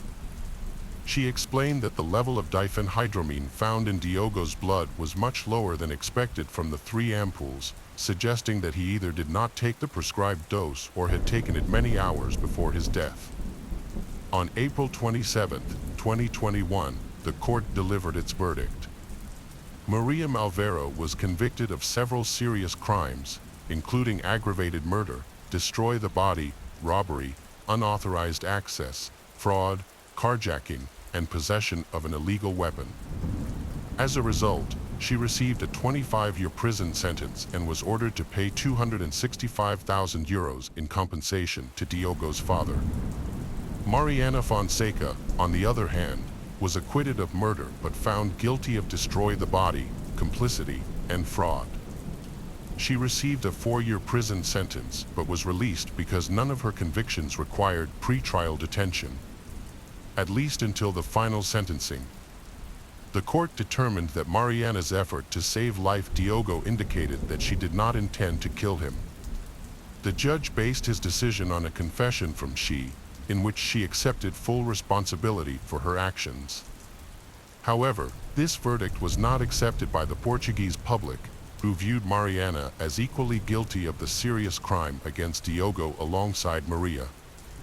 After the verdict, Mariana exited the courtroom through a separate exit where her father, who had attended all the hearings, was waiting. Neither of them spoke to the media. The case of Polly Klaas. Polly Hannah Klaas was born on January 3, 1981, in Fairfax, California, USA. Her family included her father Mark, mother Eva, and younger sister Annie. After her parents' divorce when she was very young, Polly and Annie lived with their mother in Petaluma, California. As for Mark, he had a new relationship after the divorce, and Polly got along very well with this woman. Overall, their family was very harmonious, and she spent time with both her mother and father, with no problems between them. Polly was a quiet and innocent child who had a few close friends but was generally very shy. However, she found confidence and joy in theater, participating in various school plays and community musicals where she often took the lead role. Her main aspiration is to become a talented musical theater actress.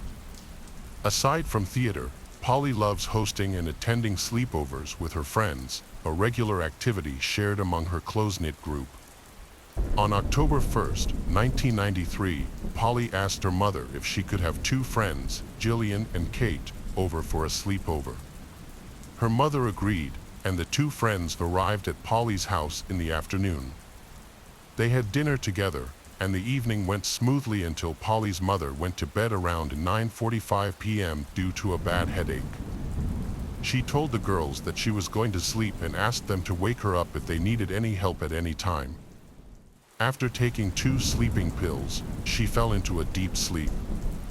The calm night was disrupted after 11 p.m. when Eva, Polly's mother, was jolted awake by the screams of Jillian and Kate. The two girls frantically told her that a man had broken into the house and taken Polly away. Eva made an emergency call to the police and then went to check on her other daughter, Annie, who was in her room, seemingly unaware of the incident. When the police arrived, they started questioning Polly's 2 friends, Jillian and Kate. The girls explained they were in a room, select on a Halloween costume and just having fun. As the night wore on, around 11 p.m., Polly suggested it was time to go to bed, and her friends agreed. She offered to get the inflatable bed she and her mom had set up earlier so the 3 could sleep together. However, when Polly opened the door to her room, a man was standing in front of them, holding a knife and not wearing a mask. Since Halloween approached, 3 girls initially thought man's threatening claims were a prank and burst into laughter. However, the man's facial expression quickly turned to anger, causing them to realize the situation was more serious. He swiftly forcing the girls into a room, where he bound their hands and feet with rope.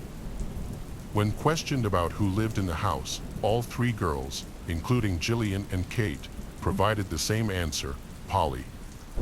Next, the man removed the pillowcases from the pillows and placed them over Jillian and Kate's heads, preventing them from seeing.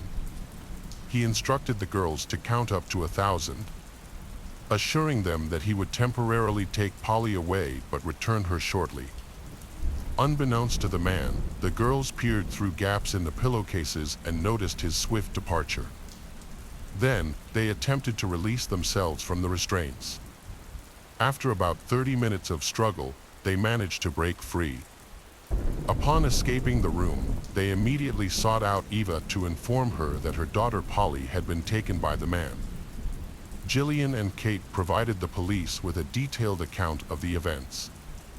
They also gave a brief description of the man, who had not worn a mask and covered his face, allowing the girls to get a clear look at him. As a result, the police were able to create a sketch of the suspect to aid in the search. The investigation at Polly's house did not yield much evidence. Several footprints were found, but they all belonged to Polly, her family members, or friends who had visited the house recently. However, some unusual fibers were discovered on the carpet, which did not match the carpet in Polly's house. Further analysis revealed that these fibers likely came from the carpet of a vehicle. The police then analyzed the cars of individuals who were known to the family and had visited the house, but none of them matched the fibers. This led to the assumption that the fibers were from the kidnapper's vehicle. A palm print was discovered at the scene. At that time, fingerprinting and DNA technology had not yet advanced to the point where it could be compared to a database. However, the print was preserved for potential future use if a suspect was later identified. In Polly's room, a piece of fabric resembling silk was also found. The fabric had a distinctive pattern and appeared to have been cut from a garment with scissors. The police believed this fabric could serve as a valuable clue in the future. A hair was discovered, but its origin remained unknown since DNA analysis was not advanced enough to thoroughly examine it at the time. Polly's case generated one of the largest searches in the United States at that time. Thousands of volunteers joined the search, with 4,000 people combing neighborhoods, vacant lots, and large estates near her home. The police also attempted to locate drivers matching the suspect's description, but all did not bring any results. The police had a narrow 24-hour window to locate Polly after her disappearance, as chances of finding her alive would significantly decrease beyond that time frame. To expedite the investigation, they handed the case over to the FBI and launched an urgent search. However, as the days went by, hopes of a safe recovery of Polly began to dwindle. During the investigation, police inquired about witnesses in the neighborhood, asking if anyone had seen anything unusual on the night of the abduction. Several neighbors reported seeing a suspicious individual lurking around the area, describing him as peculiar looking. They didn't think much of it at the time because they had no reason to believe the man was capable of committing a serious crime like kidnapping. As a result, they failed to report the incident to the authorities. The police shared a sketch of the suspect with the neighbors, based on a description provided by Polly's friends. The neighbors all recognized the man in the sketch. In a separate investigation, the police also questioned the teachers and staff at Polly's school to see if anyone knew the man or had any information about Polly's disappearance. Unfortunately, no one at the school had any knowledge about the man or the incident surrounding Polly's disappearance. The staff members all had alibis for the time in question, and none of them matched the description or resembled the sketch of suspects. The police have conducted a thorough and comprehensive investigation of the case. They comparing a fiber found in Polly's house to the car mats of teachers and school staff vehicles, but unfortunately, no matches were found. Over time, feelings of hopelessness and fear grew, not only for Polly's family, but also for the authorities and the general public. Everyone is concerned about the threat this criminal may pose to society, so they demand that the police quickly solve the case. To gather more information, a $200,000 reward was offered to anyone providing information that could aid in locating Polly. This reward was funded by actress Winona Ryder, who also held a press conference to publicly appeal kidnapper for Polly's safe return. At the time, the internet was still in its early stages, and law enforcement agencies, including the police and the FBI, were unfamiliar with using the internet to locate missing persons. To assist in the investigation, 3 individuals from California took matters into their own hands. They created and posted a picture of Polly, a sketch of her suspected kidnapper, and an advertisement for a reward for any information that could lead to her safe return. Although social media platforms did not exist at the time, other online communication tools were available. As a result, approximately 25 million people in the United States viewed Polly's picture online. Initially, FBI investigators believed that the internet could play a crucial role in the investigation. Although the disappearance became increasingly well known, but internet users do not bring any valuable information. However, this has attracted many volunteers to help, and telephone switchboards were established with hundreds of information every day. This thing also brings hope in the families of other missing children, who reached out to Polly's family to support and assistance, hoping that by working together, they might be able to find their own missing children. The investigators were growing increasingly frustrated. It has been many weeks since Polly was kidnapped, and they had yet to uncover any leads. The identity of the kidnapper remained a mystery, and without any DNA evidence, they were unable to make a match. Not even a hair or palm print had been left found, leaving them feeling helpless. Finally, a new breakthrough in the case has come. A phone call was called to Polly's father, Mark. On the other end of the line, he heard a girl's voice that sounded uncannily like his daughter's. She claimed to be Polly and told Mark that she was being held at a hotel. The kidnapper had momentarily left her alone, and that's why she was able to contact T. However, before Mark could glean any more information, the girl hung up. Mark immediately rushed to the police station to tell the news. Unfortunately, the FBI at the time lacked the advanced technology to track a call that had already been disconnected. All they could do was wait anxiously for the kidnapper to make another move, so they can only sit and wait for a new call, hoping to trace it. A few hours after the first call, the same girl who had spoken to Mark called again. The police managed to trace the call, but found it odd that the location was not a hotel, as the girl claimed, but a residential neighborhood. When officers arrived and knocked on the door of the house where the call originated, they discovered it was a prank. It turned out a teenage girl, close to Polly's age, lived there, so their voices were similar. She explained that her friends had dared her to do it. The girl was not arrested or taken to the police station. Instead, her parents were advised to monitor her behavior and remind her not to joke about such serious issues. On November 28, 1993, nearly 2 months after Polly disappeared, police received a call from a woman. She reported that she found 3 suspicious items on a several-acre plot of land she owned. The police, along with the FBI, went to the location and found 3 critical pieces of evidence: a piece of silk identical to one in Polly's room, a pair of ballet shoes that Eva claimed were missing from the house the night Polly vanished, and some duct tape. These evidence led the police to suspect that Polly might have been in the area. Before all this evidence was discovered, on the day Polly disappeared, the same woman went to the police to report a problem. Strangers had been wandering onto her plot of land. She owned a lot of land, which was mostly forest, and had only one small house inside. Although there were signs indicating it was private property, there was no fence to keep people out, so many unknowingly crossed onto her land. Although her land had many intruders, but one particular out in her memory. On the night Polly was abducted, a man drove up to her house in his car, which got stuck in the mud. The nanny, who was caring for the woman's son, was the first to notice the man but didn't approach him because she was too scared. The homeowner also didn't approach him, as she thought he looked angry. They decided to call the police. When the officers arrived, they interrogated the man about why he was there. He explained that he hadn't realized it was private property and promised to leave quickly. However, he requested their assistance in getting his car out of the mud. The officers noticed that the man seemed very nervous, scared, and sweaty, and he also appeared to be under the influence of drugs.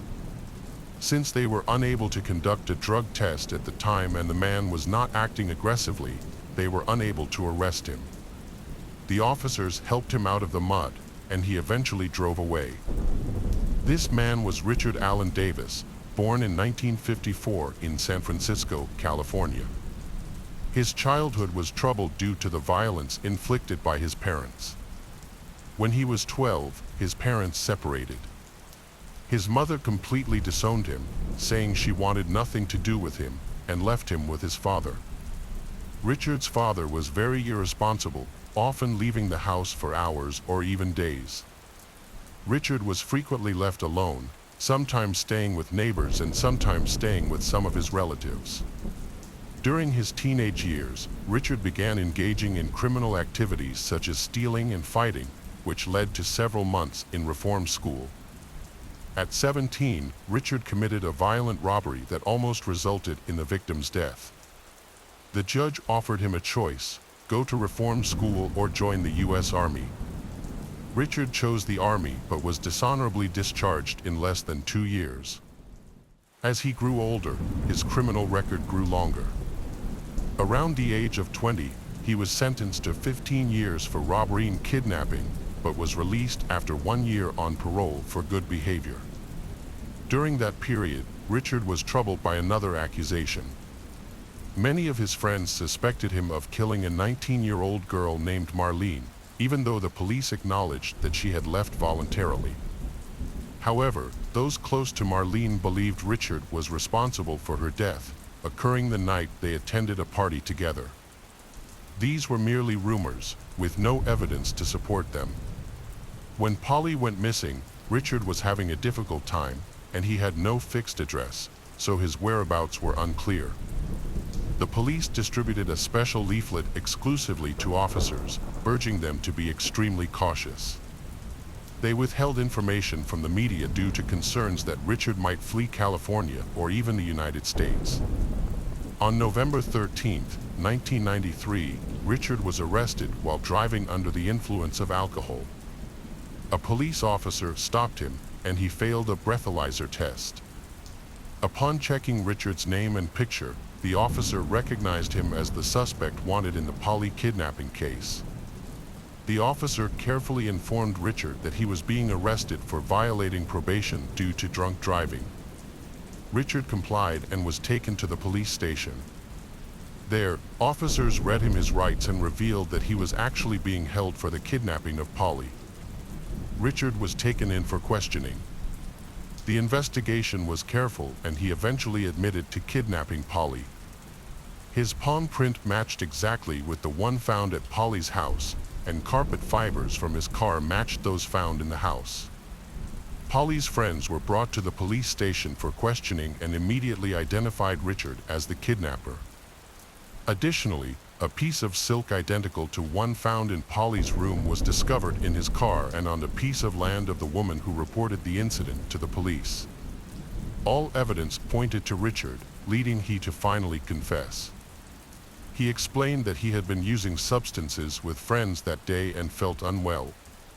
He decided to break into a house in a neighborhood to commit a burglary. Richard drove around until he reached Polly's neighborhood. Seeing an open window, he entered the house. He stated that he hadn't planned the incident, didn't know Polly or her family, and hadn't been following them. He was searching for valuables but didn't find much. As he was about to leave, Polly opened the bedroom door and saw him. Richard noted that she was very frightened and, in his panic, decided to take her. He stated that he put Polly in his car and started driving, eventually stopping in a vacant lot where he assaulted her. Afterwards, he got back into the driver's seat. When the woman and the babysitter spotted Richard on private piece of land, Polly was in the back seat. Police officers helped him retrieve his car from the mud, and at that point, Polly was still alive, which deeply frustrated officers as they believed her life could have been saved. After the car was pushed out of the mud, Richard drove down the highway, strangled Polly to death, and left her body there. Richard reported the exact location of the grave to the police, leading to a search that took place on December 4, 1993, 2 months 3 days after the girl was abducted. Polly's body was found in a grave beside the highway, dug by Richard himself.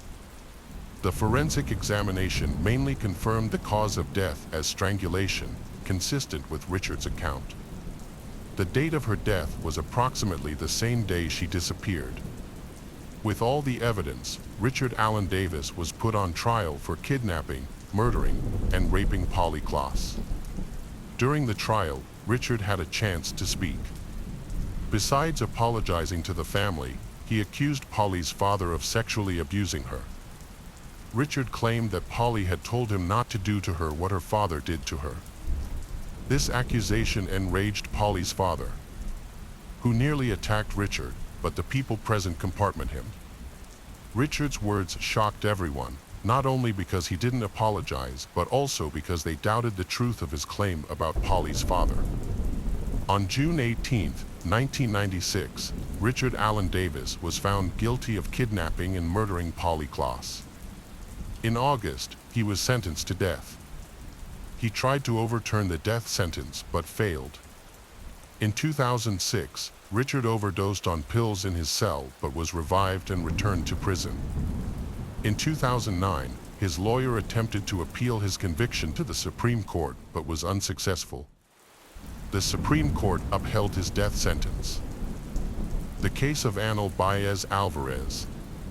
Anel Baez Alvarez was born on March 17, 1998, in Guamachil, Sinaloa, Mexico. She was the second child of Ilda and Hugo, with an older brother named Omar. Later, the family welcomed a younger sister, Adriana. Initially, she was a shy child. She gradually became more confident, showing grace and charm. She was energetic and always tried to entertain those around her. Anel's father was a tailor, and the family was prosperous, close-knit, and happy. However, the family was no longer happy when Annel's mother was diagnosed with cancer in the early 2010s. The children had to grow up quickly to take care of her. After a tough battle with the illness, Ilda passed away in 2012. The family was devastated, but they didn't give up. They supported each other through the pain and trying to make life better. The tragedy brought the sisters, Adriana and Annel, so close that they shared everything, facing sadness and problems together. Annel remained a cheerful and friendly girl with a passion for dancing and music. As she entered high school, she became an ideal daughter, helping with household chores, caring for her younger sister, and keeping up her good grades.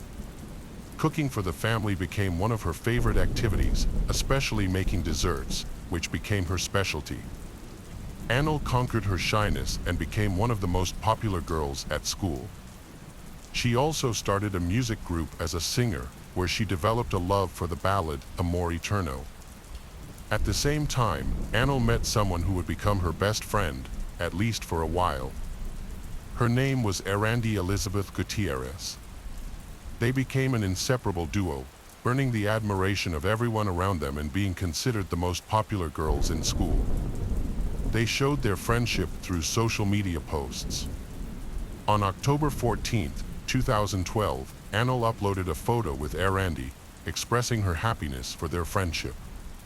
Annel thanked God for the chance to be close to her and even wrote that Erandi had become not just a friend, but a sister to her. Initially, everything was wonderful, but over time, the situation changed. Although they were the same age, their personalities were completely different. Annel was a sweet girl who loved love songs and spending time with her family. In contrast, Erandi lived in an vice's environment and became increasingly involved with drugs, also known in Mexico as bucona. Erandi frequently attended events featuring musicians from this culture, such as the Caliber 50 concert during the Carnival celebrations in Guamuchil in 2014. She also had a very clear political stance. Once, Erandi posted on social media that she took part in a march in support of Joaquin Guzman Lora. On her page, she wrote, "March for El Chapo's freedom. We must rally behind this great cause." This message was accompanied by a photo. Unlike Erandi, Annel usually didn't share her point of view on social media and didn't agree with the views Erandi supported. As a result, the distance between them grew. In 2014, Erandi and Annel of them started attending Guamuchil High School at the Autonomous University of Sinaloa, but they barely spoke to each other. Each found her own group of friends. Annel began spending time with Melissa, Karen, Manuel, and Maria Jose. These friends had healthy lifestyles, followed her everywhere, and admired her. Maria, who had known Annel since elementary school, saw her as the leader of the group. Annel took on this role, and she always looking out for everyone. Annel was very polite and organized. Despite growing apart from Erandi, but she never told her father or siblings about their falling out. Around the same time, Erandi started acting strangely on social media. She posted negative and concerning messages on her page. Some posts were quite alarming, such as pregnant 13-year-old girls, 13-year-old girls taking psychoactive substances, and bizarre statements such as, her mom is upset that she killed her ex and buried him in her garden, or, it is fortunate that she is envied by the dead. The initial posts didn't make much sense, as Erandi took them from forums or songs. However, with time, some messages began to appear threatening. On February 5, 2014, she posted that she was going to bury someone by the end of the year. On February 23rd, she wrote that she might seem very calm, but in her head, she had killed the person at least 3 times, and every day her mind was filled with new ideas. A few days later, Erandi wrote that she thanked God no one heard her thoughts, and everything would definitely happen the next day. She kept writing more and more posts, and became very creepy. On March 3rd, Arandi posted, "Maybe not now and not tomorrow, but soon. She won't say anything to that person, but that person should know that she has destroyed them mentally." The last post was on March 16th, where she wrote, "This really drives she to despair." No one in her circle knew who these threats were directed at. However, rumors started to spread at school. Many said that Arandi was upset with Anil because they were no longer friends.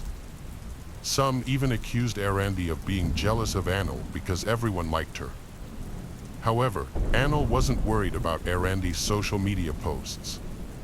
She celebrated her birthday with a big party, wearing a beautiful pink dress, and was the star of the evening. Her life seemed perfect until March 19th, when her absence raised concerns in her family. Hugo received a call from Adriana's school, informing him that Anil hadn't picked her up as usual. Initially, he wasn't too concerned, thinking she might have overslept or was with friends after school. He quickly went to pick up Adriana. On the way, Hugo tried calling Anil to see if everything was fine, but she didn't answer. He assumed she was probably still sleeping. After picking up Adriana, Hugo tried to contact Anil again, but she didn't answer. He repeatedly called her number, without success, which made him more worried. Hugo headed to her house in the Los Fuentes area. When he arrived, he noticed the front door was wide open. Upon entering the living room, both he and Adriana saw that some items had been moved. They thought it might have been a robbery. After that, they shouted Anil's name and searched desperately throughout the house, but they also couldn't find her. Finally, Hugo arrived in Anil's room and found the door locked, which worried him. He knocked several times, but Anil didn't answer. In desperation, Hugo broke down the door. Inside, he was shocked to find Anil's lifeless body on the floor, covered in numerous wounds with blood stains around. He immediately called the police, who arrived quickly. Upon examining the scene, the officers initially believed that a very strong person or a group had committed the crime. Although there were some blood stains, they were minimal, suggesting the attacker had attempted to clean them up. During the autopsy, the forensic expert revealed that Anil had suffered 65 stab wounds. The officers concluded that the attack was driven by someone with intense hatred towards her. The detectives noticed that the doors and windows were not forced, suggesting Anil knew the assailant and allowed them into the house. They even considered the possibility that Anil had planned to meet this person that day. However, a check of her mobile phone revealed no evidence of any invitation to her home. It seemed more likely that the encounter was by chance. With no surveillance cameras in the area, the officers interviewed neighbors. Some neighbors reported seeing a slender girl with black hair leaving the house. These accounts helped narrow down the suspects. Afterward, officers began questioning Anil's close friends and family. All her relatives had alibis and insisted that Anil had no enemies, was very friendly, and they couldn't imagine anyone wishing her harm. However, detectives found a post on Arandi's social network very suspicious, where she expressed shock at Anil's death. Some people offered their condolences, but others began accusing Arandi of being the murderer. The post quickly filled with comments blaming Arandi and claiming she was guilty. She then deleted her account's social network, but by then, it was too late. Police questioned several of Anil's friends to understand the relationship between Arandi and Anil. They all said that the two of them no longer played together, and it was clear that Arandi envied Anil for her greater popularity. After the interviews, detectives checked Arandi's social media profiles and found all the threatening posts she had made a few months earlier. However, that wasn't their only discovery. Just a few hours after it happened, Arandi posted that she was a fool and wondered what she had done. She was identified as the only suspect in the crime. This information was kept secret because officers worried Arandi might flee before they could arrest her. The agents patiently waited for the right moment. The case gained so much attention that hundreds of people gathered at a well-known funeral home in Guamachil to say goodbye to Anil. Friends, relatives, teachers, and classmates cried and hugged each other, struggling to believe that someone so young had passed away. Anil's funeral was very crowded, but two people were particularly noticeable, Arandi and her mother. Arandi entered the venue with her head down, and her long black hair partially hid her face. Her outfit was unusual for the hot weather. She wore a hoodie with the hood up and long sleeves, as if trying to hide something. Both she and her mother approached to offer condolences to Anil's family, then sat near the casket containing Anil's body. Everyone whispered and watched Arandi with tense expressions, noting how distressed she seemed. A few minutes after she arrived, officers quietly approached her and asked her to come with them to the police station. Arandi did not resist and went with the officer. The questioning started at the police station. At first, Arandi claimed to be innocent, but after a few questions, she broke down. She lifted her hoodie, showing scratches and bruises on her arms and torso. Arandi confessed that Anil caused these injuries while trying to defend herself. In December 2013, Anil posted a picture online with Arandi, where they appeared hugging, smiling, and partially naked. Arandi was upset because Anil posted a photo without her permission. She asked Anil to take it down, but Anil ignored her request. Eventually, Anil agreed to remove the photo, but by then, their friendship was broken beyond repair. The situation got worse when one of Arandi's classmates told her he had a compromising photo of her, which she suspected was the same one Anil had posted months earlier. From that point on, Arandi started thinking about how to get revenge. In the meantime, she expressed her anger on social media until she couldn't bear it anymore. On March 19, 2014, Arandi posted on her page, "In a world of 7 billion people, she only liked 3 of them." After that, she went to Anil's house in the Los Fuentes neighborhood. Arandi arrived at the door with 2 servings of ice cream and a big smile, saying she wanted to make amends and be friends again. Anil happily agreed and invited her inside. She even suggested they go upstairs to Anil's room on the 2nd floor to chat, just like old times. Once in the room, they started talking and eating ice cream. After a few minutes, Arandi suggested watching a movie. Arandi then said she needed to go to the bathroom and asked not to pause the movie. However, instead of going to the bathroom, Arandi went downstairs to the kitchen. She hid a sharp knife under her clothes and went back to the room where Anil was lying on the bed with her back to the door. Taking advantage of this, Arandi took out the knife and attacked her. Anil tried to defend herself by scratching, pushing, and punching, but she couldn't overpower Arandi. She lost too much blood and died, becoming a victim of a terrible crime. Arandi began to feel anxious, knowing she had to act quickly before Anil's family returned. She tried to clean up the blood using all the rags in the house, but there was so much that she could only clean a little. Eventually, she went to the bathroom, washed her hands, and changed into clothes from Anil's wardrobe.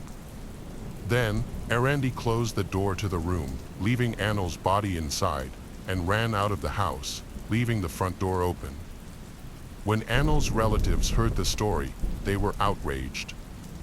They knew the tale about the photograph was false. Anil would never do such a thing, it wasn't in her nature. Additionally, Anil's friends stated they had never seen any such photograph. They argued that since both Arandi and Anil were quite popular, the photo would have certainly spread, and someone would have downloaded it. It became clear that envy was the real reason behind the crime. Nevertheless, the motive was no longer relevant. Arandi was the only suspect in the case. She was officially charged with involuntary manslaughter. The legal process moved quickly. 4 officers escorted Arandi to the juvenile court proceedings at the prosecutor's office that handles cases involving minors. After a hearing lasting 1.5 hours, Eerie was found guilty. Even though it was clear she had executed a premeditated plan and the murder was intentional, but because she is only 16 years old, she was sentenced to 7 years in prison. She was transferred to the Juvenile Detention Center in Kaloa. Annel's family thought justice had been served and that it was all over, but they were very wrong. The defense filed an appeal, arguing that the trial took place in Kakan, which was incorrect, as the crime happened in the jurisdiction of Los Machos. The higher court decided to reopen the trial, this time in the appropriate jurisdiction. Despite the expedited process, the verdict was not overturned. This decision made the public extremely angry. Hundreds of Mexicans and foreigners shared images on social media with signs demanding justice for Annel. Several polls were conducted in which more than 5 million users voted, considering Eerie's sentence to be unfair. Many wanted her to receive a much longer sentence. The trial was retried, and Eerie was sentenced again to 7 years in prison. Hugo spoke with journalists and expressed his discontent. Although the sentence was not reduced, he believed Eerie's age was no reason not to impose a longer sentence. He hoped that at least she would serve the prescribed number of years. However, this didn't happen. On July 6, 2016, Eerie's sentence was reduced to 5 years. It was also decided that with good behavior, she could be released even sooner.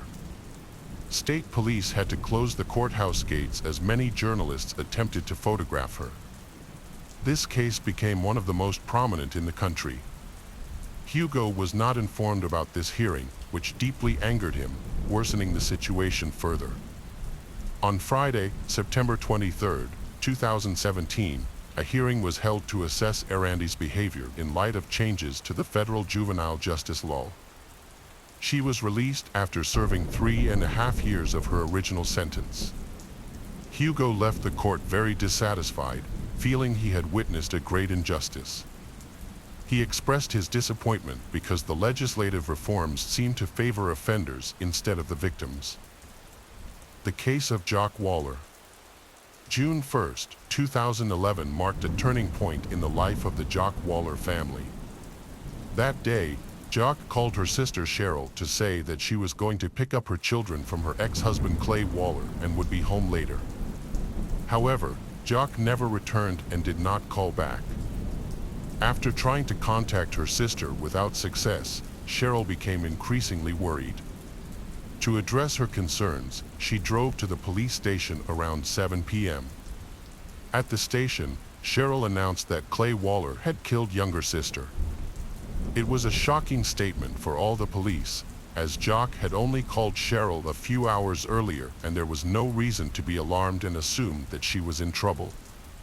But it turned out that Cheryl's hunch was correct, and her sister Jock was indeed caught up in a macabre story. So what happened to Jock, and what made Cheryl really believe that Clay Waller had killed her sister even before Jock was reported missing? Jock was a sweet, kind, and caring girl when she met Clay, and they hit it off. Clay had a stutter that caused some people to make fun of him, which made him feel self-conscious. Jock, however, was different. She never made fun of him and always protected him, making sure he didn't get hurt. That was her nature. She protected the vulnerable, fought against injustice, and helped people. As their love blossomed, Jock and Clay became closer and eventually married when they were in their 30s. They bought a small house in Sanguine View, Missouri, and Jock was building a family there. Jock had a successful career, unlike her husband, whose life was constantly failing and couldn't stay in one place for long. As a result, Jock was the sole provider for the family. She had always dreamed of having children, and when she found out she was pregnant, she was overjoyed. She was even more delighted to learn that she would be having triplets. The couple welcomed 2 daughters, Avery and Addison, and a son named Maddox. Caring for 3 newborns at once was a huge challenge for Jock, but she did not complain. Instead, she took on the responsibility alone, as her husband seemed indifferent to the children. Clay took a job at the sheriff's office to support the family while his wife took care of the children, but he did not stay long. He was fired after a year, and during that time, only Jacques' parents and sister helped her with the children so she could rest. After Clay lost her job, Jacques began working to support the family. Despite having a child, Clay did not change his habits and showed little interest in his family or his job. Occasionally, he took on a part-time job, but it did not bring in the income they needed. He seemed content to live off Jacques, who worked 40 hours a week while still caring for the children. Jacques' career took off, leading her to a management position at an insurance company. However, this success only made her husband more comfortable, and he decided not to worry about money anymore. Instead of appreciating his wife, Clay abused her in every way possible. He insulted her, called her worthless, and told her that no one wanted her. He had affairs with other women. Jacques' parents and sister were extremely outraged by her husband's behavior and convinced her to divorce him. However, at that time, Jacques was not ready for such an extreme choice and tried to keep her family together. Every day, any hope of saving her marriage went up in smoke before her eyes. A few years later, the couple began to have problems. They were in financial trouble because her husband was not working, and Jacques' salary was not enough to support their growing family. The mortgage debts kept mounting, and they were in danger of losing their home. Jacques decided to move in with her sister, while her husband stayed with a friend. By this time, the children were a little older, and Jacques made the difficult but necessary decision for herself to get a divorce because she felt that she and the children deserved a better life. She talked to her husband about it, and at first, Clay took the news calmly. However, he later changed his mind and refused to divorce. Clay began to threaten Jacques. At first, the threats were indirect and vague, but eventually, he directly threatened her life, claiming that divorcing him would be a death sentence for her and the children. This scared Jacques, but she did not give up on her decision. She could not continue living this way and sought to distance herself from her husband. Jacques confided in her family about Clay's behavior and kept a diary of his disturbing actions. She also noted that her husband had been following her. At the time, Jacques and the children were staying with her sister. The children, who were only 5 years old, did not understand the situation, but Jacques explained that it was necessary. Eventually, things began to return to normal and the divorce proceedings were almost complete. Clay seemed to have accepted the divorce and stopped bothering Jacques. The two began to move forward and began to build a new relationship. Jacques allowed her husband to visit the children and they stopped arguing. On June 1, 2011, Clay and Jacques scheduled a meeting at the lawyer's office to discuss the final important details of the divorce. That day, their son Maddox was with his father, while the other children were at Jacques' sister Cheryl's house. After the meeting, Jacques planned to pick up her son. When she left the office, she called her sister Cheryl and told her everything had gone well. She drove to Clay's house to pick up her son and then made plans to return to her sister's house. That was their last conversation. Jacques, 39, never heard from her again. Over time, Cheryl grew worried and started calling Jacques, but she didn't answer. Cheryl then tried calling Clay, but he didn't answer either. Cheryl suspected that Clay might have done something to Jacques, so she texted him, "If I don't hear from Jacques in 5 minutes, I'm calling the police." Clay immediately called her back, asking what was wrong. Cheryl replied that he knew exactly what she meant. But Clay insisted that he did not know where Jacques was and promised to tell her to call Cheryl back when he saw her. Doubting him, Cheryl took younger sister children to her parents' house and filed a police report herself. The police were wary of Cheryl's claim that Clay was involved in her sister's disappearance, but did not send her home to wait for 24 hours to pass. Instead, they quickly decided to contact Clay to find out if there was any clue as to Jacques' whereabouts. They called Clay, and he said that he had lunch with Jock. He said that they had met at the lawyer's office to discuss some aspects of the divorce and then drove to his house to talk further. He said they had a chat and then he went to the store. When he returned, Jacques' car was gone and he assumed that she had left. According to Clay, their son Maddox was in Illinois with his new girlfriend at the time, and Jacques knew this and was not concerned about their son.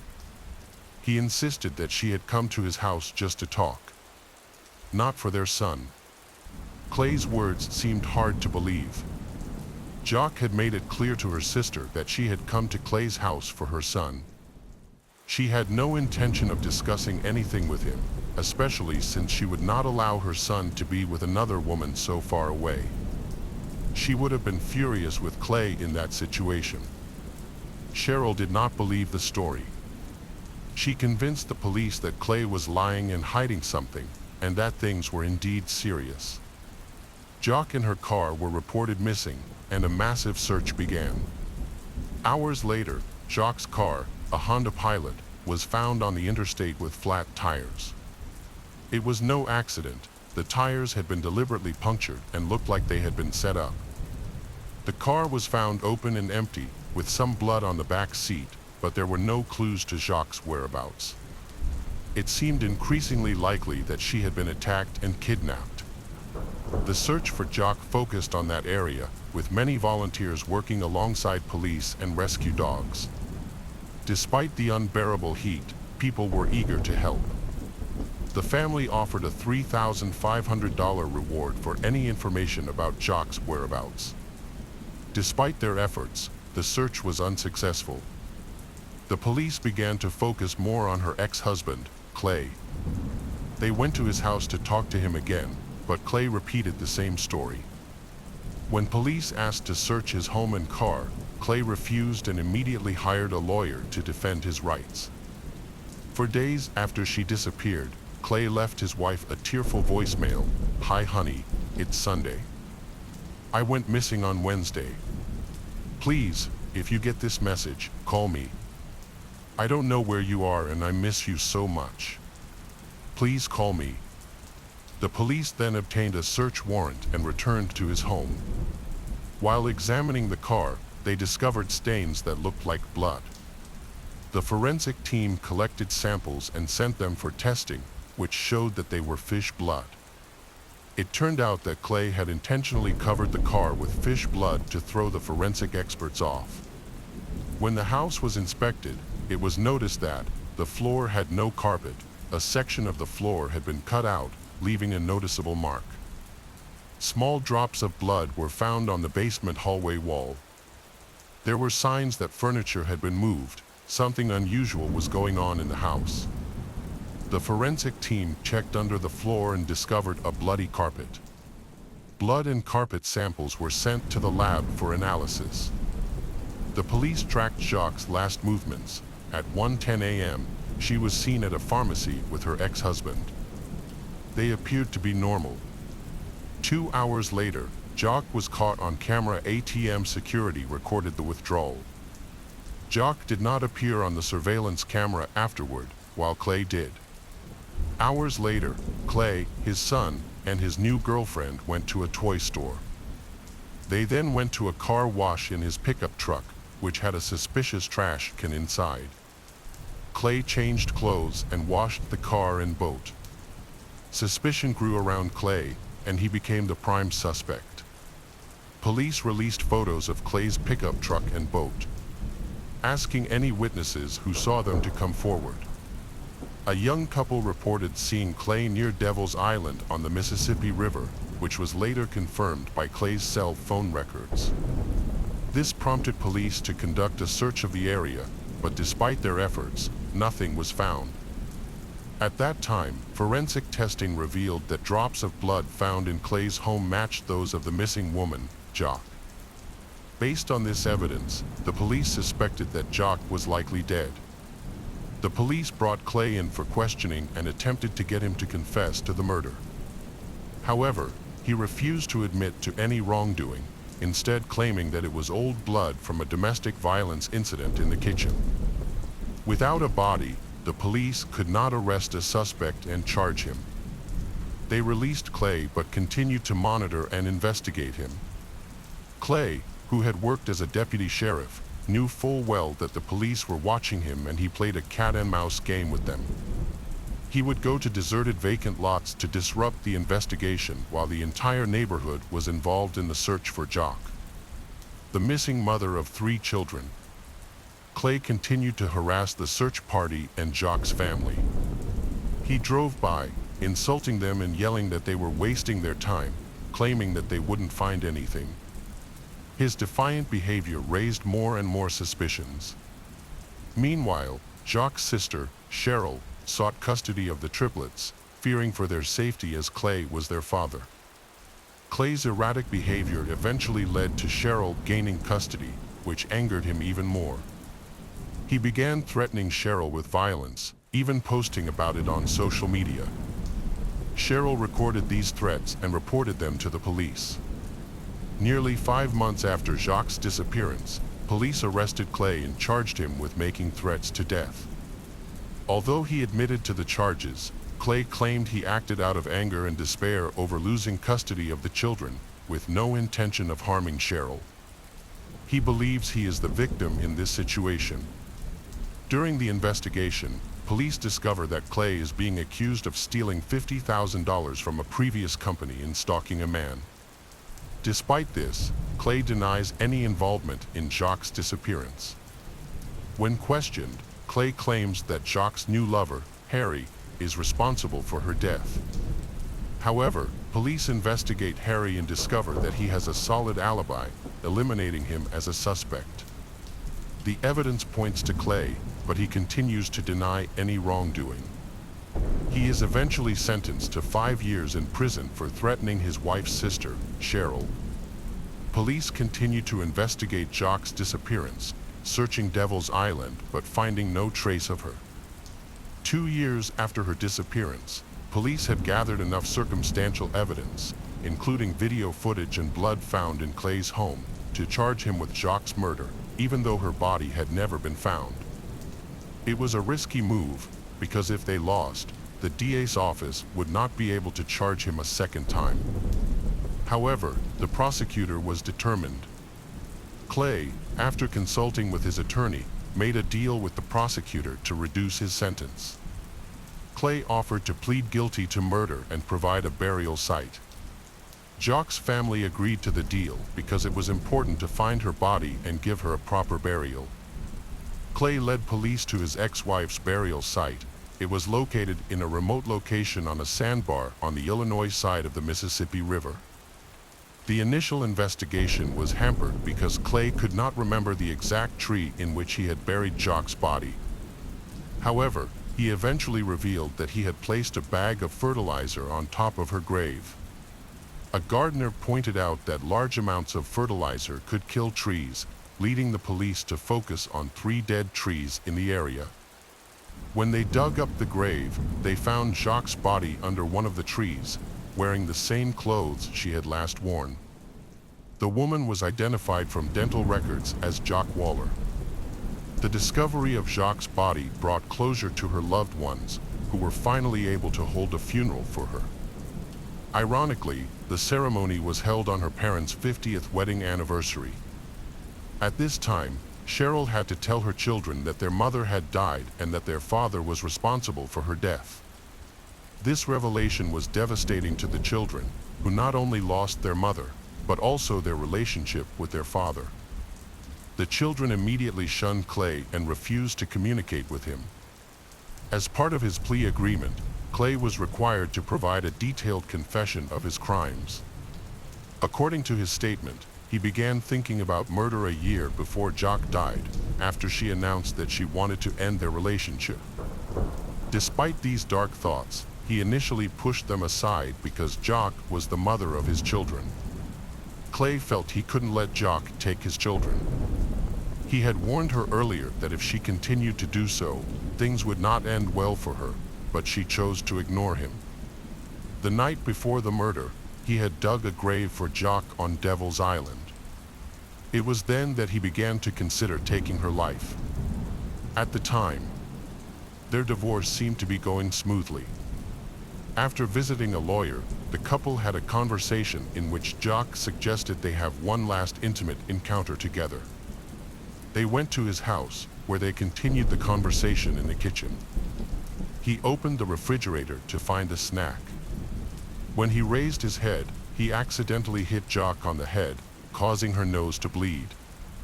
This enraged her, and she stormed out into the hallway. She began screaming that he would never see their children again. This was Clay's breaking point. In a fit of rage, he punched her in the face and then strangled her. After the fight, he dumped Jacques' body in a prepared grave on Devil's Island. He then cleaned up the crime scene by washing his car, cleaning the house, and showering. He changed into new clothes and attempted to resume his normal routine by meeting his new girlfriend and son at a toy store, as if nothing out of the ordinary had happened. Clay claimed the murder was an impulsive act driven by emotion, contradicting his earlier statement about digging the grave the day before. This inconsistency raised suspicions of premeditated murder. The medical examiner's report showed that the victim had suffered multiple skull fractures, consistent with blunt force trauma rather than a simple fight. Clay's initial story was not believed. Clay seemed content with his 20-year sentence for second-degree murder, showing no remorse for killing his ex-wife Jacques. However, the prosecution had a surprising twist. The hole he dug to bury Jacques was in another state, Illinois, and the murder took place in Missouri. These features fall under federal laws against domestic violence across states, and he violated them. This allowed him to add 35 years to his sentence. Clay Waller would be eligible for parole after serving 85% of his 55-year sentence. Clay had no idea that his confession would have serious consequences due to a federal law he was unaware of. The case of Su Xinqi.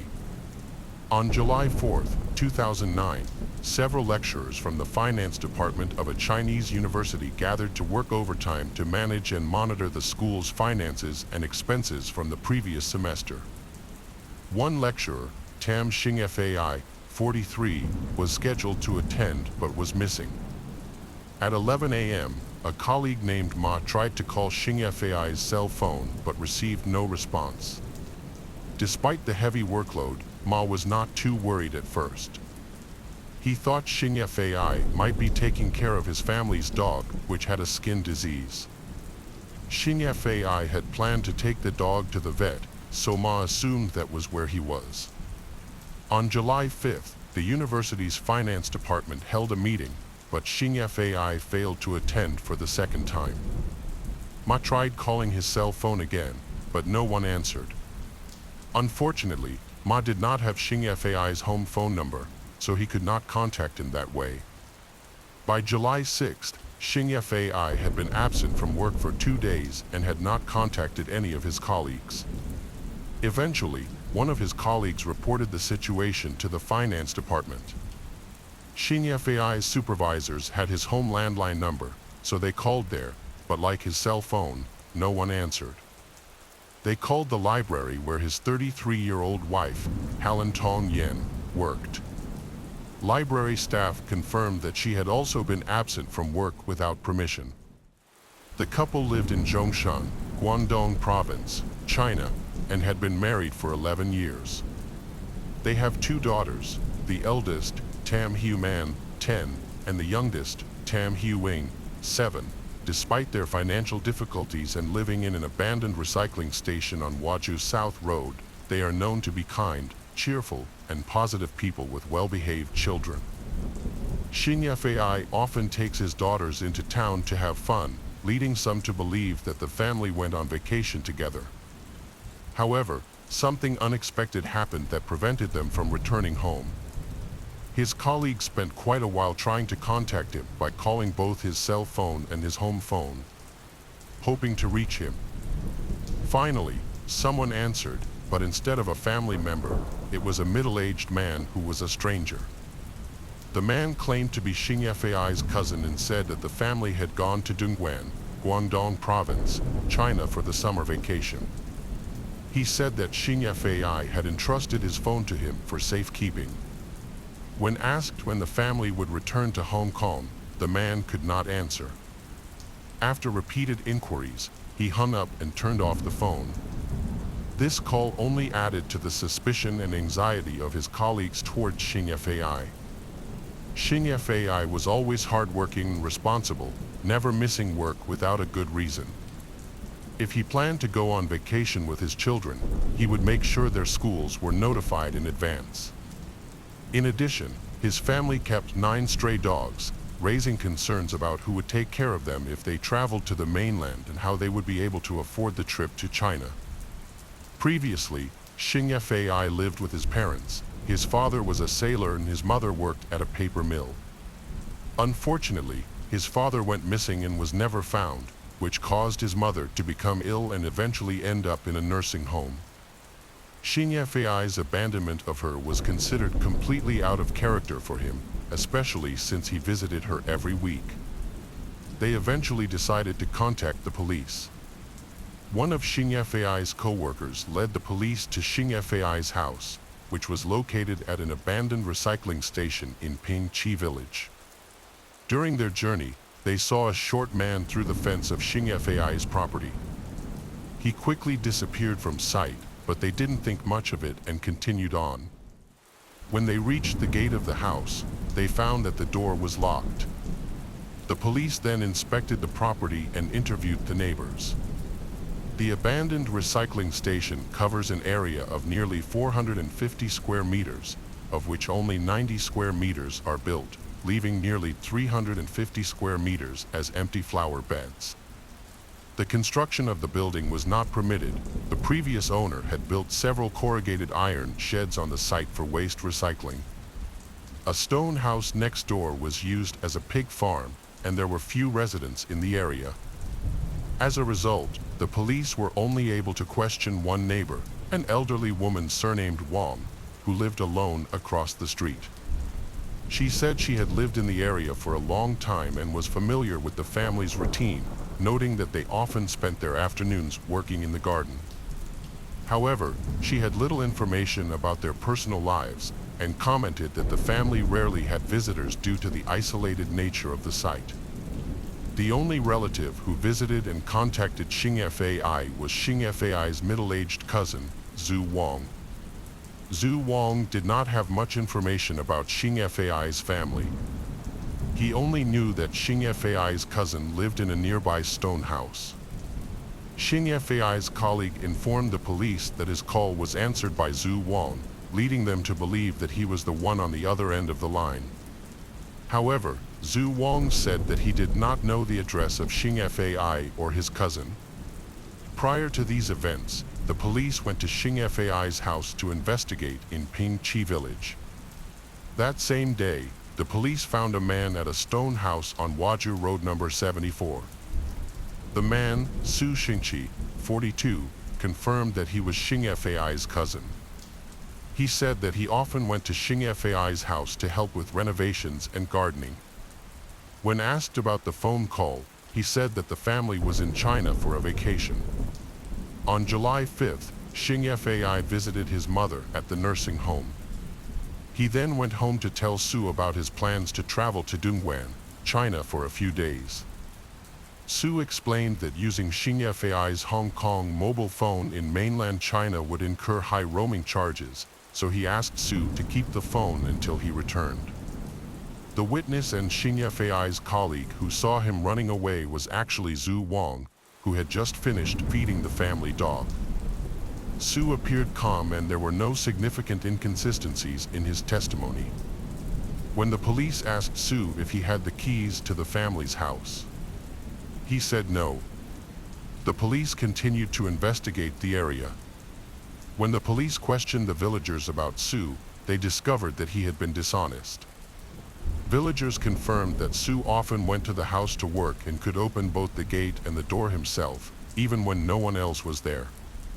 This suggested that he might have had a key to the house.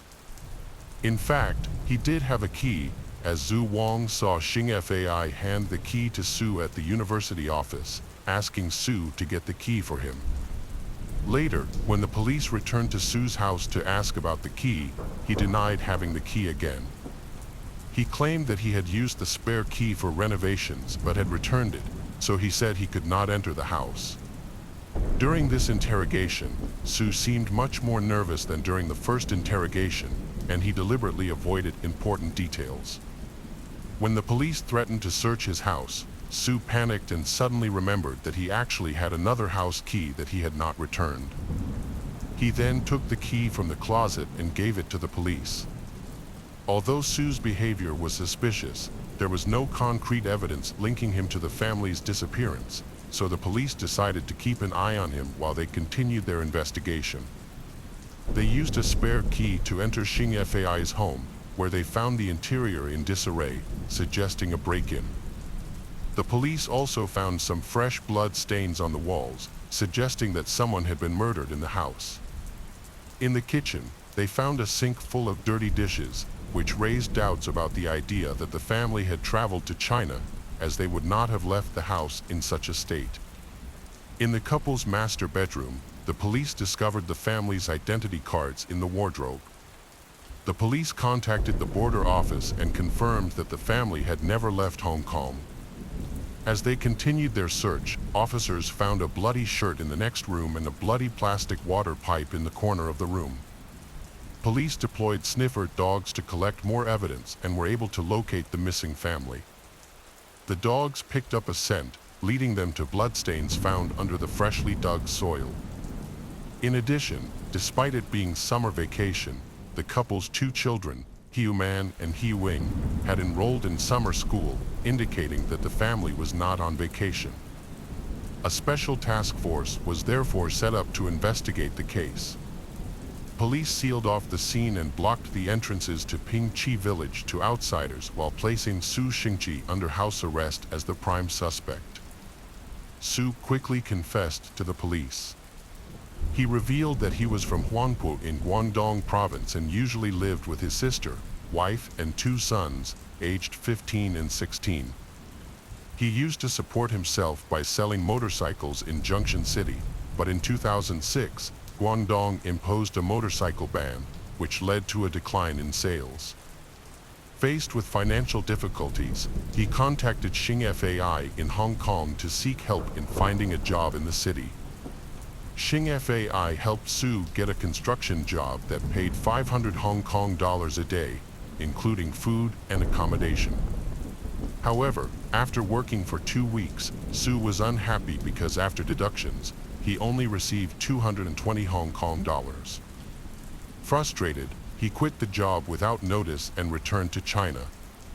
In 2007, after Typhoon Pabuk severely damaged his house, Su returned to Hong Kong because the repair costs were too expensive. He asked Xing Fai to help him find another job in Hong Kong. When Xing Fai couldn't find another job, Su Xingqi offered to repair the house, do gardening, and do housework around Xing Fai's house. And Xing Fai would pay Su. Xing Fai agreed to the deal, so every 2 months, Su would come to Hong Kong to help with housework, mainly gardening and repairing the house. During this time, Su began to notice Helen Tong Yen, who was later discovered by Xing Fai. On July 3rd, Su arrived in Hong Kong. 2 days later, on July 5th, Xing Fai took Su to visit his mother at the nursing home. After the visit, Su sneaked out to go home first to harass Helen Tong Yen. However, Xing Fai came home earlier than expected and caught him. Enraged, Xing Fai rushed at Su. In a panic, Su grabbed a 25-centimeter long fruit knife and stabbed Xing Fai, causing him to collapse in a pool of blood and die. Horrified by what he had just done, Su considered calling the police. However, he did not. Su then thought of a way to silence Xing Fai's wife, Helen Tong Yen, and prevent her from calling the police. Su grabbed some wire from the corner of the room and rushed towards her, knocking her to the ground and tying her hands behind her back. He then covered her mouth and nose with tape and put a plastic bag over her head. Meanwhile, the couple's 2 children were in the bedroom watching cartoons. Helen Tong Yen shouted for them to run away, but instead they ran towards her and found their father dead and Sue attacking their mother. In fear, they ran back to their room, crying and locking the door. Since she was tied up, Sue left Helen Tong Yen behind and chased after the children.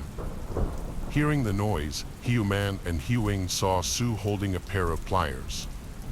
He pried open the door and used more electric wires to attack both of them. He tied their hands behind their backs, taped their mouths and noses, and put plastic bags over their heads. After leaving the bedroom, he returned to find that both children had stopped breathing. Hiu Man and Hiu Ying suffocated shortly after. After killing the entire family, Sue was at a loss for what to do next. He returned home to think things over. He felt that hiding the bodies in a ditch or pond would be too easy to discover, and that dismembering them would be tiring and time-consuming. Instead, he decided to bury the bodies in their own home. On July 6th, he returned home to clean up as much blood as possible. He then dug a hole deep and wide enough to fit the bodies of the 4 family members and quickly placed them inside. He also threw the murder weapon into the hole before filling it up. Although he was skeptical of his motives, the police accepted the rest of his testimony. They took Sue back to the house, where he pointed out where a sharp knife, a water pipe, a pair of pliers, and other tools used in the crime were. The fire department was called to assist in exhuming the buried body. Firefighters arrived equipped with digging tools and gas masks, as the bodies were buried near a septic tank. They began digging but soon encountered a significant obstacle. They hit cement. Sue had left out a crucial detail in his confession, pouring cement before covering it up. The firefighters could not determine the thickness of the cement, and since the cement had hardened, their tools were ineffective. The police then hired a private engineering company, which brought in specialized equipment to drill through the concrete slab. When the team drilled into the hole and discovered human hair, they panicked and refused to continue, fearing that they might reach the body. It took the police 13 hours to persuade them to continue. After digging, the hole was 2.54 meters wide and 6 feet deep. They finally discovered the bodies of a family, all barefoot and wearing only t-shirts and shorts. At the bottom was Xing Fai's body, his hands and feet tied with electric wire, with multiple stab wounds to his stomach, back, and neck, and his clothes soaked in blood. Hiu Man and Hiu Ying's mouths and noses were taped, their hands and feet were tied, and the children's faces looked distorted. Helen Tong Yan's condition was similar.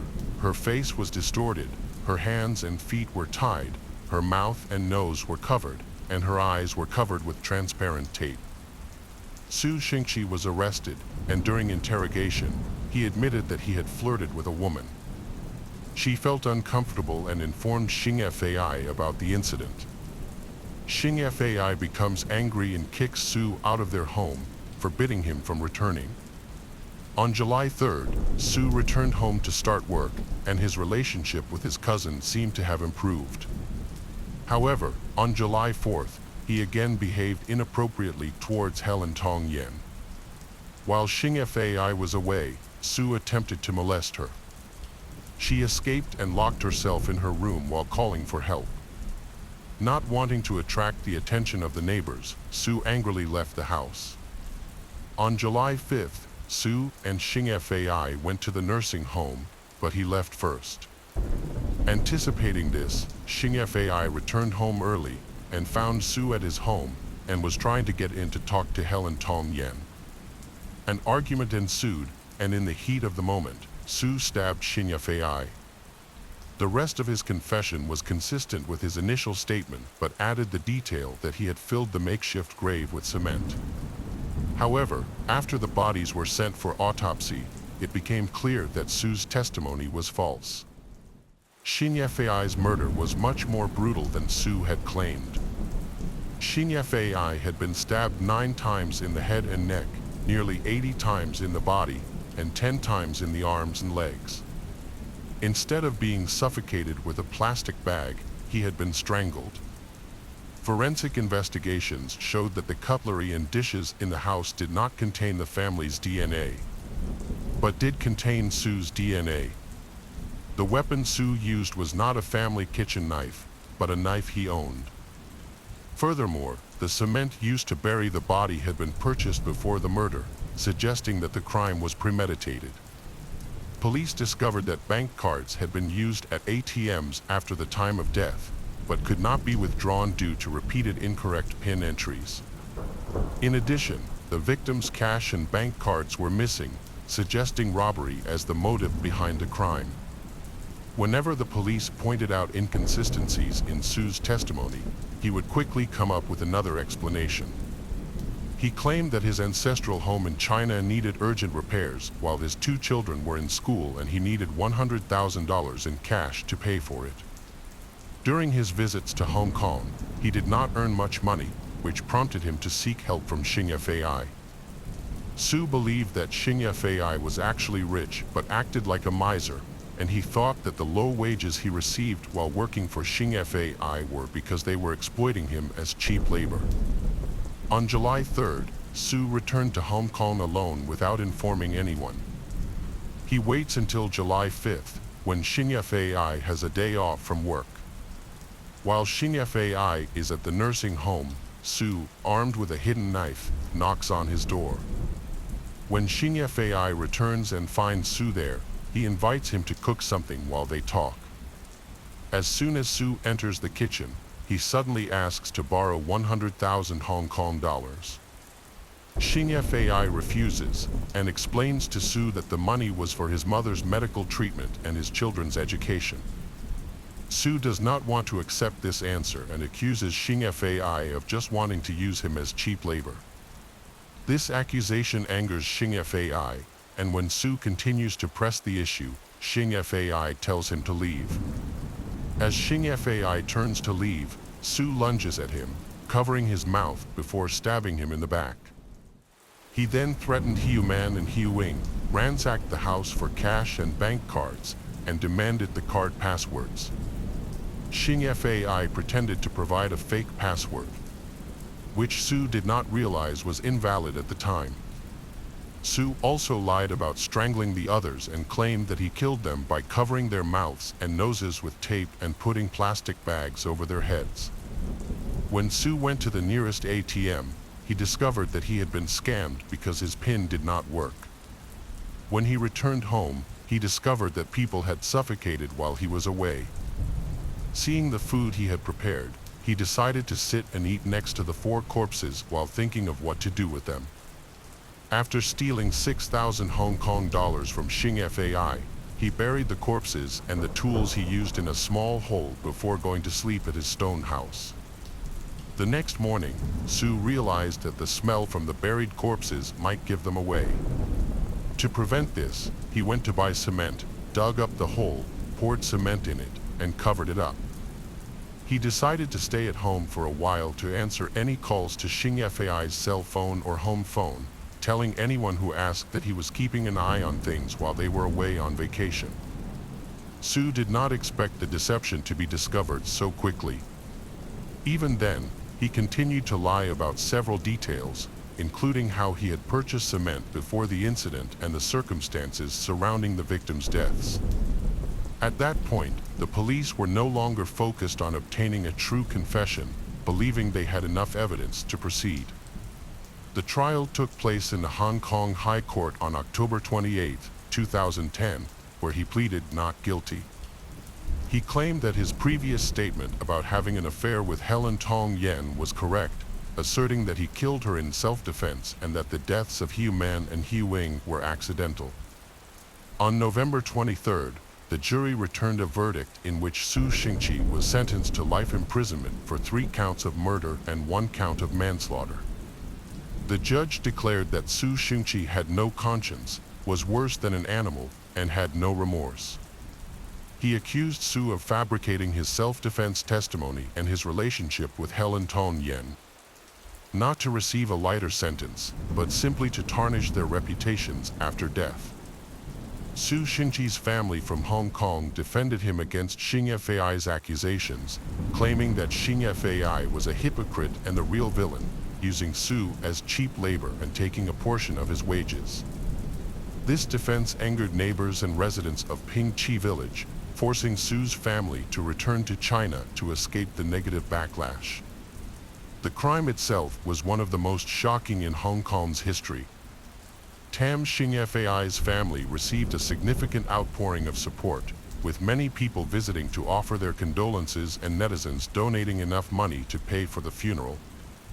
In addition, the family's 9 stray dogs were adopted by another family and taken for a walk every July 5th near their old home. On August 9, 2022, Su Xingqi died of liver cancer at the age of 55 in Stanley Prison, Hong Kong.